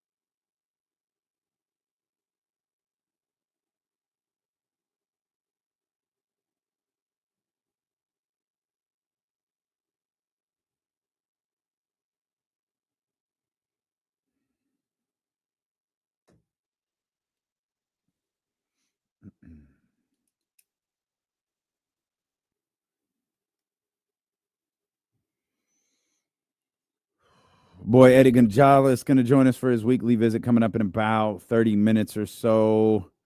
And that's it because James Ham tapped out. No. Damn shame what happened to James. You know what happens when James doesn't show up, though? On a Friday, too? Oh, my goodness. Music. Oh, how convenient. James never can make those Friday shows. Boy, gets hauled off to soccer practice. Talk about Saturday night's main event tomorrow. Oh, is that tomorrow? I thought that was next week. Okay. Pretty sure that's tomorrow. You might Bryce, be right. This is your time. Jesse Ventura's return. Oh, That means something to somebody. It would have been great if you know who was around. Now it's just dumb. Like, why is he here? Yeah, Is it going to be Jesse and Michael Cole? That's what I'm saying. Like, you know, we all know what it is. We know what time it is, So we can say it. That wrestling wise, that would be dope if they were on the call. Yes, Yeah. But they're not. No, nor should they be. I don't know why Jesse is back. Hell, maybe McMahon got a pardon from Biden the way things went yesterday. Are we getting a Hogan appearance tomorrow? Oh, they can't do that. I think that's Netflix. Where is it Netflix's again? first day, I think. I'm not sure where it is. Wait, so I'll Saturday check. Night Main Event is on Netflix? No, I'm No, saying no. the Oh. Netflix, the It's on- first Netflix show I think is when they're having Hogan. Oh yeah. Oh, Yeah, they're jeez. probably rolling everyone out for Yeah, January Cena's 6th. there. But The Well, Rock is Hulk gonna be Hogan will there. love January 6th. He probably celebrating that day. They're saying they're going to do Punk Rollins for that first Netflix show. Oh, wow. Yeah, Whoa. gonna do it up. Okay. Yeah, they're gonna. I know. So what I love about that show is it's live. Like I read that announcement the other day, or I don't know if it was an announcement or a report. It's no matter where in the world it is, it'll be live on Netflix. So when they're in England or whatever, or when they're on the European tour, the show will be live. When they're at the Golden One Center, it'll be on at 5 o'clock. So and if they're on the European tour, it'll be on at 1. Yeah, Here. pretty much. That's crazy. Pretty much. That's crazy. Tomorrow they'll be at the Nassau Coliseum. That's how you pronounce it. went New York. Nassau Coliseum. It's Yeah. a real throwback. That's man. it. That's an old school. That's an old school Saturday night main event Long spot. Island? Yes. Yeah. Yep. Never been to Long Island. Yeah. a little north of New York City. Yes. Long Island, not the same thing as Staten Island. Staten Island is a borough that you start the marathon in and you're there for 2 seconds and then they get you the hell out of there. Long Island, I think, is like the Long Island is that headed towards like the Buffalo area, like the Yeah, upstate New York I area? think so. I think it's like the Stockton of New York City, right? So like, Well, not New York State.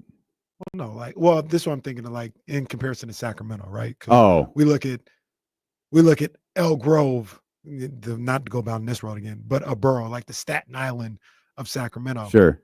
Long Island is its own place. Like Yeah. it's not a borough, so it'd be like Stockton. Okay. Buffalo feels like something went wrong along the way where that should have been Canada. Buffalo is Tracy.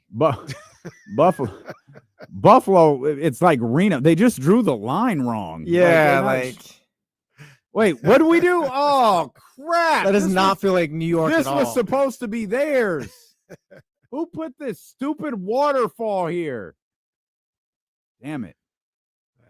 It's like, and apparently, it's amazing. I've been to Niagara Falls, never seen actual Niagara Falls, but they'll, the Canada side's nicer. That's what I've heard. If you can see Niagara, see it from the Canada That's side. what I've heard. All right, dude, it's a waterfall. But that's unanimous. always- That is unanimous. Like everybody says Yeah, that. and I'm always fast. Have you ever been to the Grand Canyon? No. It's fascinating because it's like it's a trek. It's like, hey, we're here. It's the Grand Canyon, and then you walk to the edge and you look and you're like, wow. Now what do we do? Like once you can hike the Grand Canyon. you can. So that was something that happened that. later, but it was just like, okay, how long do we stand here? It's a canyon. Like you did all that to get to that point where Like, yeah, right. It's a giant pain in the ass. Okay, can we So I feel about Utah when people try to talk it up. we do something else? Are you okay over there? Yeah, I'm trying to figure out what Long Island is next to. Do you have your glasses? Maybe you should Well, I'm trying take to your Mary J. Blige. The 49er segment is over. Take the Mary J. Blige glasses off for the day. I'm trying to figure out. So, so look, it is like kind of northeast. So it goes Staten Island, Brooklyn, Queens, Nassau County, Long Island, and it goes up like that. Staten Island is the southernmost part of quote unquote New York City. Then Brooklyn is in the middle. Queens is north New York City, or northeast New York City, and then Nassau County and Long Island. Okay. Once again, I guess that's east. Like it does go north a little bit, but it's more east than anything. So we've done geography and math today. What's next? Our guy Eric Eaton, he don't need to go to school no more. Just listen to D-Lo and KC. You don't need to attend his classes at Castle. Don't do that. Don't come on. Hey, man. who needs a degree when you can listen to D-Lo and KC? The views and opinions expressed by Kenny Caraway are not necessarily that of me, or Jesse Tapia. The Sacramento Kings were able to win an ugly game last night, and we've talked about this in the 4 days leading into that one. It's great that they're scoring 140. It's great that they're shooting 50% from three, 47% from three. It's great that they're hitting 15-plus threes. Obviously, they hit 22 after Doug McDermott went crazy against Utah. But it's like you're going to have to find a way. You're not going to do that every night. We all know you're not going to do that every night. You're going to have to find a way to win an ugly game. And they did that last night. Mm-hmm. And we pointed out this number earlier, and it's probably the most important number of the night. It's 111 to 109. Sacramento Kings went 27 of 29 from the free throw line. That is a large amount of free throw attempts, and that is a fantastic percentage to shoot from the line. In a 2-point game, you hit, what's the number? 93%, 93.1% of your free throws in that one. Yeah. Find ways to win games when Kevin Huerter's not playing well. It doesn't happen very often, but if you can find a way to win a game when Malik Monk isn't scoring, you did yourself a solid service. I know the game was tense there at the end. I know there even might be a contingent of fans that are frustrated that they were pushed like that by a bad New Orleans Pelicans team, who's getting all the headlines today, by the way. But they won, and it's probably even De'Aaron wasn't great yesterday. It's probably, it's one of the luxuries of like, all right, you got a couple of guys who can carry you, and you were able to get two of them to do that last night. And Domantas Sabonis with his, you might not know this unless you're a Kings fan, his 32 and 20 game last night. And, oh, by the way, DeMar dropped 29. You had two guys who were able to really lift the rest of the team when some of this. By the way, shout out Keegan Murray. Yes. Keegan Murray, 18 points for Keegan last night. Really good game. 18 points, 9 rebounds on the night for Keegan Murray. You talk about the free throws and you talk about Domantas and DeMar. My math is correct. 19 of 20 between the two of those guys. Come on, man. And you also talk about the free throws. 27 free throws to New Orleans 17.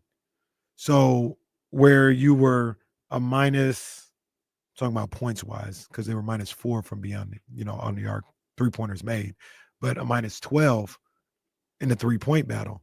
You made up for a lot of that by making 10 more free throws. And that's usually like one of those things when you don't have, 2 of the 3 playing well between Keegan, Monk, and Huerter. You just need to stay close in those other areas, 3-point shooting and free throw shooting. And they kind of balanced each other's out today or last night.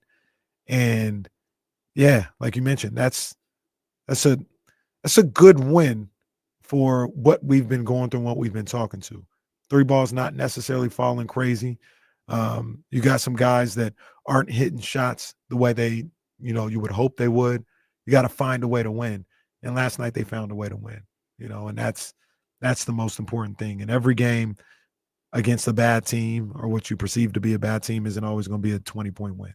Yeah. Sometimes they're going to be, for whatever reason, well, not whatever reason, it's the NBA, like they're NBA players.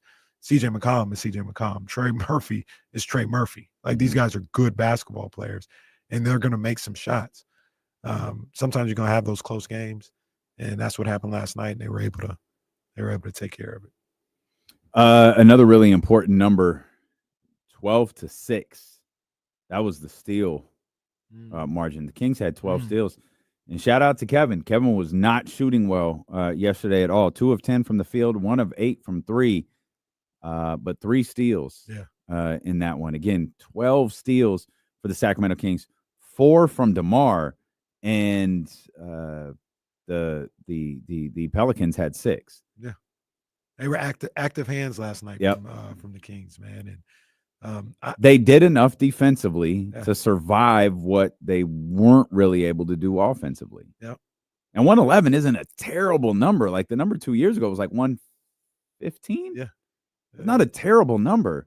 But it didn't feel like they were good offensively last night, with the exception of 2 guys. I kept thinking Fox was gonna get hot and put the game away, and that just didn't happen. No. And then the other aspect of the game last night that I think was was a little bit of a factor. Like it wasn't the biggest thing in the world, but Katie brought it up when I was talking about it. There was like 45 people in that arena last night. I don't think there were that many. There was nobody there. I remember at one point, like from what you could see on TV, there was nobody there. At one point, something happened. They called a timeout or whatever, and they showed a different camera angle, and just nobody in the upper deck, just seats. I was like, damn, like they playing this game in COVID times. How do we feel about 9 points from the bench? Not good. Yeah, not good, because all of those people screaming for Keon to play, he played yesterday. He didn't have a ton of opportunities shooting, or maybe he didn't take a ton of opportunities to shoot, but he had about 2 and 20. How do you guys feel? Because I heard Jesse talking about it, and he's been consistent with it about they need to go get somebody. They're not going to go anywhere until they get more. And, to a certain degree, hey, these guys got to kind of figure it out. This group has to figure it out. Like it should not be that dire for them to, like, we need to go find this guy that's going to play 20 minutes a night. It's almost, it's not exactly the same thing, because I understand what Jesse and others are saying, but it's almost akin to the Mason Plumlee situation a couple years ago. Our Lord and Savior. Like, he was going to fix everything. Your season with what you have, your season shouldn't hinge on this fringe backup guy that you're going to go get. Well, I'm not looking for a fringe backup guy, though. I'm looking for consistent production off the bench. Yeah, I don't want to speak for Jesse. I think what a lot of Kings fans are talking about isn't a fringe backup guy. It's Cam Johnson. Yeah, it's a guy who can start. Smith. He's not going to start. No, what I'm saying is the caliber of player. Like that caliber of player can be a starter. Like Cam Johnson can start games. If something happens to Keegan, he can start games. Like I don't think no one, like Mason Plumlee is not the same as Cam Johnson. Jay Crowder isn't the same as Dorian Finney-Smith. Right. I think those are the types of players when Kings fans talking about making a move, and maybe what Jesse's talking about as well is a player of that caliber. Right now, you don't have anyone that can give you 10 to 13 points off the bench. Kevin Huerter might give you 2, might give you 26, but it depends on what day it is. You have no one you can count on right now coming off the bench. So I asked that question because I'm like, well, how many teams have that? Like, I just went straight to OKC. And coming off their bench, AJ Mitchell, Isaiah Joe, Alex Caruso, Aaron Wiggins, Kendrick Williams. They all have the same type of guys that a Kevin Huerter is. Alex Caruso is not Kevin Huerter, or vice versa, whatever you want to call it. Scorer. He ain't giving you 13. But he's a lot better, though. He's a lot more impactful and all that. Like, that's more than what Kevin Huerter. Yeah, he's impactful, but isn't that what Keon Ellis is too? No. Okay, Alex Caruso is a lot better than Keon Ellis. Disagree? I don't think he's a lot better. If you want to say he's better than Keon Ellis, I'll accept that. I don't think he's a lot better. Alex Caruso is a really good defender. He doesn't spread the floor with the shot.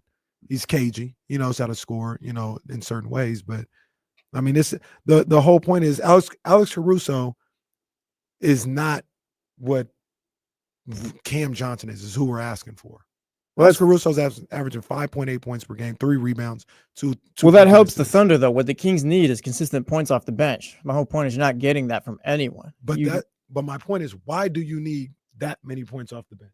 I mean, we saw you just barely got to squeak by like the Pelicans yesterday. Like we've seen Kevin Huerter. Like if you're not getting from the bench, like you need everyone else to step up. The Pelicans, their bench scored 18. I don't think you can go the whole season with you getting nothing from your bench. But okay, I agree, because we say we need consistent production from Kevin Huerter and those guys. But I don't know. I guess we just see it differently. Like you've got enough in those 5 guys that they come out every night that you got enough offensive production. Like you got enough offensive production. It's not going to take you anywhere. You might get out of the play, and maybe it's not going to take you anywhere though. OKC don't have no bench. No scoring bench. OKC's the 1 seed right now. Yeah, because their guys are handling business. Their starters are handling business. The King starter's been handling business all year. No, because Keegan has been part of that starting group. Well, he's been starting up to and now, down. but like that's And one they're guy. winning. And they're winning. That's my point. Like, he stepped up his game and they won 4 or 5. Like, you need those guys to produce. The Rockets in the game that the Kings beat them scored 32 points off the bench. The Spurs scored too many for me to count. 55 maybe? Damn. 45. Math, you bitch. 45. They scored 45 points off the bench in that one. I'm trying to like look for examples that just aren't crazy. Like the Kings lose to the Blazers. Malik scores 29 off the bench in that one. The Blazers score 23. It feels like I'm seeing a consistent bench number in the 20s. Looking at the Thunder, that's too many. I'm seeing consistently 20 plus from benches, at least benches playing Sacramento. Where, like, I'm looking at Brooklyn right now. We remember that one. Keon had 9 points in that. That was the entire bench scoring. They had 9 last night. 7 of them came from Kevin Huerter. It feels like that's a bit of a dangerous way to live. I don't disagree. And I think you talk about bench scoring. It's like maybe the issue is it's not a guy. Maybe you just need multiple guys. Like, it's unfair to ask Kevin. No, Kevin, you need to be 15 every night. Well, no, the bench needs to be 20 plus every night. So if that's 15 and you start with one guy, though. 7 from Keon, or it's 10 and 10, or it's Keon scoring 20, the game's probably going to win that game. I think maybe that's the discussion. I don't think it's a ton of points. I just think it's consistent production. Yeah. Then you're not getting that from anyone. So I'll just ask you guys this. If Keegan Murray gives you 18 and 9, Malik Monk gives you what he normally does, do you need 20 points from your bench? No, but you're not getting that. That's the problem, though. That's the problem. Why are we not trying to improve? That's not realistic. What's not realistic? Well, the Kenny Caraway average game. Yeah, I'm asking him to give you your average. But you're 15. Okay, so what about the night he scores 4? Then you'll need somebody to pick it up that night. But to say, like, consistently, I need Kevin Huerter to give me 12 off the bench, that's damn near a 6 man of the year. You're not going to go anywhere with just 5 guys, though. He hasn't started enough games to be 6 man of the year, sir. Who kills it off the bench for the Celtics? Peyton Pritchard is going to win 6 man of the year. Did he do that last hit over year, 300 threes, huh? Did he do that last year? He's playing more this year than he did Yeah, last he was good year, off the bench last year. Yeah, and Sam Hauser was great from 3. Al Horford, too. Al Horford. He's the truth.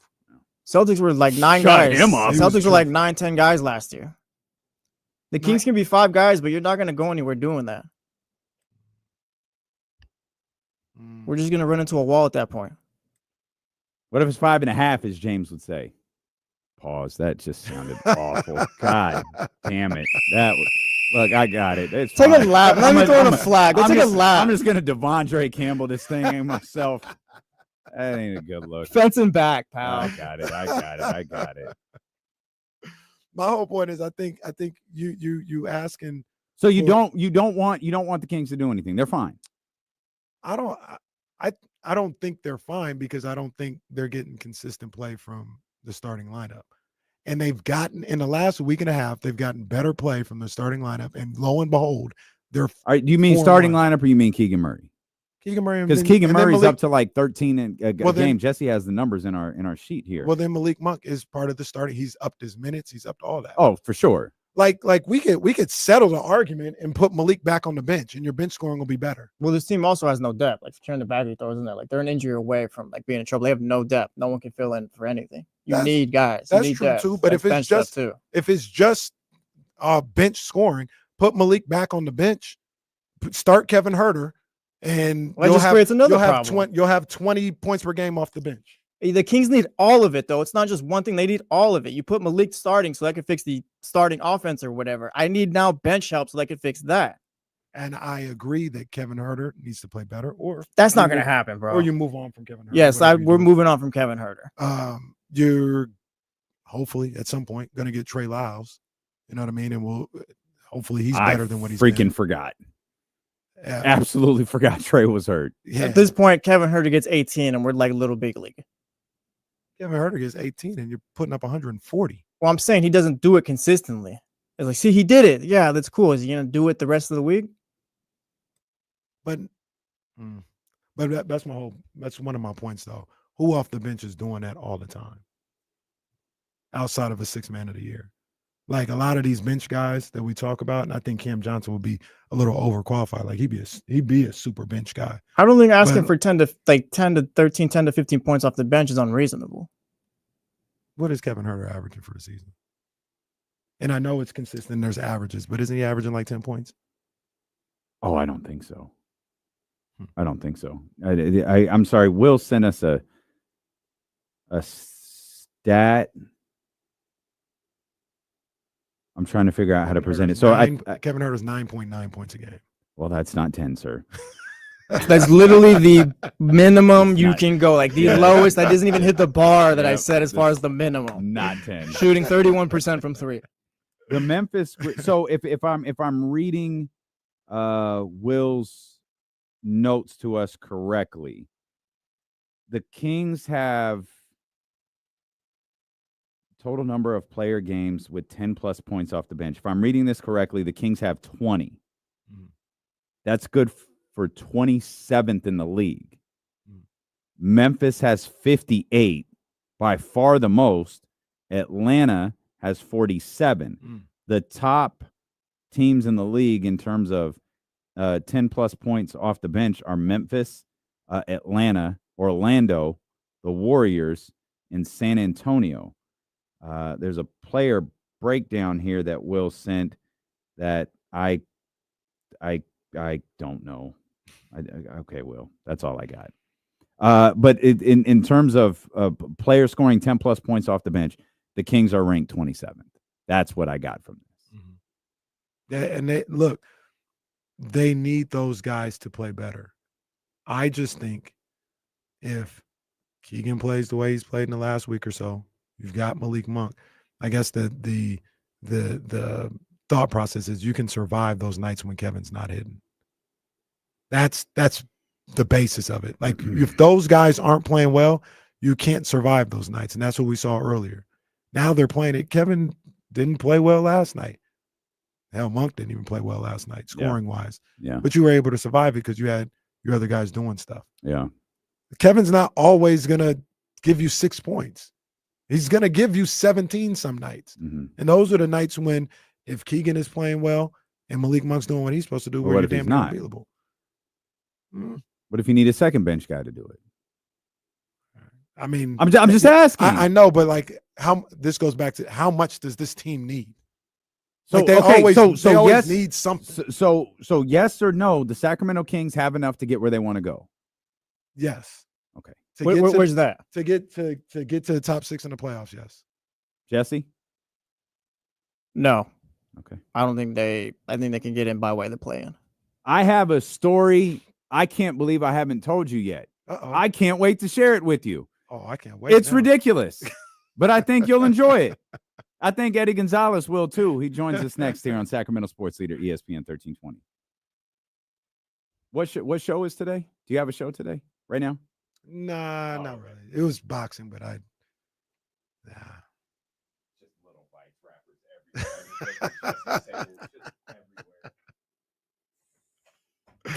everywhere.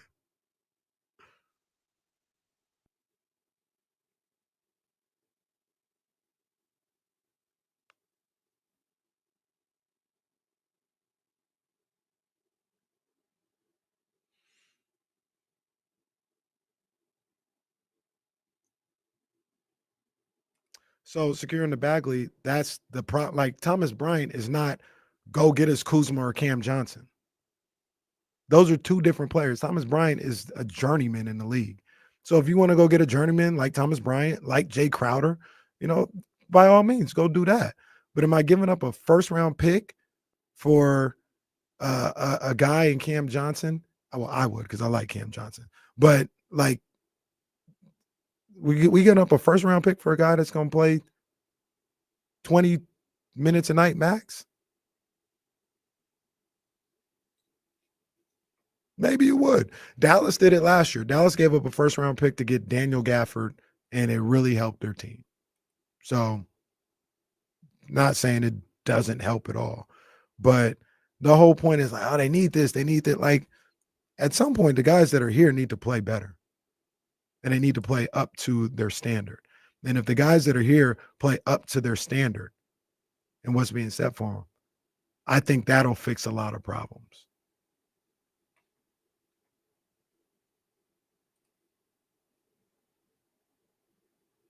PJ's a starter. There's a difference. They didn't ask PJ to come off the bench. And that's what I'm telling you. You're asking for guys that will primarily be bench players and that will not play, that will not close out games. We have to go get those guys. I don't agree with that necessarily. You don't, like, if you're asking for guys that are going to play in the middle of the game, which is important, but you talking about PJ Washington, PJ finished games. Daniel Gafford finished games. If Cam Johnson is finishing games, I don't think that's a good sign, because that means DeRozan, Monk, or Keegan just aren't handling business that particular night. Can it add versatility too, though? Or maybe you can switch out a lineup that night, or try something different that night, close out a different way where it works. Sure, fair enough, but I don't think those guys are versatility type players. Like, you don't. That's like, I'm not saying you're saying this, but that's like saying, well, we ain't gonna finish the game with Trae Young tonight because he's too small. Like that. I ain't going that far, but maybe Keegan don't got it that day or something. That's crazy. You about to get this man $90 million. Hey, I never said I was doing that either. You about to get this guy a max extension, and there's games where he can't finish. I guess that's my biggest thing. I said nothing about a max contract, sir. That's the problem. Like, if we all think Keegan is who we think he is, it's not even a discussion of whether or not he's starting or closing games. And if you're questioning that, then you got some other questions.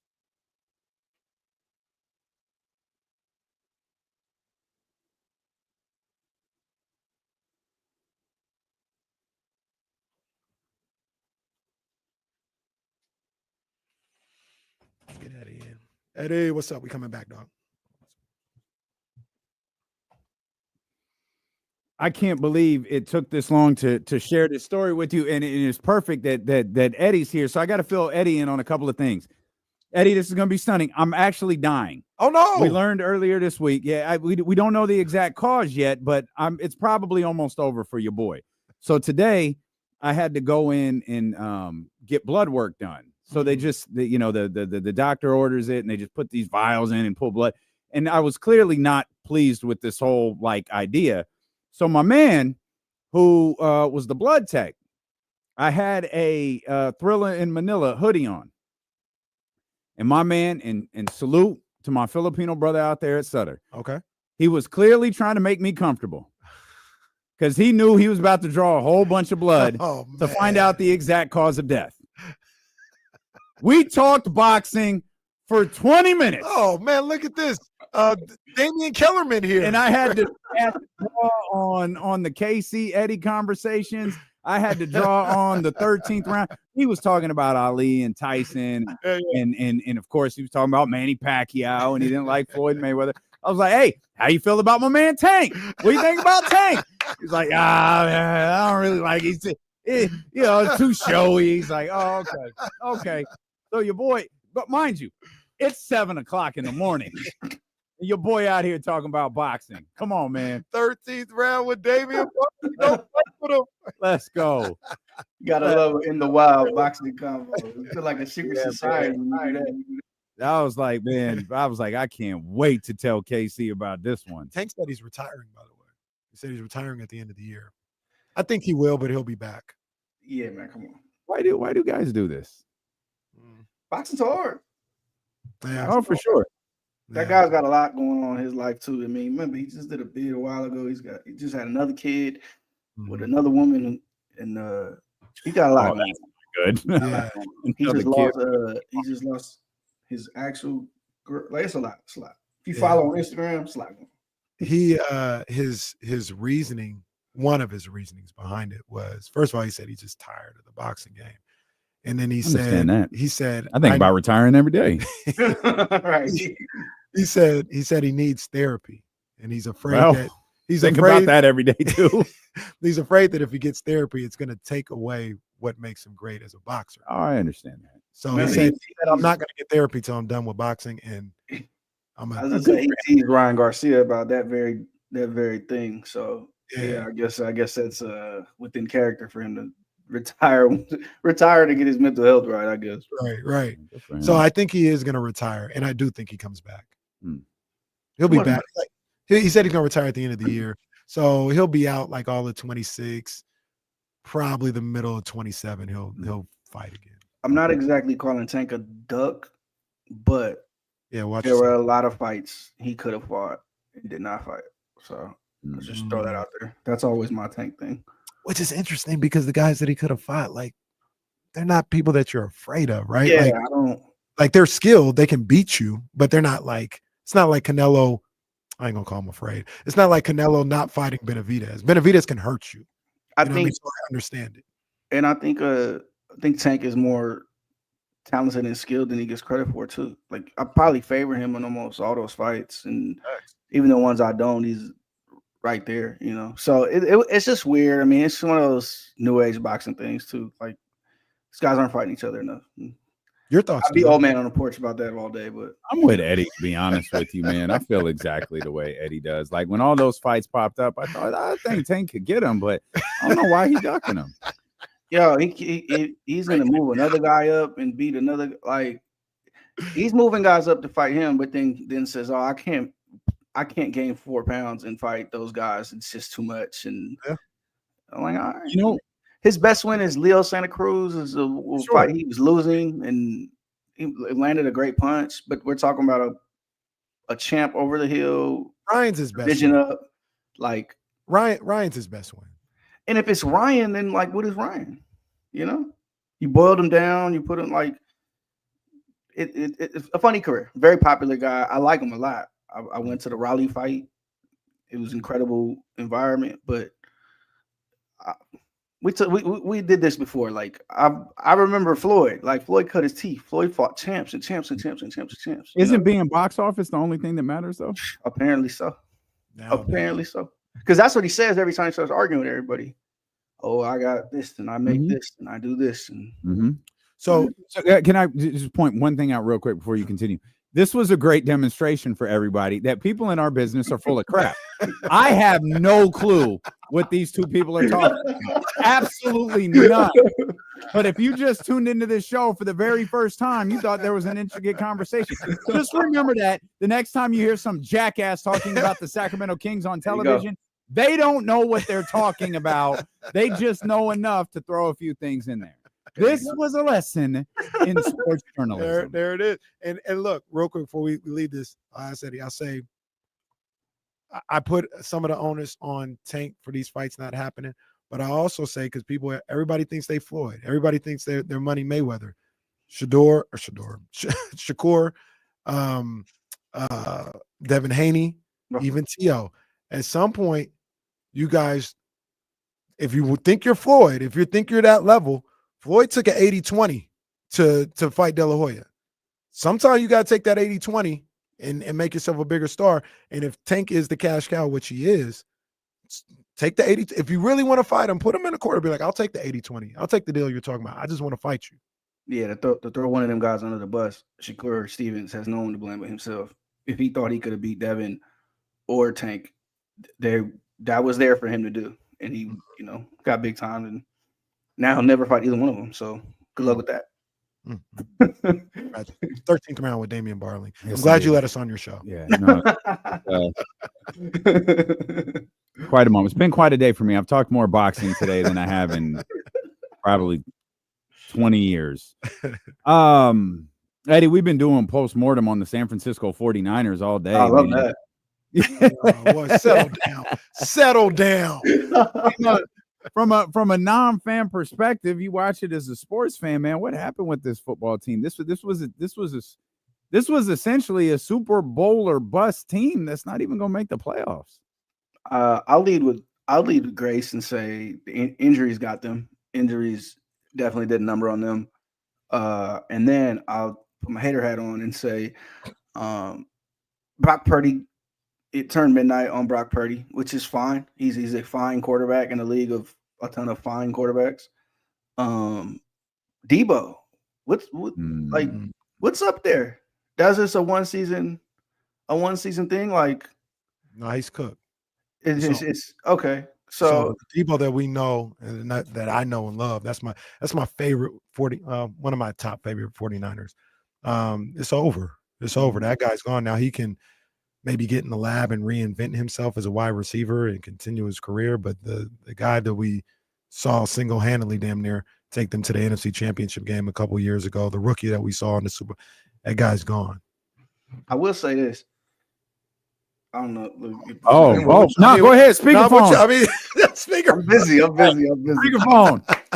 I will say this. Ain't that crazy? This man got a call from Shams and was like, "I'm too busy today." I'm talking with my boys D'Lo and KC in Sacramento.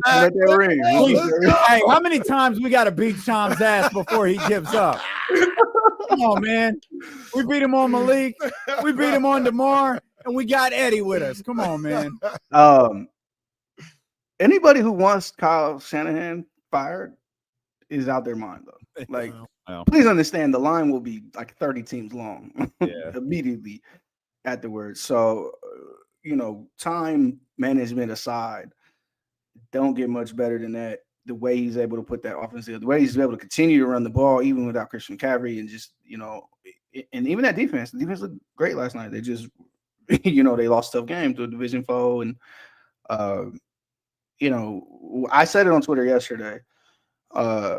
It's a good thing they didn't have to pay Brock. Now they can pay him a little bit more manageably, because I still think he's a decent quarterback and obviously can win games and get you deep into the playoffs.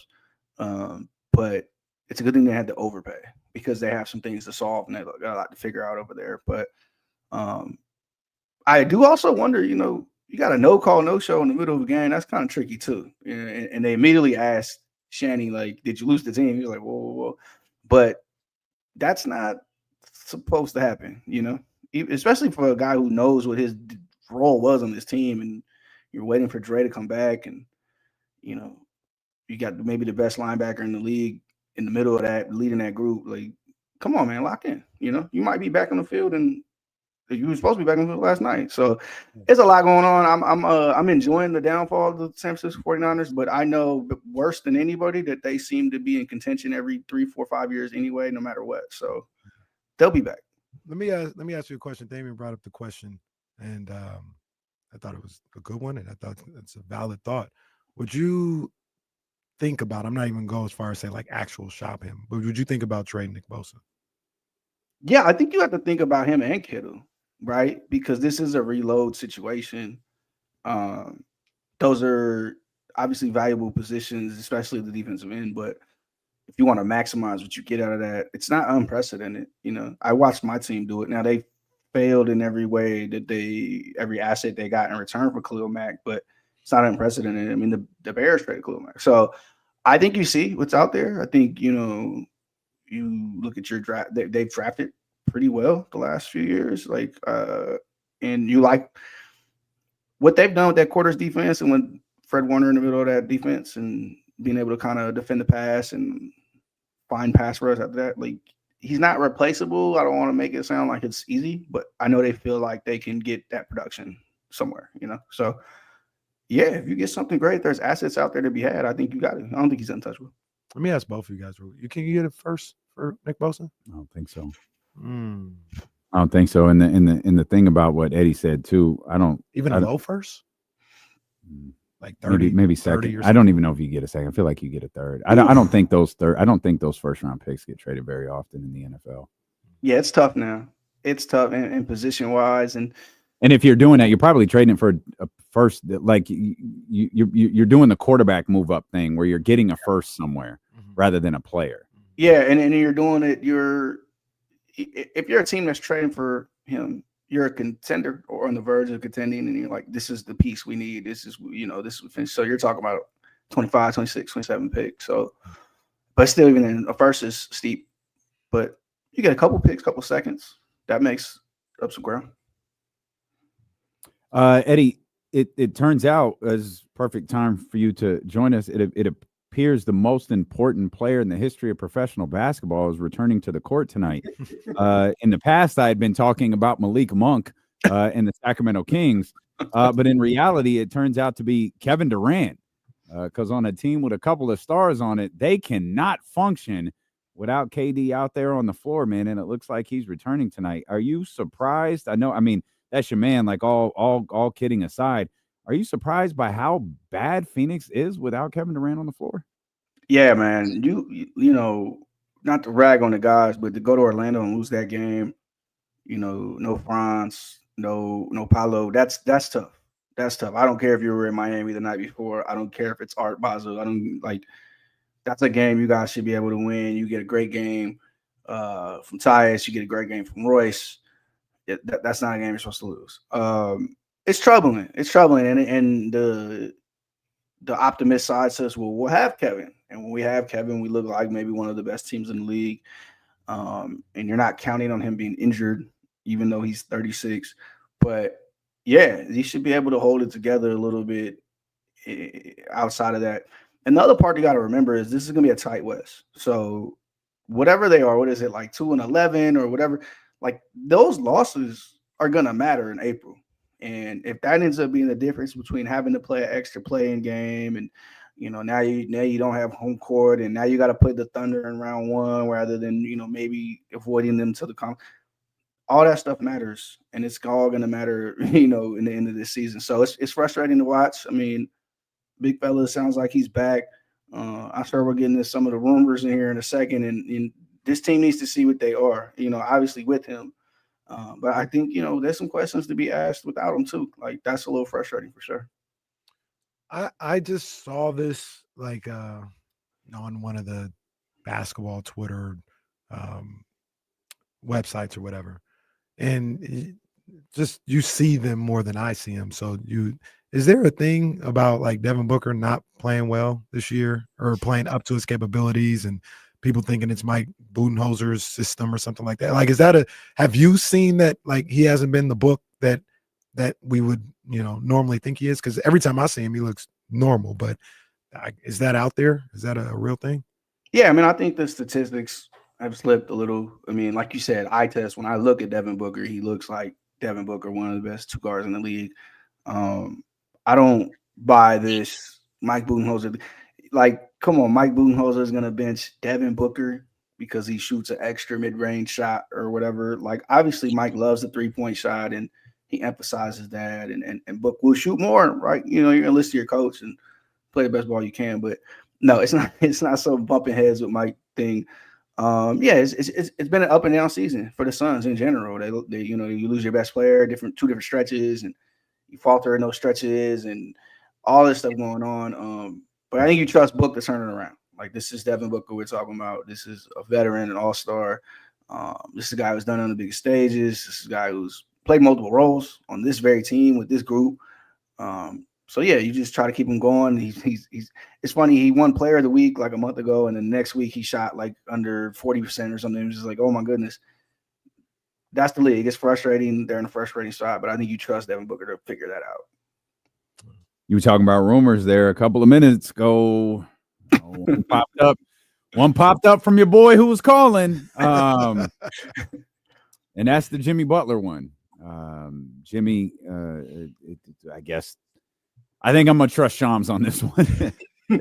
Jimmy talking about, Shams reported that, Jimmy and Miami may be working together a way to find an out. And there's a couple of teams that Jimmy likes, and I guess Phoenix was a team referenced in that. We couldn't quite figure out how that would work, but I guess we'll start with that. Is there a way that even does work? And if it does it help? Yeah, I've talked to different people around the league because I'm no CBA cap expert.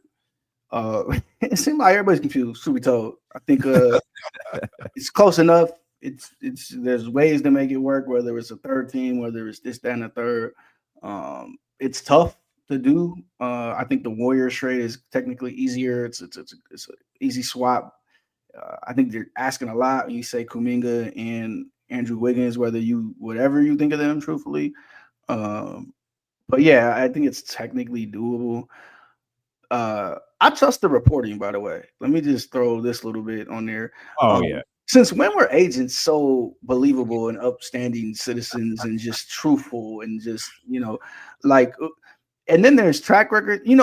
Twitter loves a receipt. So then they run it back to where Shams had reported a certain knee injury for Jimmy. And then the agent goes on the radio and says, no, that actually isn't. And then Jimmy actually never plays again for the rest of the season. So it's like, yeah, when did we just trust the agent to be the honest guy? So I just thought that was funny. Y'all know I'm not an insider, I'm not a reporter, but yeah, Jimmy, the noise is Jimmy Butler wants to be a Phoenix Sun. That's definitely the noise. It's not, it didn't come out of thin air, and that wasn't just when Shams told us. Like, that's been the noise. Jimmy's on a contract year, he's player option. We've seen Jimmy do this before. It's not new. It's actually pretty smart. He's 35 years old. He wants his next bag, and it doesn't seem like it's going to come from Miami, so maybe it needs to come from somewhere else.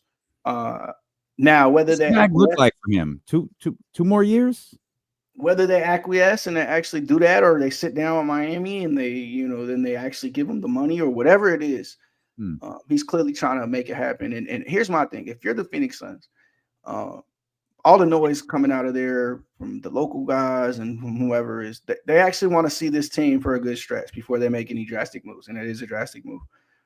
I think if you wait a little longer, you run the risk of the Warriors saying, okay, Kuminga's not working. Or you run the risk of the Rockets saying, we could part with Jalen Green or whomever else. I saw the Bucks being reported today. I seen the Mavericks. You run the risk of having real competition for this player, and this might be your only means of improving for the Suns. So I'd be curious if they work fast. If they don't work fast here, I could see Jimmy landing in 4 different other places. I got another question I want to ask you, but I want to ask you one more thing about Jimmy. That's a nice watch, by the way. Come on, man. It's just the watch. What are we doing here? What are we doing? Man? I'm just killing time. What are we doing, man? Yeah, I heard notice before. What watch he got on today? This is always Apple Watch on. He went subtle today. He went subtle. And Eddie, don't do that because we follow each other on Instagram. I see he's in the subway telling time. I see what that looks like. That's what we doing. All right. Apple Watch with an Amazon band on it, man.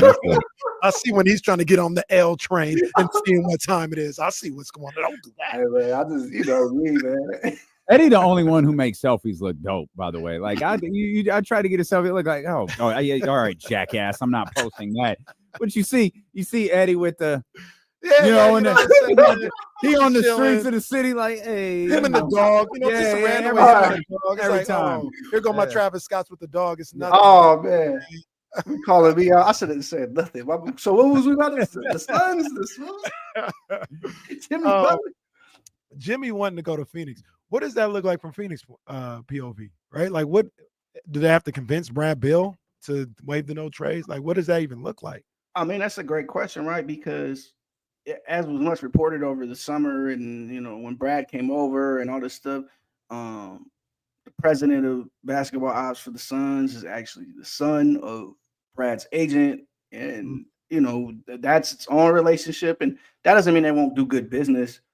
But he does have a no trade clause. He did want to be in Miami before, but Brad could squash all that and just say, yo, I'm not going there. Or if it has to be a 3-team trade and Brad has to go somewhere else, he could just squash that and say, I'm not going to Philly or whatever that team is. So, the reporting's a little overzealous in that sense because we have no clue what Brad wants to and doesn't want to do. But if I'm Brad Beal and I'm guaranteed another $100-some-odd million and I could have them in Miami, like, why not? So I don't expect it to be a hurdle, but it potentially could be. I love that Brad's trade clause just follows him. Like, it's not like, oh, there's a no trade clause once. Okay, you waived it. It's gone. Right. It's like, no, I got that bitch again. It's forever. Y'all can't move me nowhere. It doesn't terminate when he gets. It right does now. It's there not. forever. Nice power to have, man. The only guy in the league. Only guy in the league who won. We talking about LeBron James may be traded, but Brad Beal has a no trade. LeBron's coming to Sacramento. Did you hear that? You hear that? Nobody's talking about They said that. nobody's talking about this, but LeBron James in Sacramento makes a lot of sense. I need that, man. What? I might come back for that. Hey, man, come on. Well, we ain't gonna see Eddie because that. Hey, LA, how you feel about Kevin Huerter and Trey Lyles? Oh man, what are we doing? What are we doing? I wanted to ask Eddie this though, because he watches the NBA and he's in tune with the NBA community. Mhm. I had a take the other day that I think Trae Young is the most disrespected player in the game. And people talk crazy about Trae Young, and they look at what's going on in Atlanta, and they always point to him as the problem. And there's been a number of different big-time moments that he's had in his career, and you look at his numbers are crazy, and he's not perfect. There is no perfect player out there. He has deficiencies, but I just think they look at Trae Young like this big problem, and I'm like, nah, he's actually the opposite. Like, he's actually like really, really, really good. Yeah, you preach to the choir with this one. I've been calling Trey the most underrated player in the league for some time now. And, if it's not Kevin and I'm biased there, it's Trey. And sometimes it's Jason Tatum. But the way we talk about Trae Young, like he's just this scrub. Like, I get that he's a small guy, right? I understand. And that in itself gives you defensive deficiencies. With that said, we're talking about a guy who's giving you 20 and 10 for his career at that size, who shoots the ball well. He shoots a lot of bad shots, yes, shoots them from far, but that's what you get when you're the guy. You get to shoot that shot. We're talking about a guy who's performed in big moments. He's performed in the playoffs. He's been a playoff riser. He's like, we're talking about guys literally hit a game winner in Madison Square Garden. Only so many guys can say they did that. It just rolled the dice on him again the other night. I never understood it. I get the deficiencies, but you can say those same deficiencies exist for Luka Doncic, right? Like there's these same guys. They hold the ball a lot, they shoot bad shots, and they don't defend. But man, do they rise your offense? Man, do they get you to be a functional NBA team because that guy's there? I'm all aboard the Trae Young bus. Like I'm all for it. I had asked, and I did. We mentioned this last time I was on. I did this list of like young point guards and was like, all right, rank these guys. And we have this great crop right now of Ja Morant and Donovan Mitchell and Jalen Brunson and De'Aaron Fox. And there you go. Melo Ball. I'm not gonna forget my guy D Fox. Come on now. And of course Tyrese Halliburton. And that was my punchline. And I seen a lot of Trae Young and LaMelo Ball disrespect when I put this up. And it's like, yo, Trae might be the best of the bunch. Like, what are y'all doing? Throw Tyrese Maxey in there as well. I don't want to leave him out. Trae's incredible, man. He's been a long-time All-Star. He'll be an All-Star again this year, and he's one of the best 20 players in the league. Like, it's time to tip the hat and say he got that. Why do you think he gets that rap? He's a little frustrating, I guess, to watch. I think, again, a lot of people try to like overthink this type of stuff. Oh, in the playoffs, you can target him. Well, you can target a bunch of guys in the playoffs. A bunch of them guys on that same list. Well, you can target the golden child in the NBA Finals. Why weren't I have watched Stephen Curry wave Clay over to come grab so he could guard, I forget who, Fred VanVleet. So, like, we could target a bunch of guys in the playoffs. Mm-hmm. We can target LeBron in the playoffs at this point. So, I just don't buy that. They do that I've done it with Domas in the past. And it's like, you know what? Domantas Sabonis should not be able to guard Ja Morant on the perimeter. I'm the bad guy for holding that against him. So, yeah, like, Trae Young, again, he rises your offense to a point of contention. And there are only a few guys in the league who can do that. Great stuff from our man, Eddie Gonzalez. Eddie, we appreciate you, my man. Thank you as always, brother. Fellas, see y'all soon. Hey, let us know what Sham say, all right? Hit us in the group chat. Yeah, hit us in the group chat. I got you, man. I got you. We appreciate you. That's our man, Eddie Gonzalez right there. We'll come back. James isn't here today, so. Oh, music is being played. Man, it's Friday, too. Still on KC on ESPN 1320.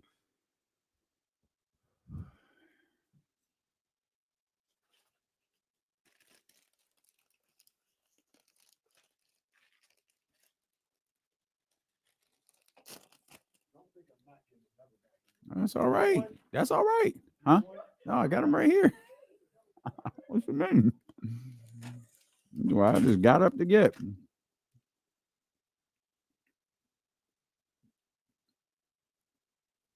I need these damn things to be gone, man. These are amazing. I'm not even hungry in this. I just wanted them. You tried the blueberry ones yet? Not yet. Those are fire too. Really? Yeah. Man. Blueberry muffins are underrated.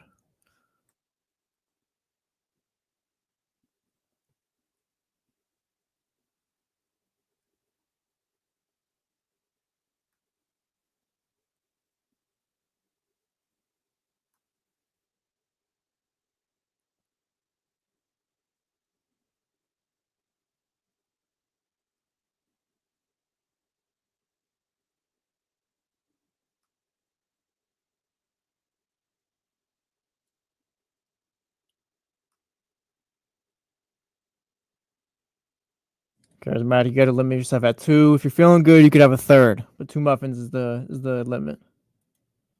Mm-hmm.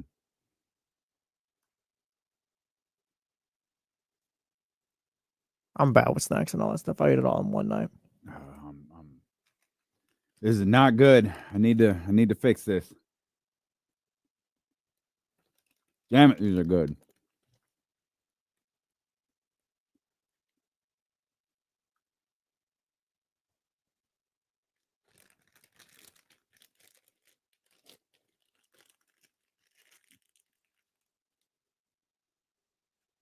Top 5 favorite albums. Man.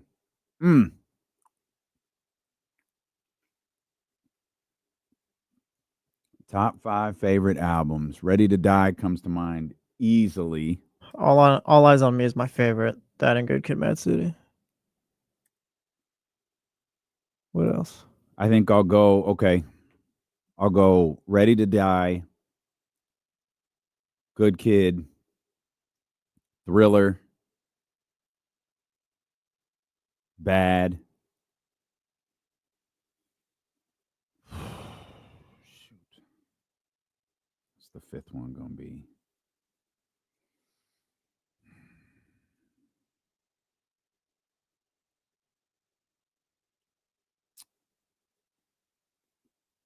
I don't know what the 5th one is yet. But it's definitely Thriller, Bad, Ready to Die, and Good Kid. Well, Drew Down is right. Ready to Die hitting a little close to home. Yeah, Damn is definitely up there. I love that one. RH, it literally changes all of the time. It's just like Jay-Z. Like I was trying to figure out what Jay-Z album probably is my 5th. And I don't know if it's Reasonable Doubt today or if it's The Blueprint today or if it's 444, but it's always one of those 3. It's probably The Blueprint. I think this new Kendrick one is my second favorite of his. Yeah, this I've tried to talk myself off the ledge of this being my favorite, but I'm this still one's listening really to it. good. Yeah, this one's really good. But I have Damn right up there. It's literally right next. I could probably make an argument Damn would be 5th instead of a Jay-Z album. Like I could absolutely make that argument.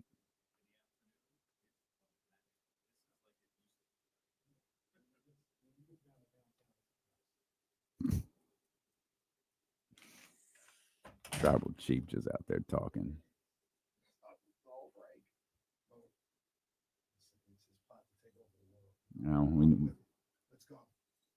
No doubt.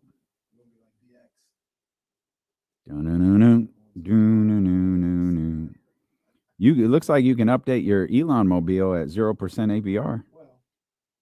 Oh, you already did it? Well, see this guy. Oh, well, that wasn't even news to you. So I can get a new one?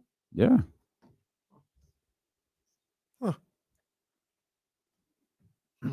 Interesting. See, that dude's worth like $400 billion. He's like the first person to ever surpass that number. He's the richest person in the world, right? I guess so. I richer think he would have to Bezos? be.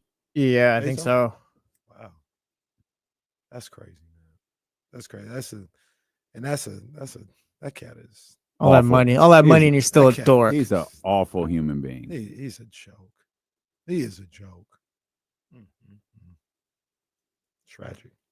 Hey, real quick, because we're gonna talk Kings and maybe some. Are other we? stuff. I don't even know what we're doing. Let's just hang out, dude. I'm about to just put my feet up. Like, what's it like? Yeah. Little punk ass James. Like, oh, I forgot. I got to go to soccer practice today. All right, man. I could tell when you left you wasn't coming back at 3. No, James said, "I'll see you guys later." Yeah, he was just like, hey, I'll see you guys. Yeah, there was no, I'll see you at 3. It was like, oh, I'll see you guys. And then an hour later, hey, damn it. I got to take the kids to practice today. All right, James. Happy weekend, buddy. We actually have, like, I thought the award had gotten a little stale, but this is actually an interesting Heisman race this year with Travis Hunter and I always forget how to say his name. Genty. So It's Ginty. Yeah. That's one where, like, these are 2 great candidates, and I'm not sure who's going to win. It's kind of old school like that. do you think Travis Hunter inadvertently kept Shedeur Sanders out of the Heisman Trophy race? Do you think people thought we can't have 2 Colorado guys there? I could believe that. It's almost the equivalent of MVP splitting votes. Yeah, right. You know what I mean? So, yeah. I think so. Okay. I think so.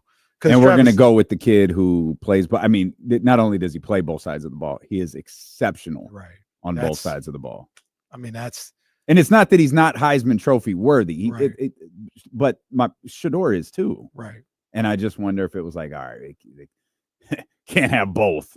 No disrespect to Shedeur or anything, but Travis is the kind of the story in that respect, where he's doing something that in my lifetime, I'm 41 years old, at this level, I can only remember one time. And Charles didn't even play wide receiver like that. Not like that. Yeah. Like Travis is on field every play of the game. Yeah. And he's their best receiver. He's their best corner. He's an all-American receiver. He's an all-American corner. It's will you watch the Heisman Trophy thing? Yeah. I won't. I don't think I was trying to figure that out this morning. I don't like watching the ceremony. Right. I don't think I've watched since Cam won it. Yeah. I think that was the last time I watched it. I haven't watched it in I don't know how long. Because I don't know. I don't feel like maybe I just like Travis Hunter, but the race hadn't been that compelling in the last 10 years or so. And it was kind of like, I guess I'll see it when I see it. Maybe I did. I don't know. Maybe I remember if I watched Baker win it or like for instance, I think it'll be on during the time of the NBA Cup. Like I'm gonna watch the NBA Cup. You know, I'm not gonna sit. I'll tune back in at 5:45 or so, and like when we get closer to the announcement, and I want to see that moment. But I'll see it when it hits the highlight reel, the sky. That's when I'll see it. But I'm kind of drawn to this because I think there's a valid argument, a great argument for 2 guys that have had 2 great seasons, like almost all-time seasons. And I'd give my vote to Travis Hunter because of what he's done on both sides of the field. But Genty he's been amazing, man. He has been like he's gonna be one of those rare guys that goes high first round as a running back because of what he's done this year and obviously the year before as well. Lockett, I wonder where he goes in the draft. I think he goes top 10. As a what? Oh, you're talking about I'm talking about Travis. Sorry, I'm talking about Travis. Travis goes top 10.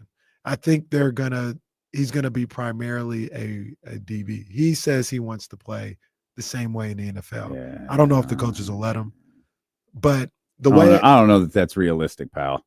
Nah. You're dealing with a different type of individual when you get to the NFL. Not that you're dealing with small guys they're playing against, Colorado, but it's different. I look at it and I say, where are you a number 1 at? You're a number 1 corner. In the NFL, I don't know if you're a number 1 wide receiver. You might be a good slot guy. You might be a second, a 2, or I wonder if receiver. Different teams have different ideas. Like if this doesn't make sense, but work with me here. Like if Kansas City was drafting and they're like, yo, let's do it with Patrick Mahomes. And then Denver drafting, this dude in our secondary. You know what I mean? Like, I wonder what teams in the top 10, probably, in the top 10 would think in regards to that. That's a good question. I look at him and I think he's always going to be the best corner on your team and one of the best corners in the league. I don't know if he's always going to be like that's universal, right? No matter where you go. I don't know if he's always going to be like the number one wide receiver on the team. So that's why if I'm drafting him, I'm drafting him first and foremost because of the cornerback he is. And I would play him. I'd give him a good number of snaps as a wide receiver. He might not be on the field every play like he was at Colorado, but he'd be part of the offense for sure because he is that good of a wide receiver. This is a good NFL weekend too. Like there's some really, really good games this weekend. Bills, Lions, Bucks, Chargers, I think is really interesting. It's super important for both teams. Steelers and Eagles is this weekend. And who do the Packers play? Because I got that wrong. Who do the Packers play? Seahawks. Thank you. I got the wrong bird. Packers in bum ass Seahawks, according to Kenny Caraway. Well, that's what he said. Bum ass Geno Smith. Bum ass Kenneth Walker, who's not playing. Yeah. Kenneth Walker out again? Yeah, he's doubtful. Dealing with a calf injury. He hates Pete Carroll so much, he's still rooting against the Seahawks. That's true. I actually like Pete Carroll. I couldn't stand him as the Seahawks head coach, but I liked him at SC, and I like Pete Carroll, right? Like I like him going out there and being a wide receiver during training camp. This old 70-year-old man, like I like that. I just hated that he was with the Seahawks. I haven't seen him. What's he doing? I don't know. It feels like they let him, and he's just gone.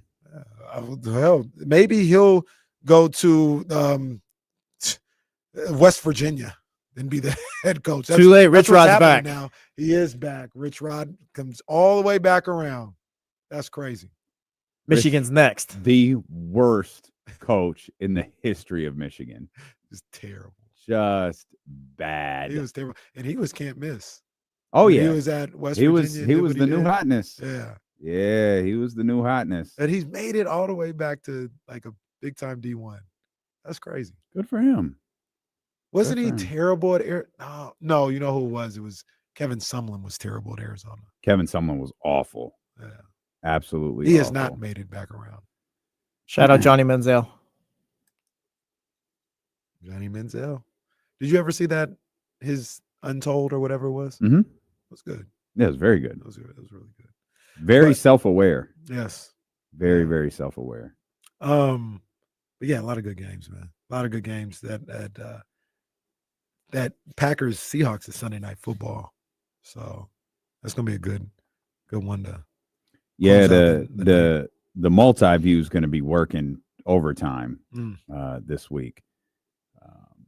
Yeah, these are good ones. Bucks Chargers. I feel like of the four games we just mentioned, the results that will get read into the most. Actually, I'm going to phrase this as a question. Will people read into the result of the Bills and Lions too much? Because of maybe what happened maybe it's one-sided, but because of what happened last week with the Bills, they lose 2 in a row now. Mm-hmm. You know, I think they'll start doubting them a little bit. So if they lose, they will read into maybe the Bills aren't as good. Lions lose to a big-time contender. Are they not ready yet? That could be the case too. At home. You know what I mean? Steelers and Eagles is the loser. I feel like this is a Jesse Tapia line. Is the loser fraudulent? I think that's a safe place game. I don't think anybody gets any real criticism. No George Pickens for the Steelers either. Soon be without your number one receiver. So everyone skates in that one. I think so. I think everyone skates in Detroit, Buffalo too. I think so. Josh Allen is the MVP until otherwise, so they're gonna get their love. And right now, Detroit is. Saquon has a big night against. So Josh Allen loses. Saquon goes off against Pittsburgh. Yeah, like it's real. Like to me, it's the Eric Dickerson thing, but. And maybe I'm wrong. Maybe I'm absolutely wrong on this. But for a running back to beat a quarterback out, I think he has to do it. And maybe this is only me thinking like this.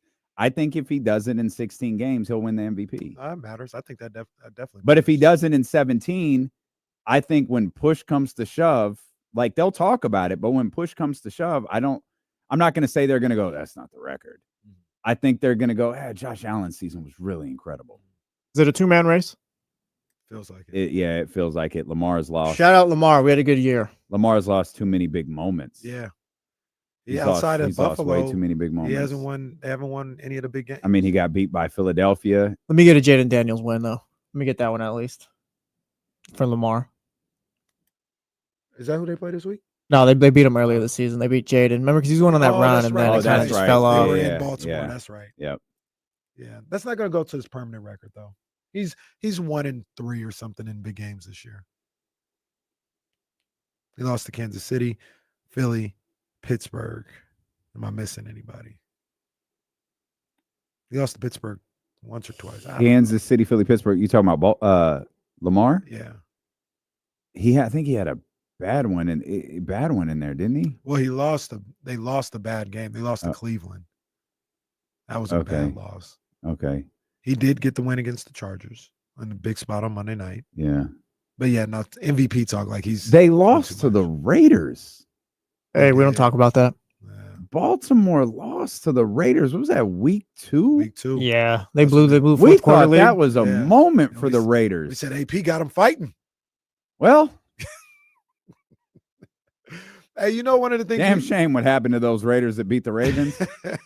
Oh, if you're the Ravens, you're kicking yourself right now. That's tough. That's tough. You know one thing we didn't talk about this week? And I don't know. Maybe it wasn't a big deal. But the A.J. Brown, Jalen Hurts thing. I think that's a lot of nothing, what's wrong? Passing. You imagine someone, hey, what's wrong with D'Lo and KC? Kenny. Goddamn. That's crazy. They just, I mean, he didn't hide it. He didn't hide it. Then the teammate comes out like, yeah, you know.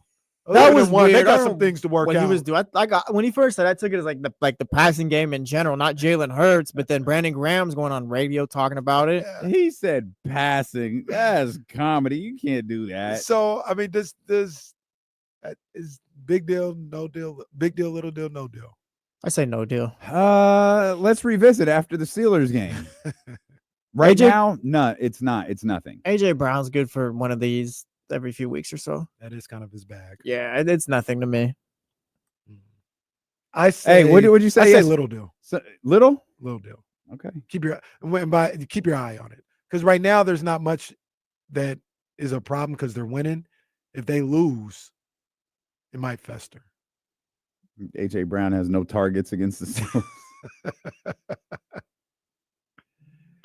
Oh man, I'm still going nothing right now. But yeah, I'm with you. If and this is at Philadelphia, right? So this yeah. Gotta take Philadelphia. Gotta take care of business and all. 10 a.m. on Sunday, 10 a.m. Pacific. That's Steelers, this Steelers Eagles? No. Oh, I was setting the scene. Oh. What if that boy Jameis handles business against the Chiefs? What do you mean? Twitter gonna go crazy. If Jameis beats the Chiefs, that might be the moment of the day. Well, Jameis might have a rough day. And we have to talk to Jameis before the game, right? Like that has to happen. Oh, yeah. Well, you probably have to talk to Jameis several times.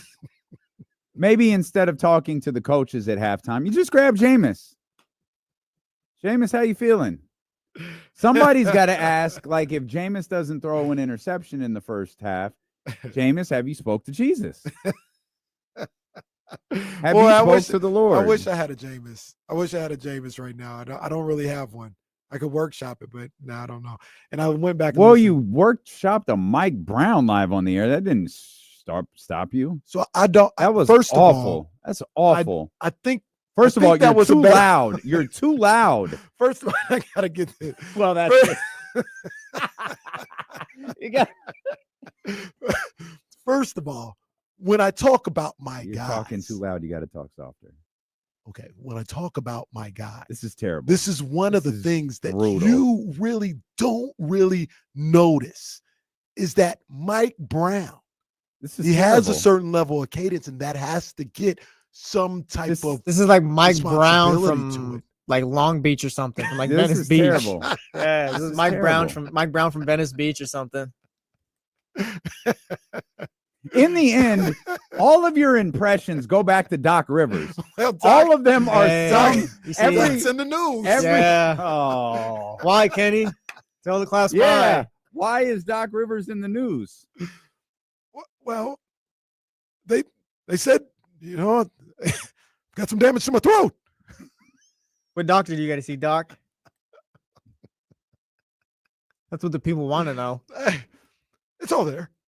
It's all there. If you go to Twitter, you can read it. You can see the quotes. I don't necessarily have to say it.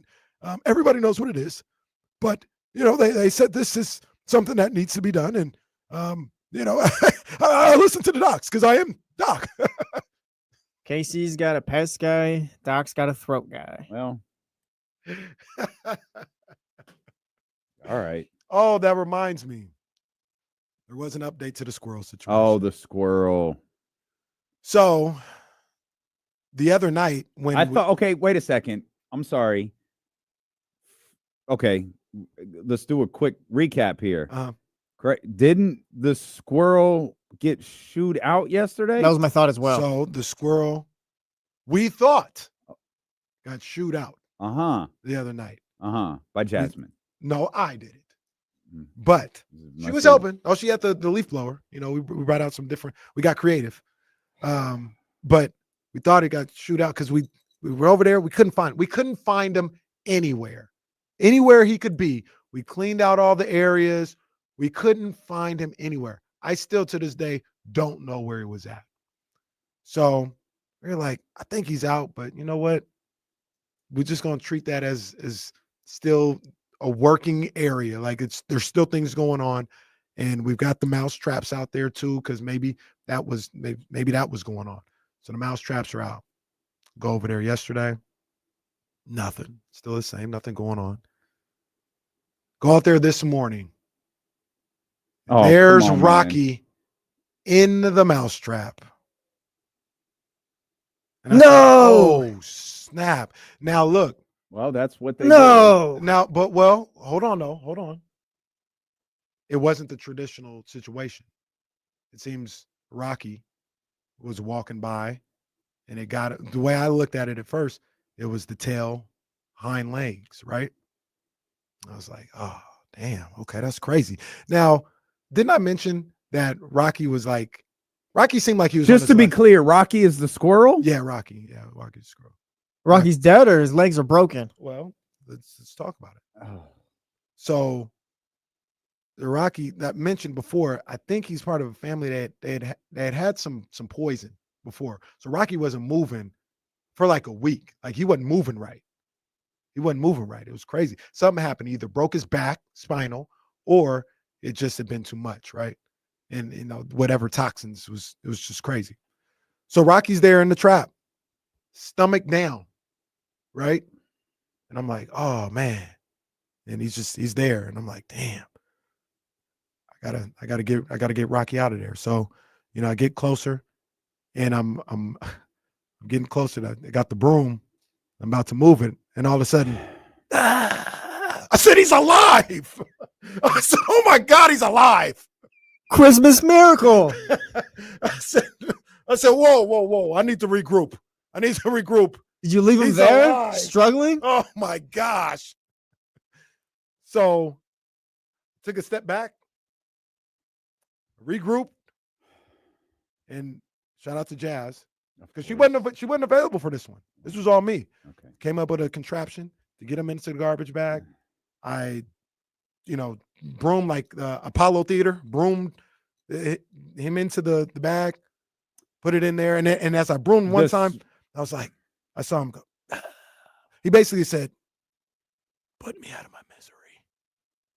And I put him in the bag, tied up the bag. Today was garbage day, and he's gone. That's cool. He's gone.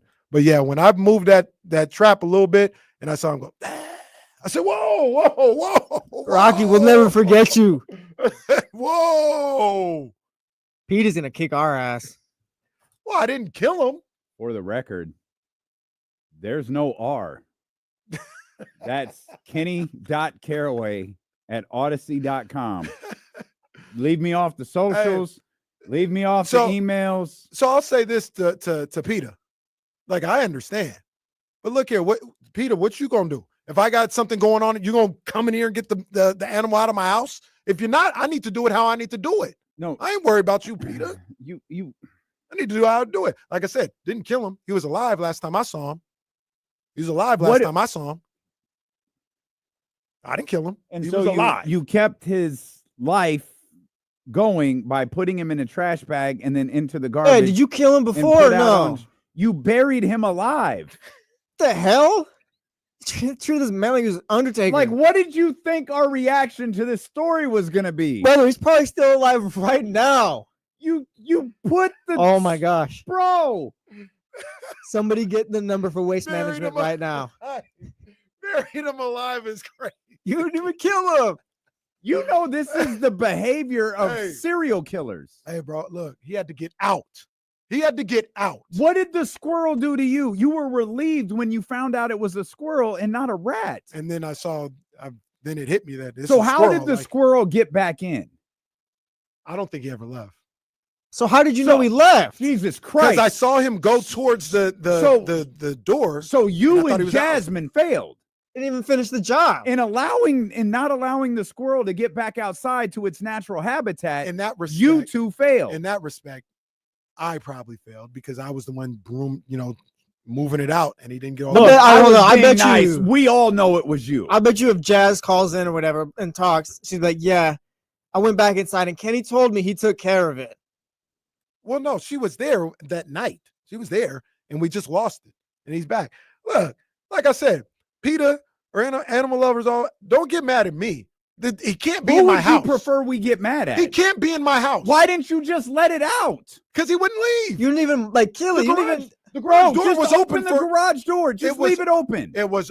Oh, so more can come in. So raccoons. Oh, what do you?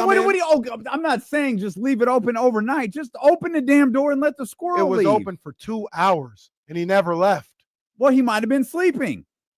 Wake your ass up and get out. We'll get the leaf blower and scare him out. That's what we tried to do. Well, you failed. No, he failed. You failed. He could have left. He had the opportunity to get out, and he didn't. Buried him alive like it was Kane and Undertaker in 2000. He had to go, bro. 2003 or whatever. Look, like I said, I didn't take a shovel to him. Now let's. You should have. You should have. No. I wasn't gonna do that. That might have been less cruel than what you actually did. Little buddy had no clue. Oh, where's my family? Meanwhile, was probably just looking for the door to get the hell out of that stupid ass garage. Dump in Elk Grove right now. We had the garage door open the other day for at least 2 hours, 2.5 hours. I missed damn near the whole Warriors Rockets game dealing with this. He could have left. Nah, Ben's little bro's got it. You failed, and it cost the squirrel his life. Don't come in my house. So no. 4 years of this stupid ass show. Let's be clear of what happens. This man has murdered birds. Yes. I didn't do nothing to the He's birds. murdered squirrels. I didn't do anything to the birds. If you've ever seen the animated film Over the Hedge, that's Kenny's house. All the little animated animals are trying to evacuate and escape from Kenny's house because he's going to kill them all. I didn't do anything to the birds, okay? And the squirrels, I leave alone. I see the squirrels all the time. Do birds die on your property, yes or no? They have. They don't always. How many animals have died on your property that you haven't told us about yet? I've only told you about the times it's happened. He's only confessed to like 4 of them. And once again, I don't know if the birds died on my property. I'm going to start calling you OJ. They might have. Don't call me OJ. Goodness gracious. They might have landed. Well, you guys got a lot in common at this point. We do not. Goodness we do not. Gracious. Like I said, Casey's Pet Cemetery over here. Well, once again, was that Stephen King? The perfect solution to this. Don't come to my house, little animals. Don't do it. Just acknowledge poor squirrel was looking for his family. A squirrel's crazy because squirrels are like you both poisoned him. Yeah, and then no. The poison I think happened before he got to my house. We don't have. We Why didn't do have you no think poison. he was poisoned then? We don't have poison. Okay, no. So to be clear, you saw a squirrel and went, "Goddamn! I think someone poisoned that squirrel." Yeah. What you want me to touch the squirrel? No. I need to know. No. Explain to us. What made you think he was poisoned? Thank you. Because of the way he was moving or lack thereof. Because he was poisoned crushed. or his back was broken. Spinal. I broke my back. And where he was, I left him alone. When I saw that before, I left him alone. Then he came into the crib, and that's just a no-no. We can't have that.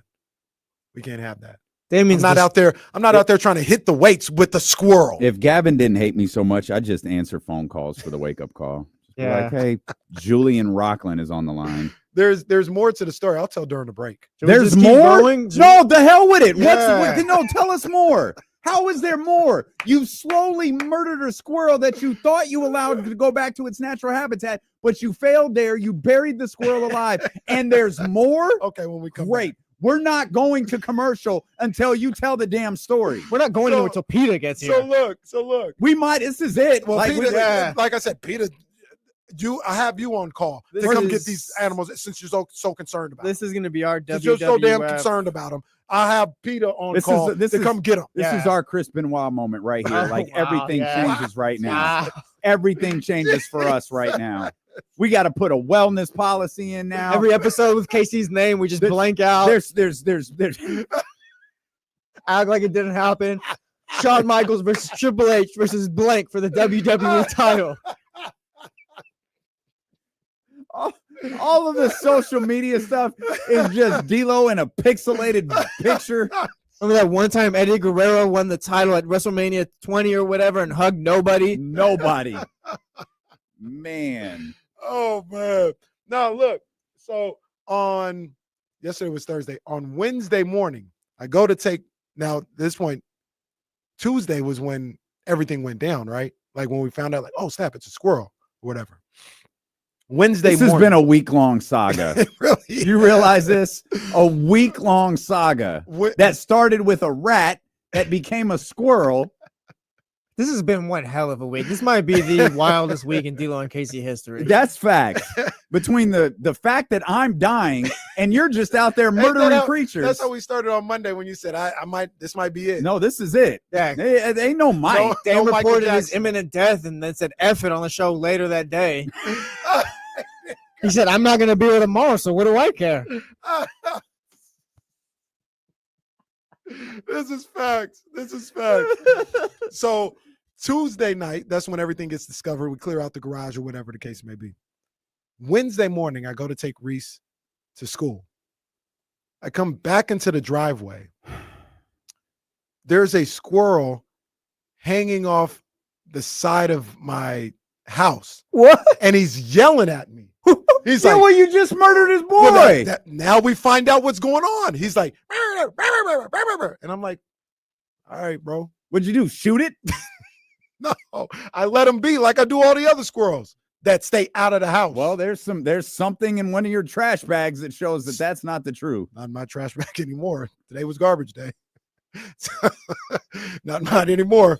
But no, it all makes sense now. Man, stuck Like between a Popeyes container and a Coke bag. Bro, the Well, poor squirrel Pepsi. just got lost probably and ended up dead because of it. Well, like and his boy was yelling at me Right to get him out. So. That man, that squirrel ride for his dude or lady. We don't. Once I again, don't know how closely you examine the squirrel. Once again, what am I supposed to do in that situation? Not kill it. How many animals do you have to kill didn't kill before it. you're a serial killer? I didn't kill it. Because we're up to. I didn't kill it. When it left me, it was alive. And it's I like didn't by kill it. association, I like work with KC, so now we have beef with the squirrels You as well. assisted the squirrel's death. No, You no. accelerated the squirrel's death. He didn't even kill Nope, it though. I Is the didn't thing? do- It's I not didn't do- even. I It might not didn't- even be dead. I just put him in a different place outside of the house. What do you think? Okay, it might not be dead. What do you think that squirrel's doing right now? You can't move. We know that. He's probably sitting there like, what the hell am I doing here? This is not the trees.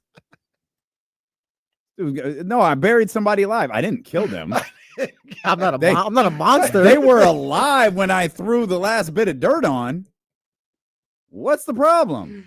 Hey man, I got an obligation to my house. And my house, me included, did not want that rodent or any rodent in the garage.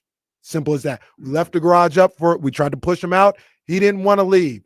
So you told us. Hey, look, you lied. No, we thought to America. That's what happened. We thought that's because what happened. there's people in Baltimore, there's people in Arizona, there's people all over the country. You lied to America. We thought that's what happened, but that's not what happened.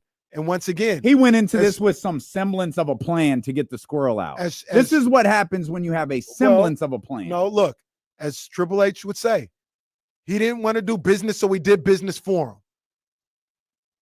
Well, Triple H probably a serial killer too. Wow. And next thing you're gonna say the squirrel screwed the squirrel. This is not incredible because that's not even the word to use. But I'm shocked right now, speechless. Once again, he can live a merry life. You can't come to the house. You can't be inside the premises. You can't. He was in the garage, not even the house. He was in the garage. Was it your idea? Is that okay? It's not okay. We got business to handle. Was it your idea or Jasmine's idea to murder the squirrel? No, we weren't trying to murder him. And he wasn't dead when I left him. Where was before he? the fact? He was in the garbage can. Before it happened, did you guys accept the fact that, hey, the squirrel could die for dealing with us? Well, what's got to happen must happen. Yeah, he don't want to do business. We'll do business for him. So what? I'm sorry, Jesse Doolittle. We're just gonna live with the squirrels. That's what we're doing. Was he bothering you? I'm gonna let him out. Yeah, he was bothering me. I wasn't going out there doing the workout with the squirrel. What did you think the squirrel was gonna do? Jump on my face like he did Chevy Chase in Christmas Vacation. Wow. Chevy Chase probably deserved it from what we know. Didn't happen. Tell me that didn't happen. Go ahead. So that's our barometer for reality, our Chevy Chase movies. Chevy Chase probably deserved it from how he's talked about. Well, I don't. Do you even get the Jesse Doolittle reference? I know Dr. Doolittle. Okay.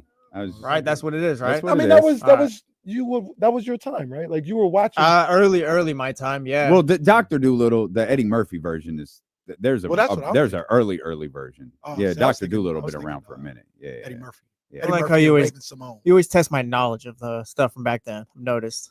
Ooh. You. Oh. I'm with you guys, dude. I'm with KC.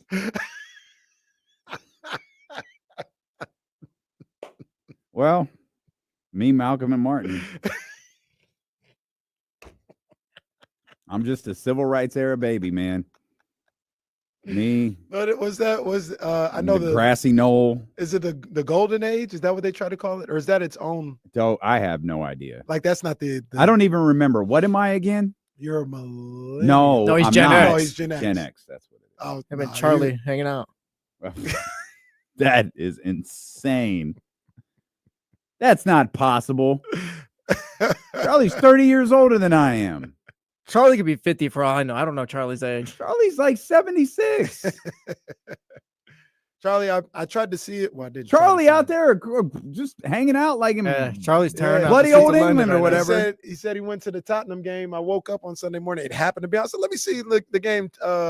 Charlie's at Tottenham is my team, by the way, and they lost. I did see that. They stink, bro. Look at is that Santa Claus that has to deal with Trey Campbell walking by him? Come on, man. Come on, man. This Niner season was crazy. What do you think it's like being the security guard that walked Devontae Campbell back to the locker room? Like, so did you see the Kyle Shanahan thing where he was like, I didn't send him to the locker room? I didn't see that. I don't know that that's been revealed how that went because Kyle was like, I didn't send him to the locker room. I think he just walked. Yeah, he might have just took off on his own, though. He did. I don't think Mike Singletary sent him to the showers. But it looked like he had a security guard with him, no? Yeah, he had someone with him. He had like a team official. Maybe a team official just saw him walking and joined him. Yeah. Well, I'm sure that situation probably got a little heated not heated where they're yelling at each other, but I'm sure someone probably noticed something's happening. Yeah, Moody Ward was not. He didn't mince any words when he talked about what he felt about that move. Well, so yeah, someone other than Kyle might have grabbed him and said, "Hey, you need to get out of here." That's a good point. Be a good idea to change clothes too. Matter of fact, get out of here before the game's over. Yeah, get out of here before they come back. Yeah, you imagine he's in the locker room after, hey, we'll get him next time, fellas. It's all right. It's all right, boys. It's all good. Like, you absolutely cannot show. Like, can you, like, is this career over? Well, like, I was just about to ask you, Ryan Clark said he should retire. Like he should be done. Yeah, I don't know should be how out of the you. league. I don't know how you shake this. I don't either. This was damn. You see that? You see that? Yo, bro. No, chill, that was crazy. chill. Yeah, wow. Chill, bro. That's the first diamond Apple Watch I've ever seen in my life. Chill. That was What crazy. are you talking about? Bro, you just almost. Luckily, I had my Mary J. Blige's on. Yeah, you almost blinded me. I'll say that. Wow. Good thing I got this double glass. You guys are idiots. This is an Apple Watch, and I got this magnetic. We both saw it. This is Yeah, no, we both stopped. You guys are idiots. This show is stupid. You kill squirrels and birds. I didn't kill either one of You're them. flip flopping with whose side you're on. We got players quitting. To your We point, got Domas getting no damn no respect. love. It hadn't even heard from Domas, man. Man at 32 and 21. That's crazy. But yeah, I don't. How do you walk into a locker room? I have no idea. How do you What do you do if you're a player and he walks in the locker room? look at him? Crazy? Like the You first can't thing you trust got to him. say, bro, we don't do that here. And you can't trust him. Yeah, that's You tough. can't trust. Even he's like, no, I learned That's my tough. lesson. Like you can't trust that he's not gonna do that again. That's crazy, man. It just shows you how selfish dude's- of a teammate he is too. Like that's just always gonna be in the back of your mind.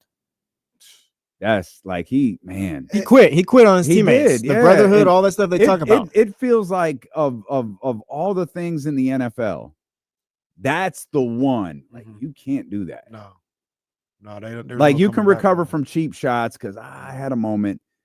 I don't know that you can recover from this. It would have been a lot better if he just retired. Like, you know what? Like, I don't got left for the game. I'm retiring. I'll see you guys. Yeah. Like at that point, whatever, bro. But no, Yeah. you just quit on your team because you're throwing a fit. And think about like the scenario too. Like I know maybe if you want to play devil's advocate, it's easier for Fred Warner to do this because he's playing, he's starting.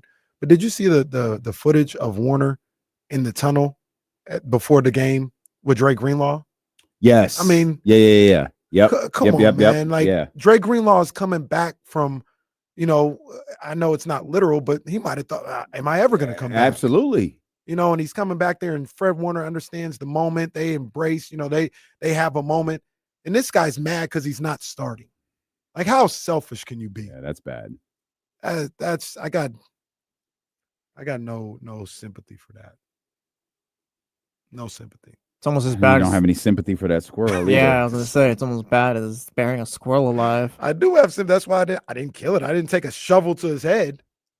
Again, would have been much better than just wherever he's at now. It's just back broken, stuck to the trap. So just a reminder. Probably a coffee cup and a diaper right next to him. Don't remember. Just a reminder. Don't put Kenny's name on the list of people to pull the plug. Yeah, Because he'll just be like, and he's gonna pull the plug and plug it back in a couple Can times. we just put him in the casket? Like, just put him in the casket, close it. Like, it'll get the same result, right? I don't want to kill him. Treat him like the Undertaker did the Ultimate Warrior, and just put it away. Look, but he told me he did a Ric Flair. Who did? Come on. I don't think that. Okay. Oh, he said, "Help me, So what did you please. do? My back is So what'd broken." you do? What'd you do? Say, I'm sorry, I love you? God damn it. Go to commercial. I hate this Swept show. him into the thing. He said, come on. You were Bane and that squirrel was Batman. You broke his back. Fucking week in show history. I swear to God. This is what happened, James. And I hope you listen. This is what happens when you're not around. Oh, brother. I couldn't believe that. When I moved that thing and he said, I said, oh my God, he's alive. I'm gonna keep it real. That's how I took care of the rat with the glue trap. I said, whoa. I ain't gonna lie. I took a step back. I took about a minute and a half. I said, okay, I gotta figure this out. Death is death, whether it be a squirrel or whatever.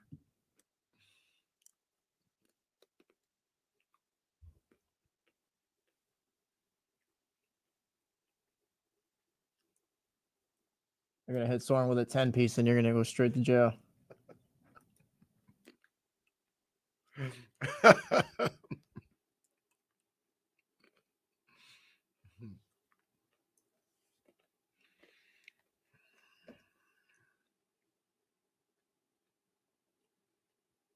What you guys got going on this weekend, man? No, Michigan, I didn't do the 13th round today. They actually got like a bunch of boxing on. I was looking at the schedule. Nobody outside. Jaime Munguia fights tomorrow night. So that's worth watching. But Jaime's whole career was building up to the Canelo fight. And we've seen the Canelo fight. He got beat up. There's really no other reason to watch Jaime Munguia at this point. Like his whole career was that. Like it was, the Mexican showdown, Jaime Munguia for Canelo isn't like we don't think he could beat Canelo, but that was his whole career, and we've seen it. And all right, now he's just Jaime Munguia, a guy with not really good defense, little punch and power, but yeah, we've seen enough. We got to update Talise's profile picture. Let's see. We got Jimmy Butler. Oh, that feels right. Hey, Kobe Steak Place in Oak Grove. That's a good spot. I've been there a couple of times. It's a good look.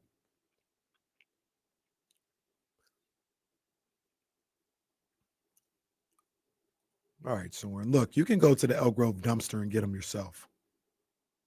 Go save them. Rocky, Rocky, Rocky.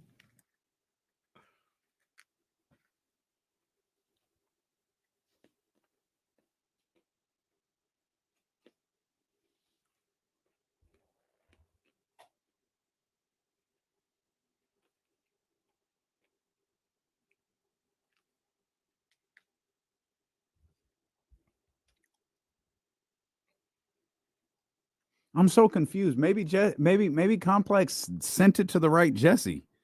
It's an assistant promotions manager in San Francisco. Damn, well, nice knowing you guys. No, I'm confused. I'll ask. Complex isn't in his right. I think. I'm glad you did the right thing. You did the right thing because we want to use StreamYard, not Zoom.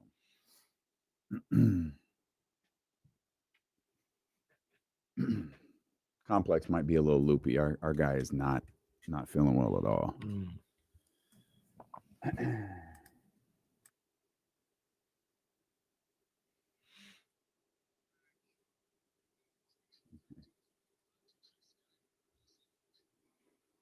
Swear to God, James calls out one day and Kenny out here Freddy Krueger in these Kenny Bundy. Man. We'll be watching a Netflix doc about that 30 years from now. Oh, for sure. Like I said, now the kids can go back into the garage. Your boy can go back into the garage. My wife can, and we can, live life normally. You bet that squirrel can go home. Yeah, well. He should have stayed at home. Okay. I just don't want to talk about this poor squirrel that you. Pour one out. Man. Shout out to Rocky, birds. though, man. We should do a poll question as to what animal Kenny will murder next. None. I didn't murder one to begin with. Squirrels, birds. Don't bring any more animals to my house. We'll go birds at -200. Oh, he's a second season of Terror. Yeah, because that's pretty frequent. Squirrels can go back at +1. Zodiac killer over here. We'll go possum +10,000. Whoa, okay. Well, don't do that. Whoa. See, don't even be putting that in the air, man. So we got to figure out like what squirrel hits the little G1C in the back. What animal hits the little G1C in the back? Well, see, that's the thing. They don't even always they're always back there.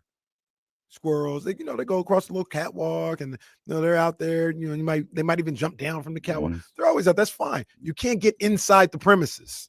You can't. You have cows on your farm? It's a house. Why would I have a cow at a house? Well, Jazz said you guys had acres of land the other day. She did. She said she you guys never said we have acres of land. You're built on a reserve. Yes. I think is what she said. There's a reserve And by the house. I think the reserve means reserve some space for the rest of Exactly. And people, like I said, people believe you guys. That's why I got to dispute. Shout out to that 3:00 crowd that was really geared up to hear about the Sacramento Kings victory last night and got this. What are the odds on a pelican getting shot at Kenny's house? Oh man, hey, you guys quit putting these animals in my house. Like I told you guys, I don't like no rodents, man. I don't like them. I try to. I don't like pelicans. Oh, I don't. Pelican is actually like a pretty big bird. I hate that name, by the way. New Oh. Orleans Pelicans. I I know thought- there's a reason for it. I thought you were just a big anti-Pelicans guy. No, I hate the name. I That- hate that team name. It doesn't make sense. Well, I think Pelicans and New Orleans have a tie. Oh, do I they? think it's the bird, the state bird. Yeah, but like I mean, come on, man. We know what it is. Like it's the New Orleans Jazz. Like that's what it needs to be. And New Orleans and Louisiana needs to beat the crap out of Utah to get it back. Well, I mean, if Charlotte can be the Hornets again, mhm.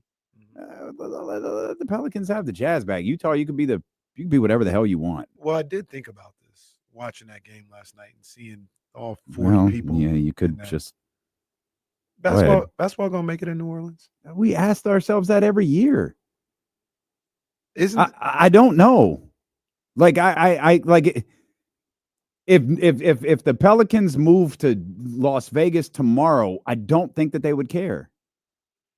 I don't think that will The be Tigers are way case. bigger. The Saints are way bigger. I think there is a better fan base for Pelicans basketball in New Orleans than maybe given credit for. But that's They weren't there last night. Well, I was about to say that's also like if they're good, Mm. right? Like if they're good, they'll show up, in these playoffs or these close games. If they're not good, oh, that is ugly. It's ugly. Mm. When did this happen? Sorry, I just New Orleans. I don't even know when. Oh, that don't mean nothing. It's 3 years ago. I see it on Hoops Hype. Pelicans president on team leaving New Orleans. Quote, "It's not going to happen." All right, that can happen in 3 years. Give New Orleans the Jazz name and call Utah the Rocks. Boom. That's it right there. the Utah Rocks. That's all that's in Utah. Okay. Spencer says the Utah Matt Georges. That works too. Damn. It's a good one. It's a good one. Well, thankfully, DeMar DeRozan had the third quarter that he had because it sure felt like we could be saying some really bad things about the Pelicans today had they gotten a 7th straight victory over the Sacramento Kings, especially a team that was 5-20. And shout out to them. They got the headlines today. Should the Domas's, 30-20? No. Should the Pelicans blow it all the way up at 5-21?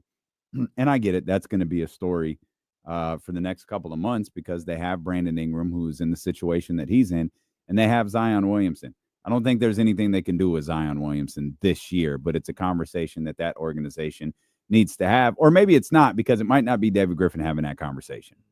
That could be coming from somebody else. But the Brandon Ingram thing is going to be something people are interested in following here. I will never get over the fact that the Sacramento Kings have a player that can put up numbers like 32 and 20 and get virtually no recognition for it. It's crazy. 32 points, 21 rebounds for Domantas Sabonis. And like you said, it's like nobody cares. It's like it doesn't matter. And we hate playing this game and doing this all the time, but just imagine if the guy in Denver did that. Just imagine if Luka or name whatever superstar did that. It'd be all over the place, man. And Domantas Sabonis, like, not only is that game that he had last night, like this crazy game, during the broadcast, they put his numbers up for the season. He having another one of them seasons, man. He has been phenomenal this season. 21.3 points per night, 13 rebounds, 6 assists every single night. Mm-hmm. That's crazy. And then you combine that with how he's improved as a shooter, shooting 44% from beyond the arc, shooting 80, I think it's 3% from the free throw line, 83, 84%. I mean, this guy's upped his game in a major way. He only took 1 3 last night, and man, that felt like a big 3. Yeah. That felt like a big 3. Him and DeMar really got going. Keegan and we haven't. I don't think we've given Keegan enough recognition for what he did. Only 2 players hit multiple threes last night. DeMar was one. Keegan was the other. Yeah. Keegan was 3 of 7 last night. He had 18. Jesse threw some notes in here for us. Keegan's last 5-game stretch, 13 points per game, 8.6 rebounds, 38% from 3, 49% from the field. Kings are 4-1 in those 5 games. Yeah, and those numbers I feel are just about good enough. I probably want him more closer to 15 points per game, but he's another guy that when DeMar DeRozan came over, I thought his, everybody's like, oh, we're looking for the jump for Keegan. Like, I think that jump is going to kind of stop. Like, he's not going to get to 17, 18 points a night with now DeMar DeRozan here. So him being at 13 seems about right. Seems about right. What is it, 13.8? That's even closer to 14. So that's about right. But that 3-point percentage, that's the 38%. Yeah, that's what I want on a consistent basis. It just changes the team. It just changes the fortunes of who they can be, what they can be. And if he's able to stay around those numbers for the year, I think that's going to help elevate this team. He's still, he's hovering. The recent stretch has him at 29.9% from beyond the arc. So he's getting closer to, for over the course of the season. Yeah, it's going to take a while. 33%, hopefully. Yeah, we're 26 games in. It's going to take him a while to get that percentage up. But games like that last night are going to help. And those games are going to stay there for him. Like, he's going to have the ability to shoot 6 to 10 threes every single night. Yeah. Like, that's going to be there for him. And it's just a question of how many will he knock down? And that seems to be the biggest question involving this Kings team, because I know a lot of fans in the first half were thinking, oh, well, okay, the Magic's gone. They're shooting 23% through the first half from 3. Weren't even shooting particularly good from the field, which was really the big killer, because you felt like they could have still done damage in this game against the Pelicans. But 23.5% from the 3-point line, 36.2% from the field. So there was no dominant statistic that they had going into halftime, which is why they were down 2 points. Yeah. And I'm looking at right now, Kevin Huerter's numbers are up, but what they've done in December, and I'm looking specifically at 3-point percentage. Kevin Huerter in 14 games in November was 23% from beyond the arc. Mm-hmm. Yeah, that's dreadful. And he may be an up and down player, but that's not Kevin Huerter. 23% from beyond the arc. 5 games in December, he's 41% from beyond the arc. And like we always say here on that's how averages happen, right? Like you would think, or you would hope, that sometimes it's just he shoots 34% from beyond the arc every month. Well, that's not necessarily the case. Sometimes he's hotter, sometimes he's not. And then, even to be honest with you, that's probably like a problem for most people, right? Like you don't want a guy like Kevin Huerter who's so up and down like that. But we see him shooting a little better from beyond the arc, and those percentages get closer to where they're at. Keegan in November was 26% from beyond the arc. In December, in 6 games, he's 38%. And you see these guys get a little bit closer to what they normally do. And I don't think it's any coincidence that you see the Kings start to win a few more games as well. Yeah, I mean, we've put so much on Kevin Huerter and what he's able to do, or what he could be able to do coming off the bench, when he didn't play well last night. And I don't want to say it had no effect on the outcome of the game. It obviously did, but that 13-point lead evaporated pretty quickly. What was the biggest lead of the game? It was 14. So it wasn't anything crazy. They were up, I was rewatching it during the show. I think they were up 109-99 after a Keegan Murray 3 with like 2.5 minutes left. Man. Maybe 3. And then CJ's nasty. I don't know what he hates. Yeah, I think he just hates Sacramento. He hates the Kings. He hates us. He hates you. He loves squirrels. He loves squirrels and birds. He's got a lot of family. I shouldn't say a lot. He's got a good number of family members in the Bay Area.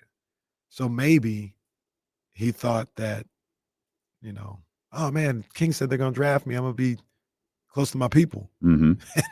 And they didn't. And he's been mad at us ever since. Well, great.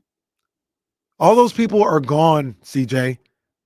Like, you don't have to do this to us anymore. Doesn't care. We didn't make the decision. Yeah, that final real minute and some change felt like the Kings are going to lose this game. And the Kings are going to lose this game, and tomorrow's going to suck. Talking about Kenny murdering squirrels isn't going to be nearly as fun if the Kings lose to the Pelicans. I didn't murder a squirrel for anybody just checking in. No, he did. Him. He buried the squirrel alive. Paul Bear. He was above ground. In trash, sir. You buried the squirrel in trash. Now it's at the Elk Grove dump. Just like, man, I was just looking for mom. And there is like, it's not sealed shut. There's air is getting through the bag. Are you proud of this? Like, are you proud with how you? This is what happened. I'm just giving the people the details. Did you leave the squirrel in the trap? Yeah, did you at least let it out? Oh, you hear? He's still stuck. Your boy. This is your boy. Are you crazy? He came to the party with you. This is your boy. I'm gonna go undo the trap for the squirrel and touch the squirrel and all. No. How fast did this process happen? When you found the squirrel incapacitated, did you leave it there and go have dinner or something and then throw him out, or did you put him out of his misery? No, it all happened fast? this morning. It all happened this morning. I saw him this morning. I handled it this morning. I didn't murder a squirrel as a top 5 title, by the way. What's the title though? No, Rex Ryan. It's either It's either the 49ers need Rex Ryan or I didn't murder a squirrel. No, I didn't murder a squirrel. It's way better. Yeah, I didn't think TC's line was gonna be top. I can't believe after that call, TC didn't say the most ridiculous thing of the day. Honestly, like I thought, like, all right, we peaked today for this show, we're done, and then Casey's like, yeah, I pretty much buried a squirrel alive. There was air. There was air for him to breathe and everything. It was not sealed shut. Well, you're really grading on a curve over there, bro. It was not sealed shut. Really grading on a curve. Squirrel's paralyzed, but at least the bag had a hole in it. He might have been paralyzed before I got to him. Only thing more dead than that squirrel is the 49ers season. Oh damn. Oh man. Sorry, buddy. It is though. It is. And like I said, people who are watching, I am decked out in the Joe Montana jersey, the 49ers beanie, the 49er general, Casey.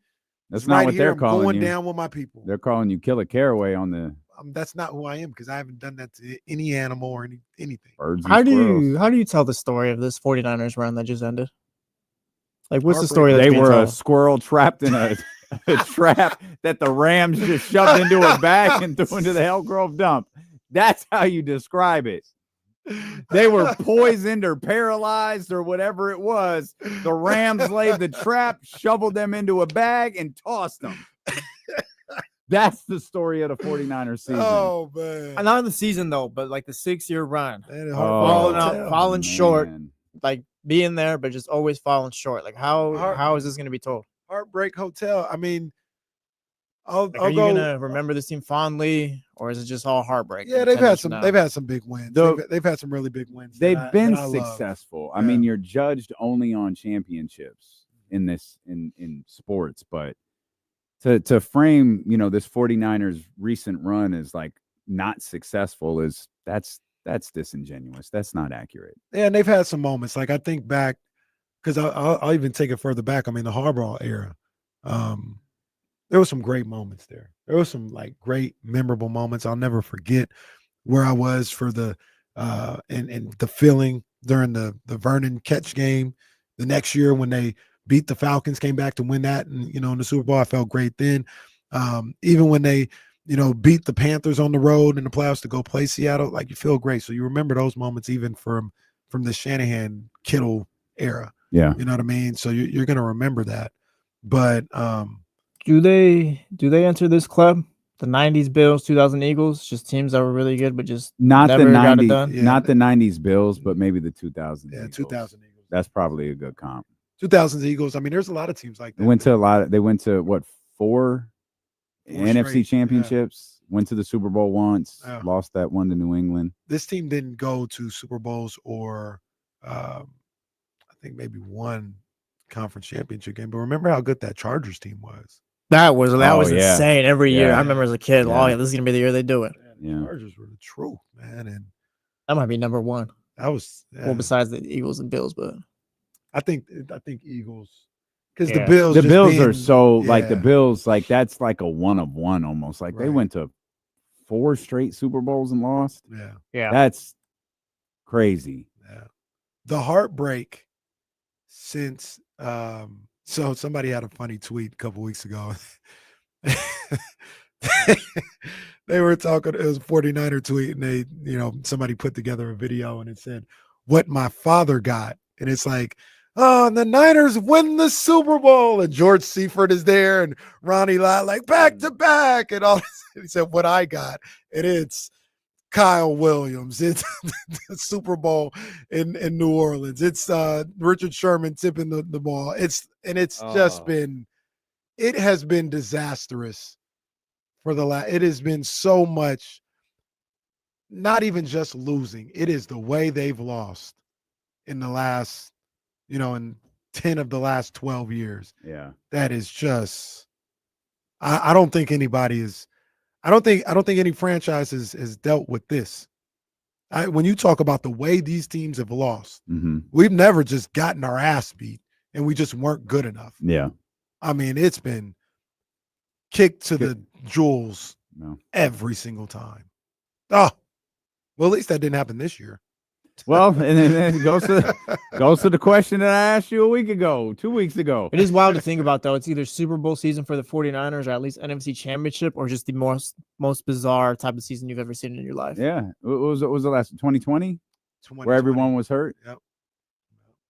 Man, crazy.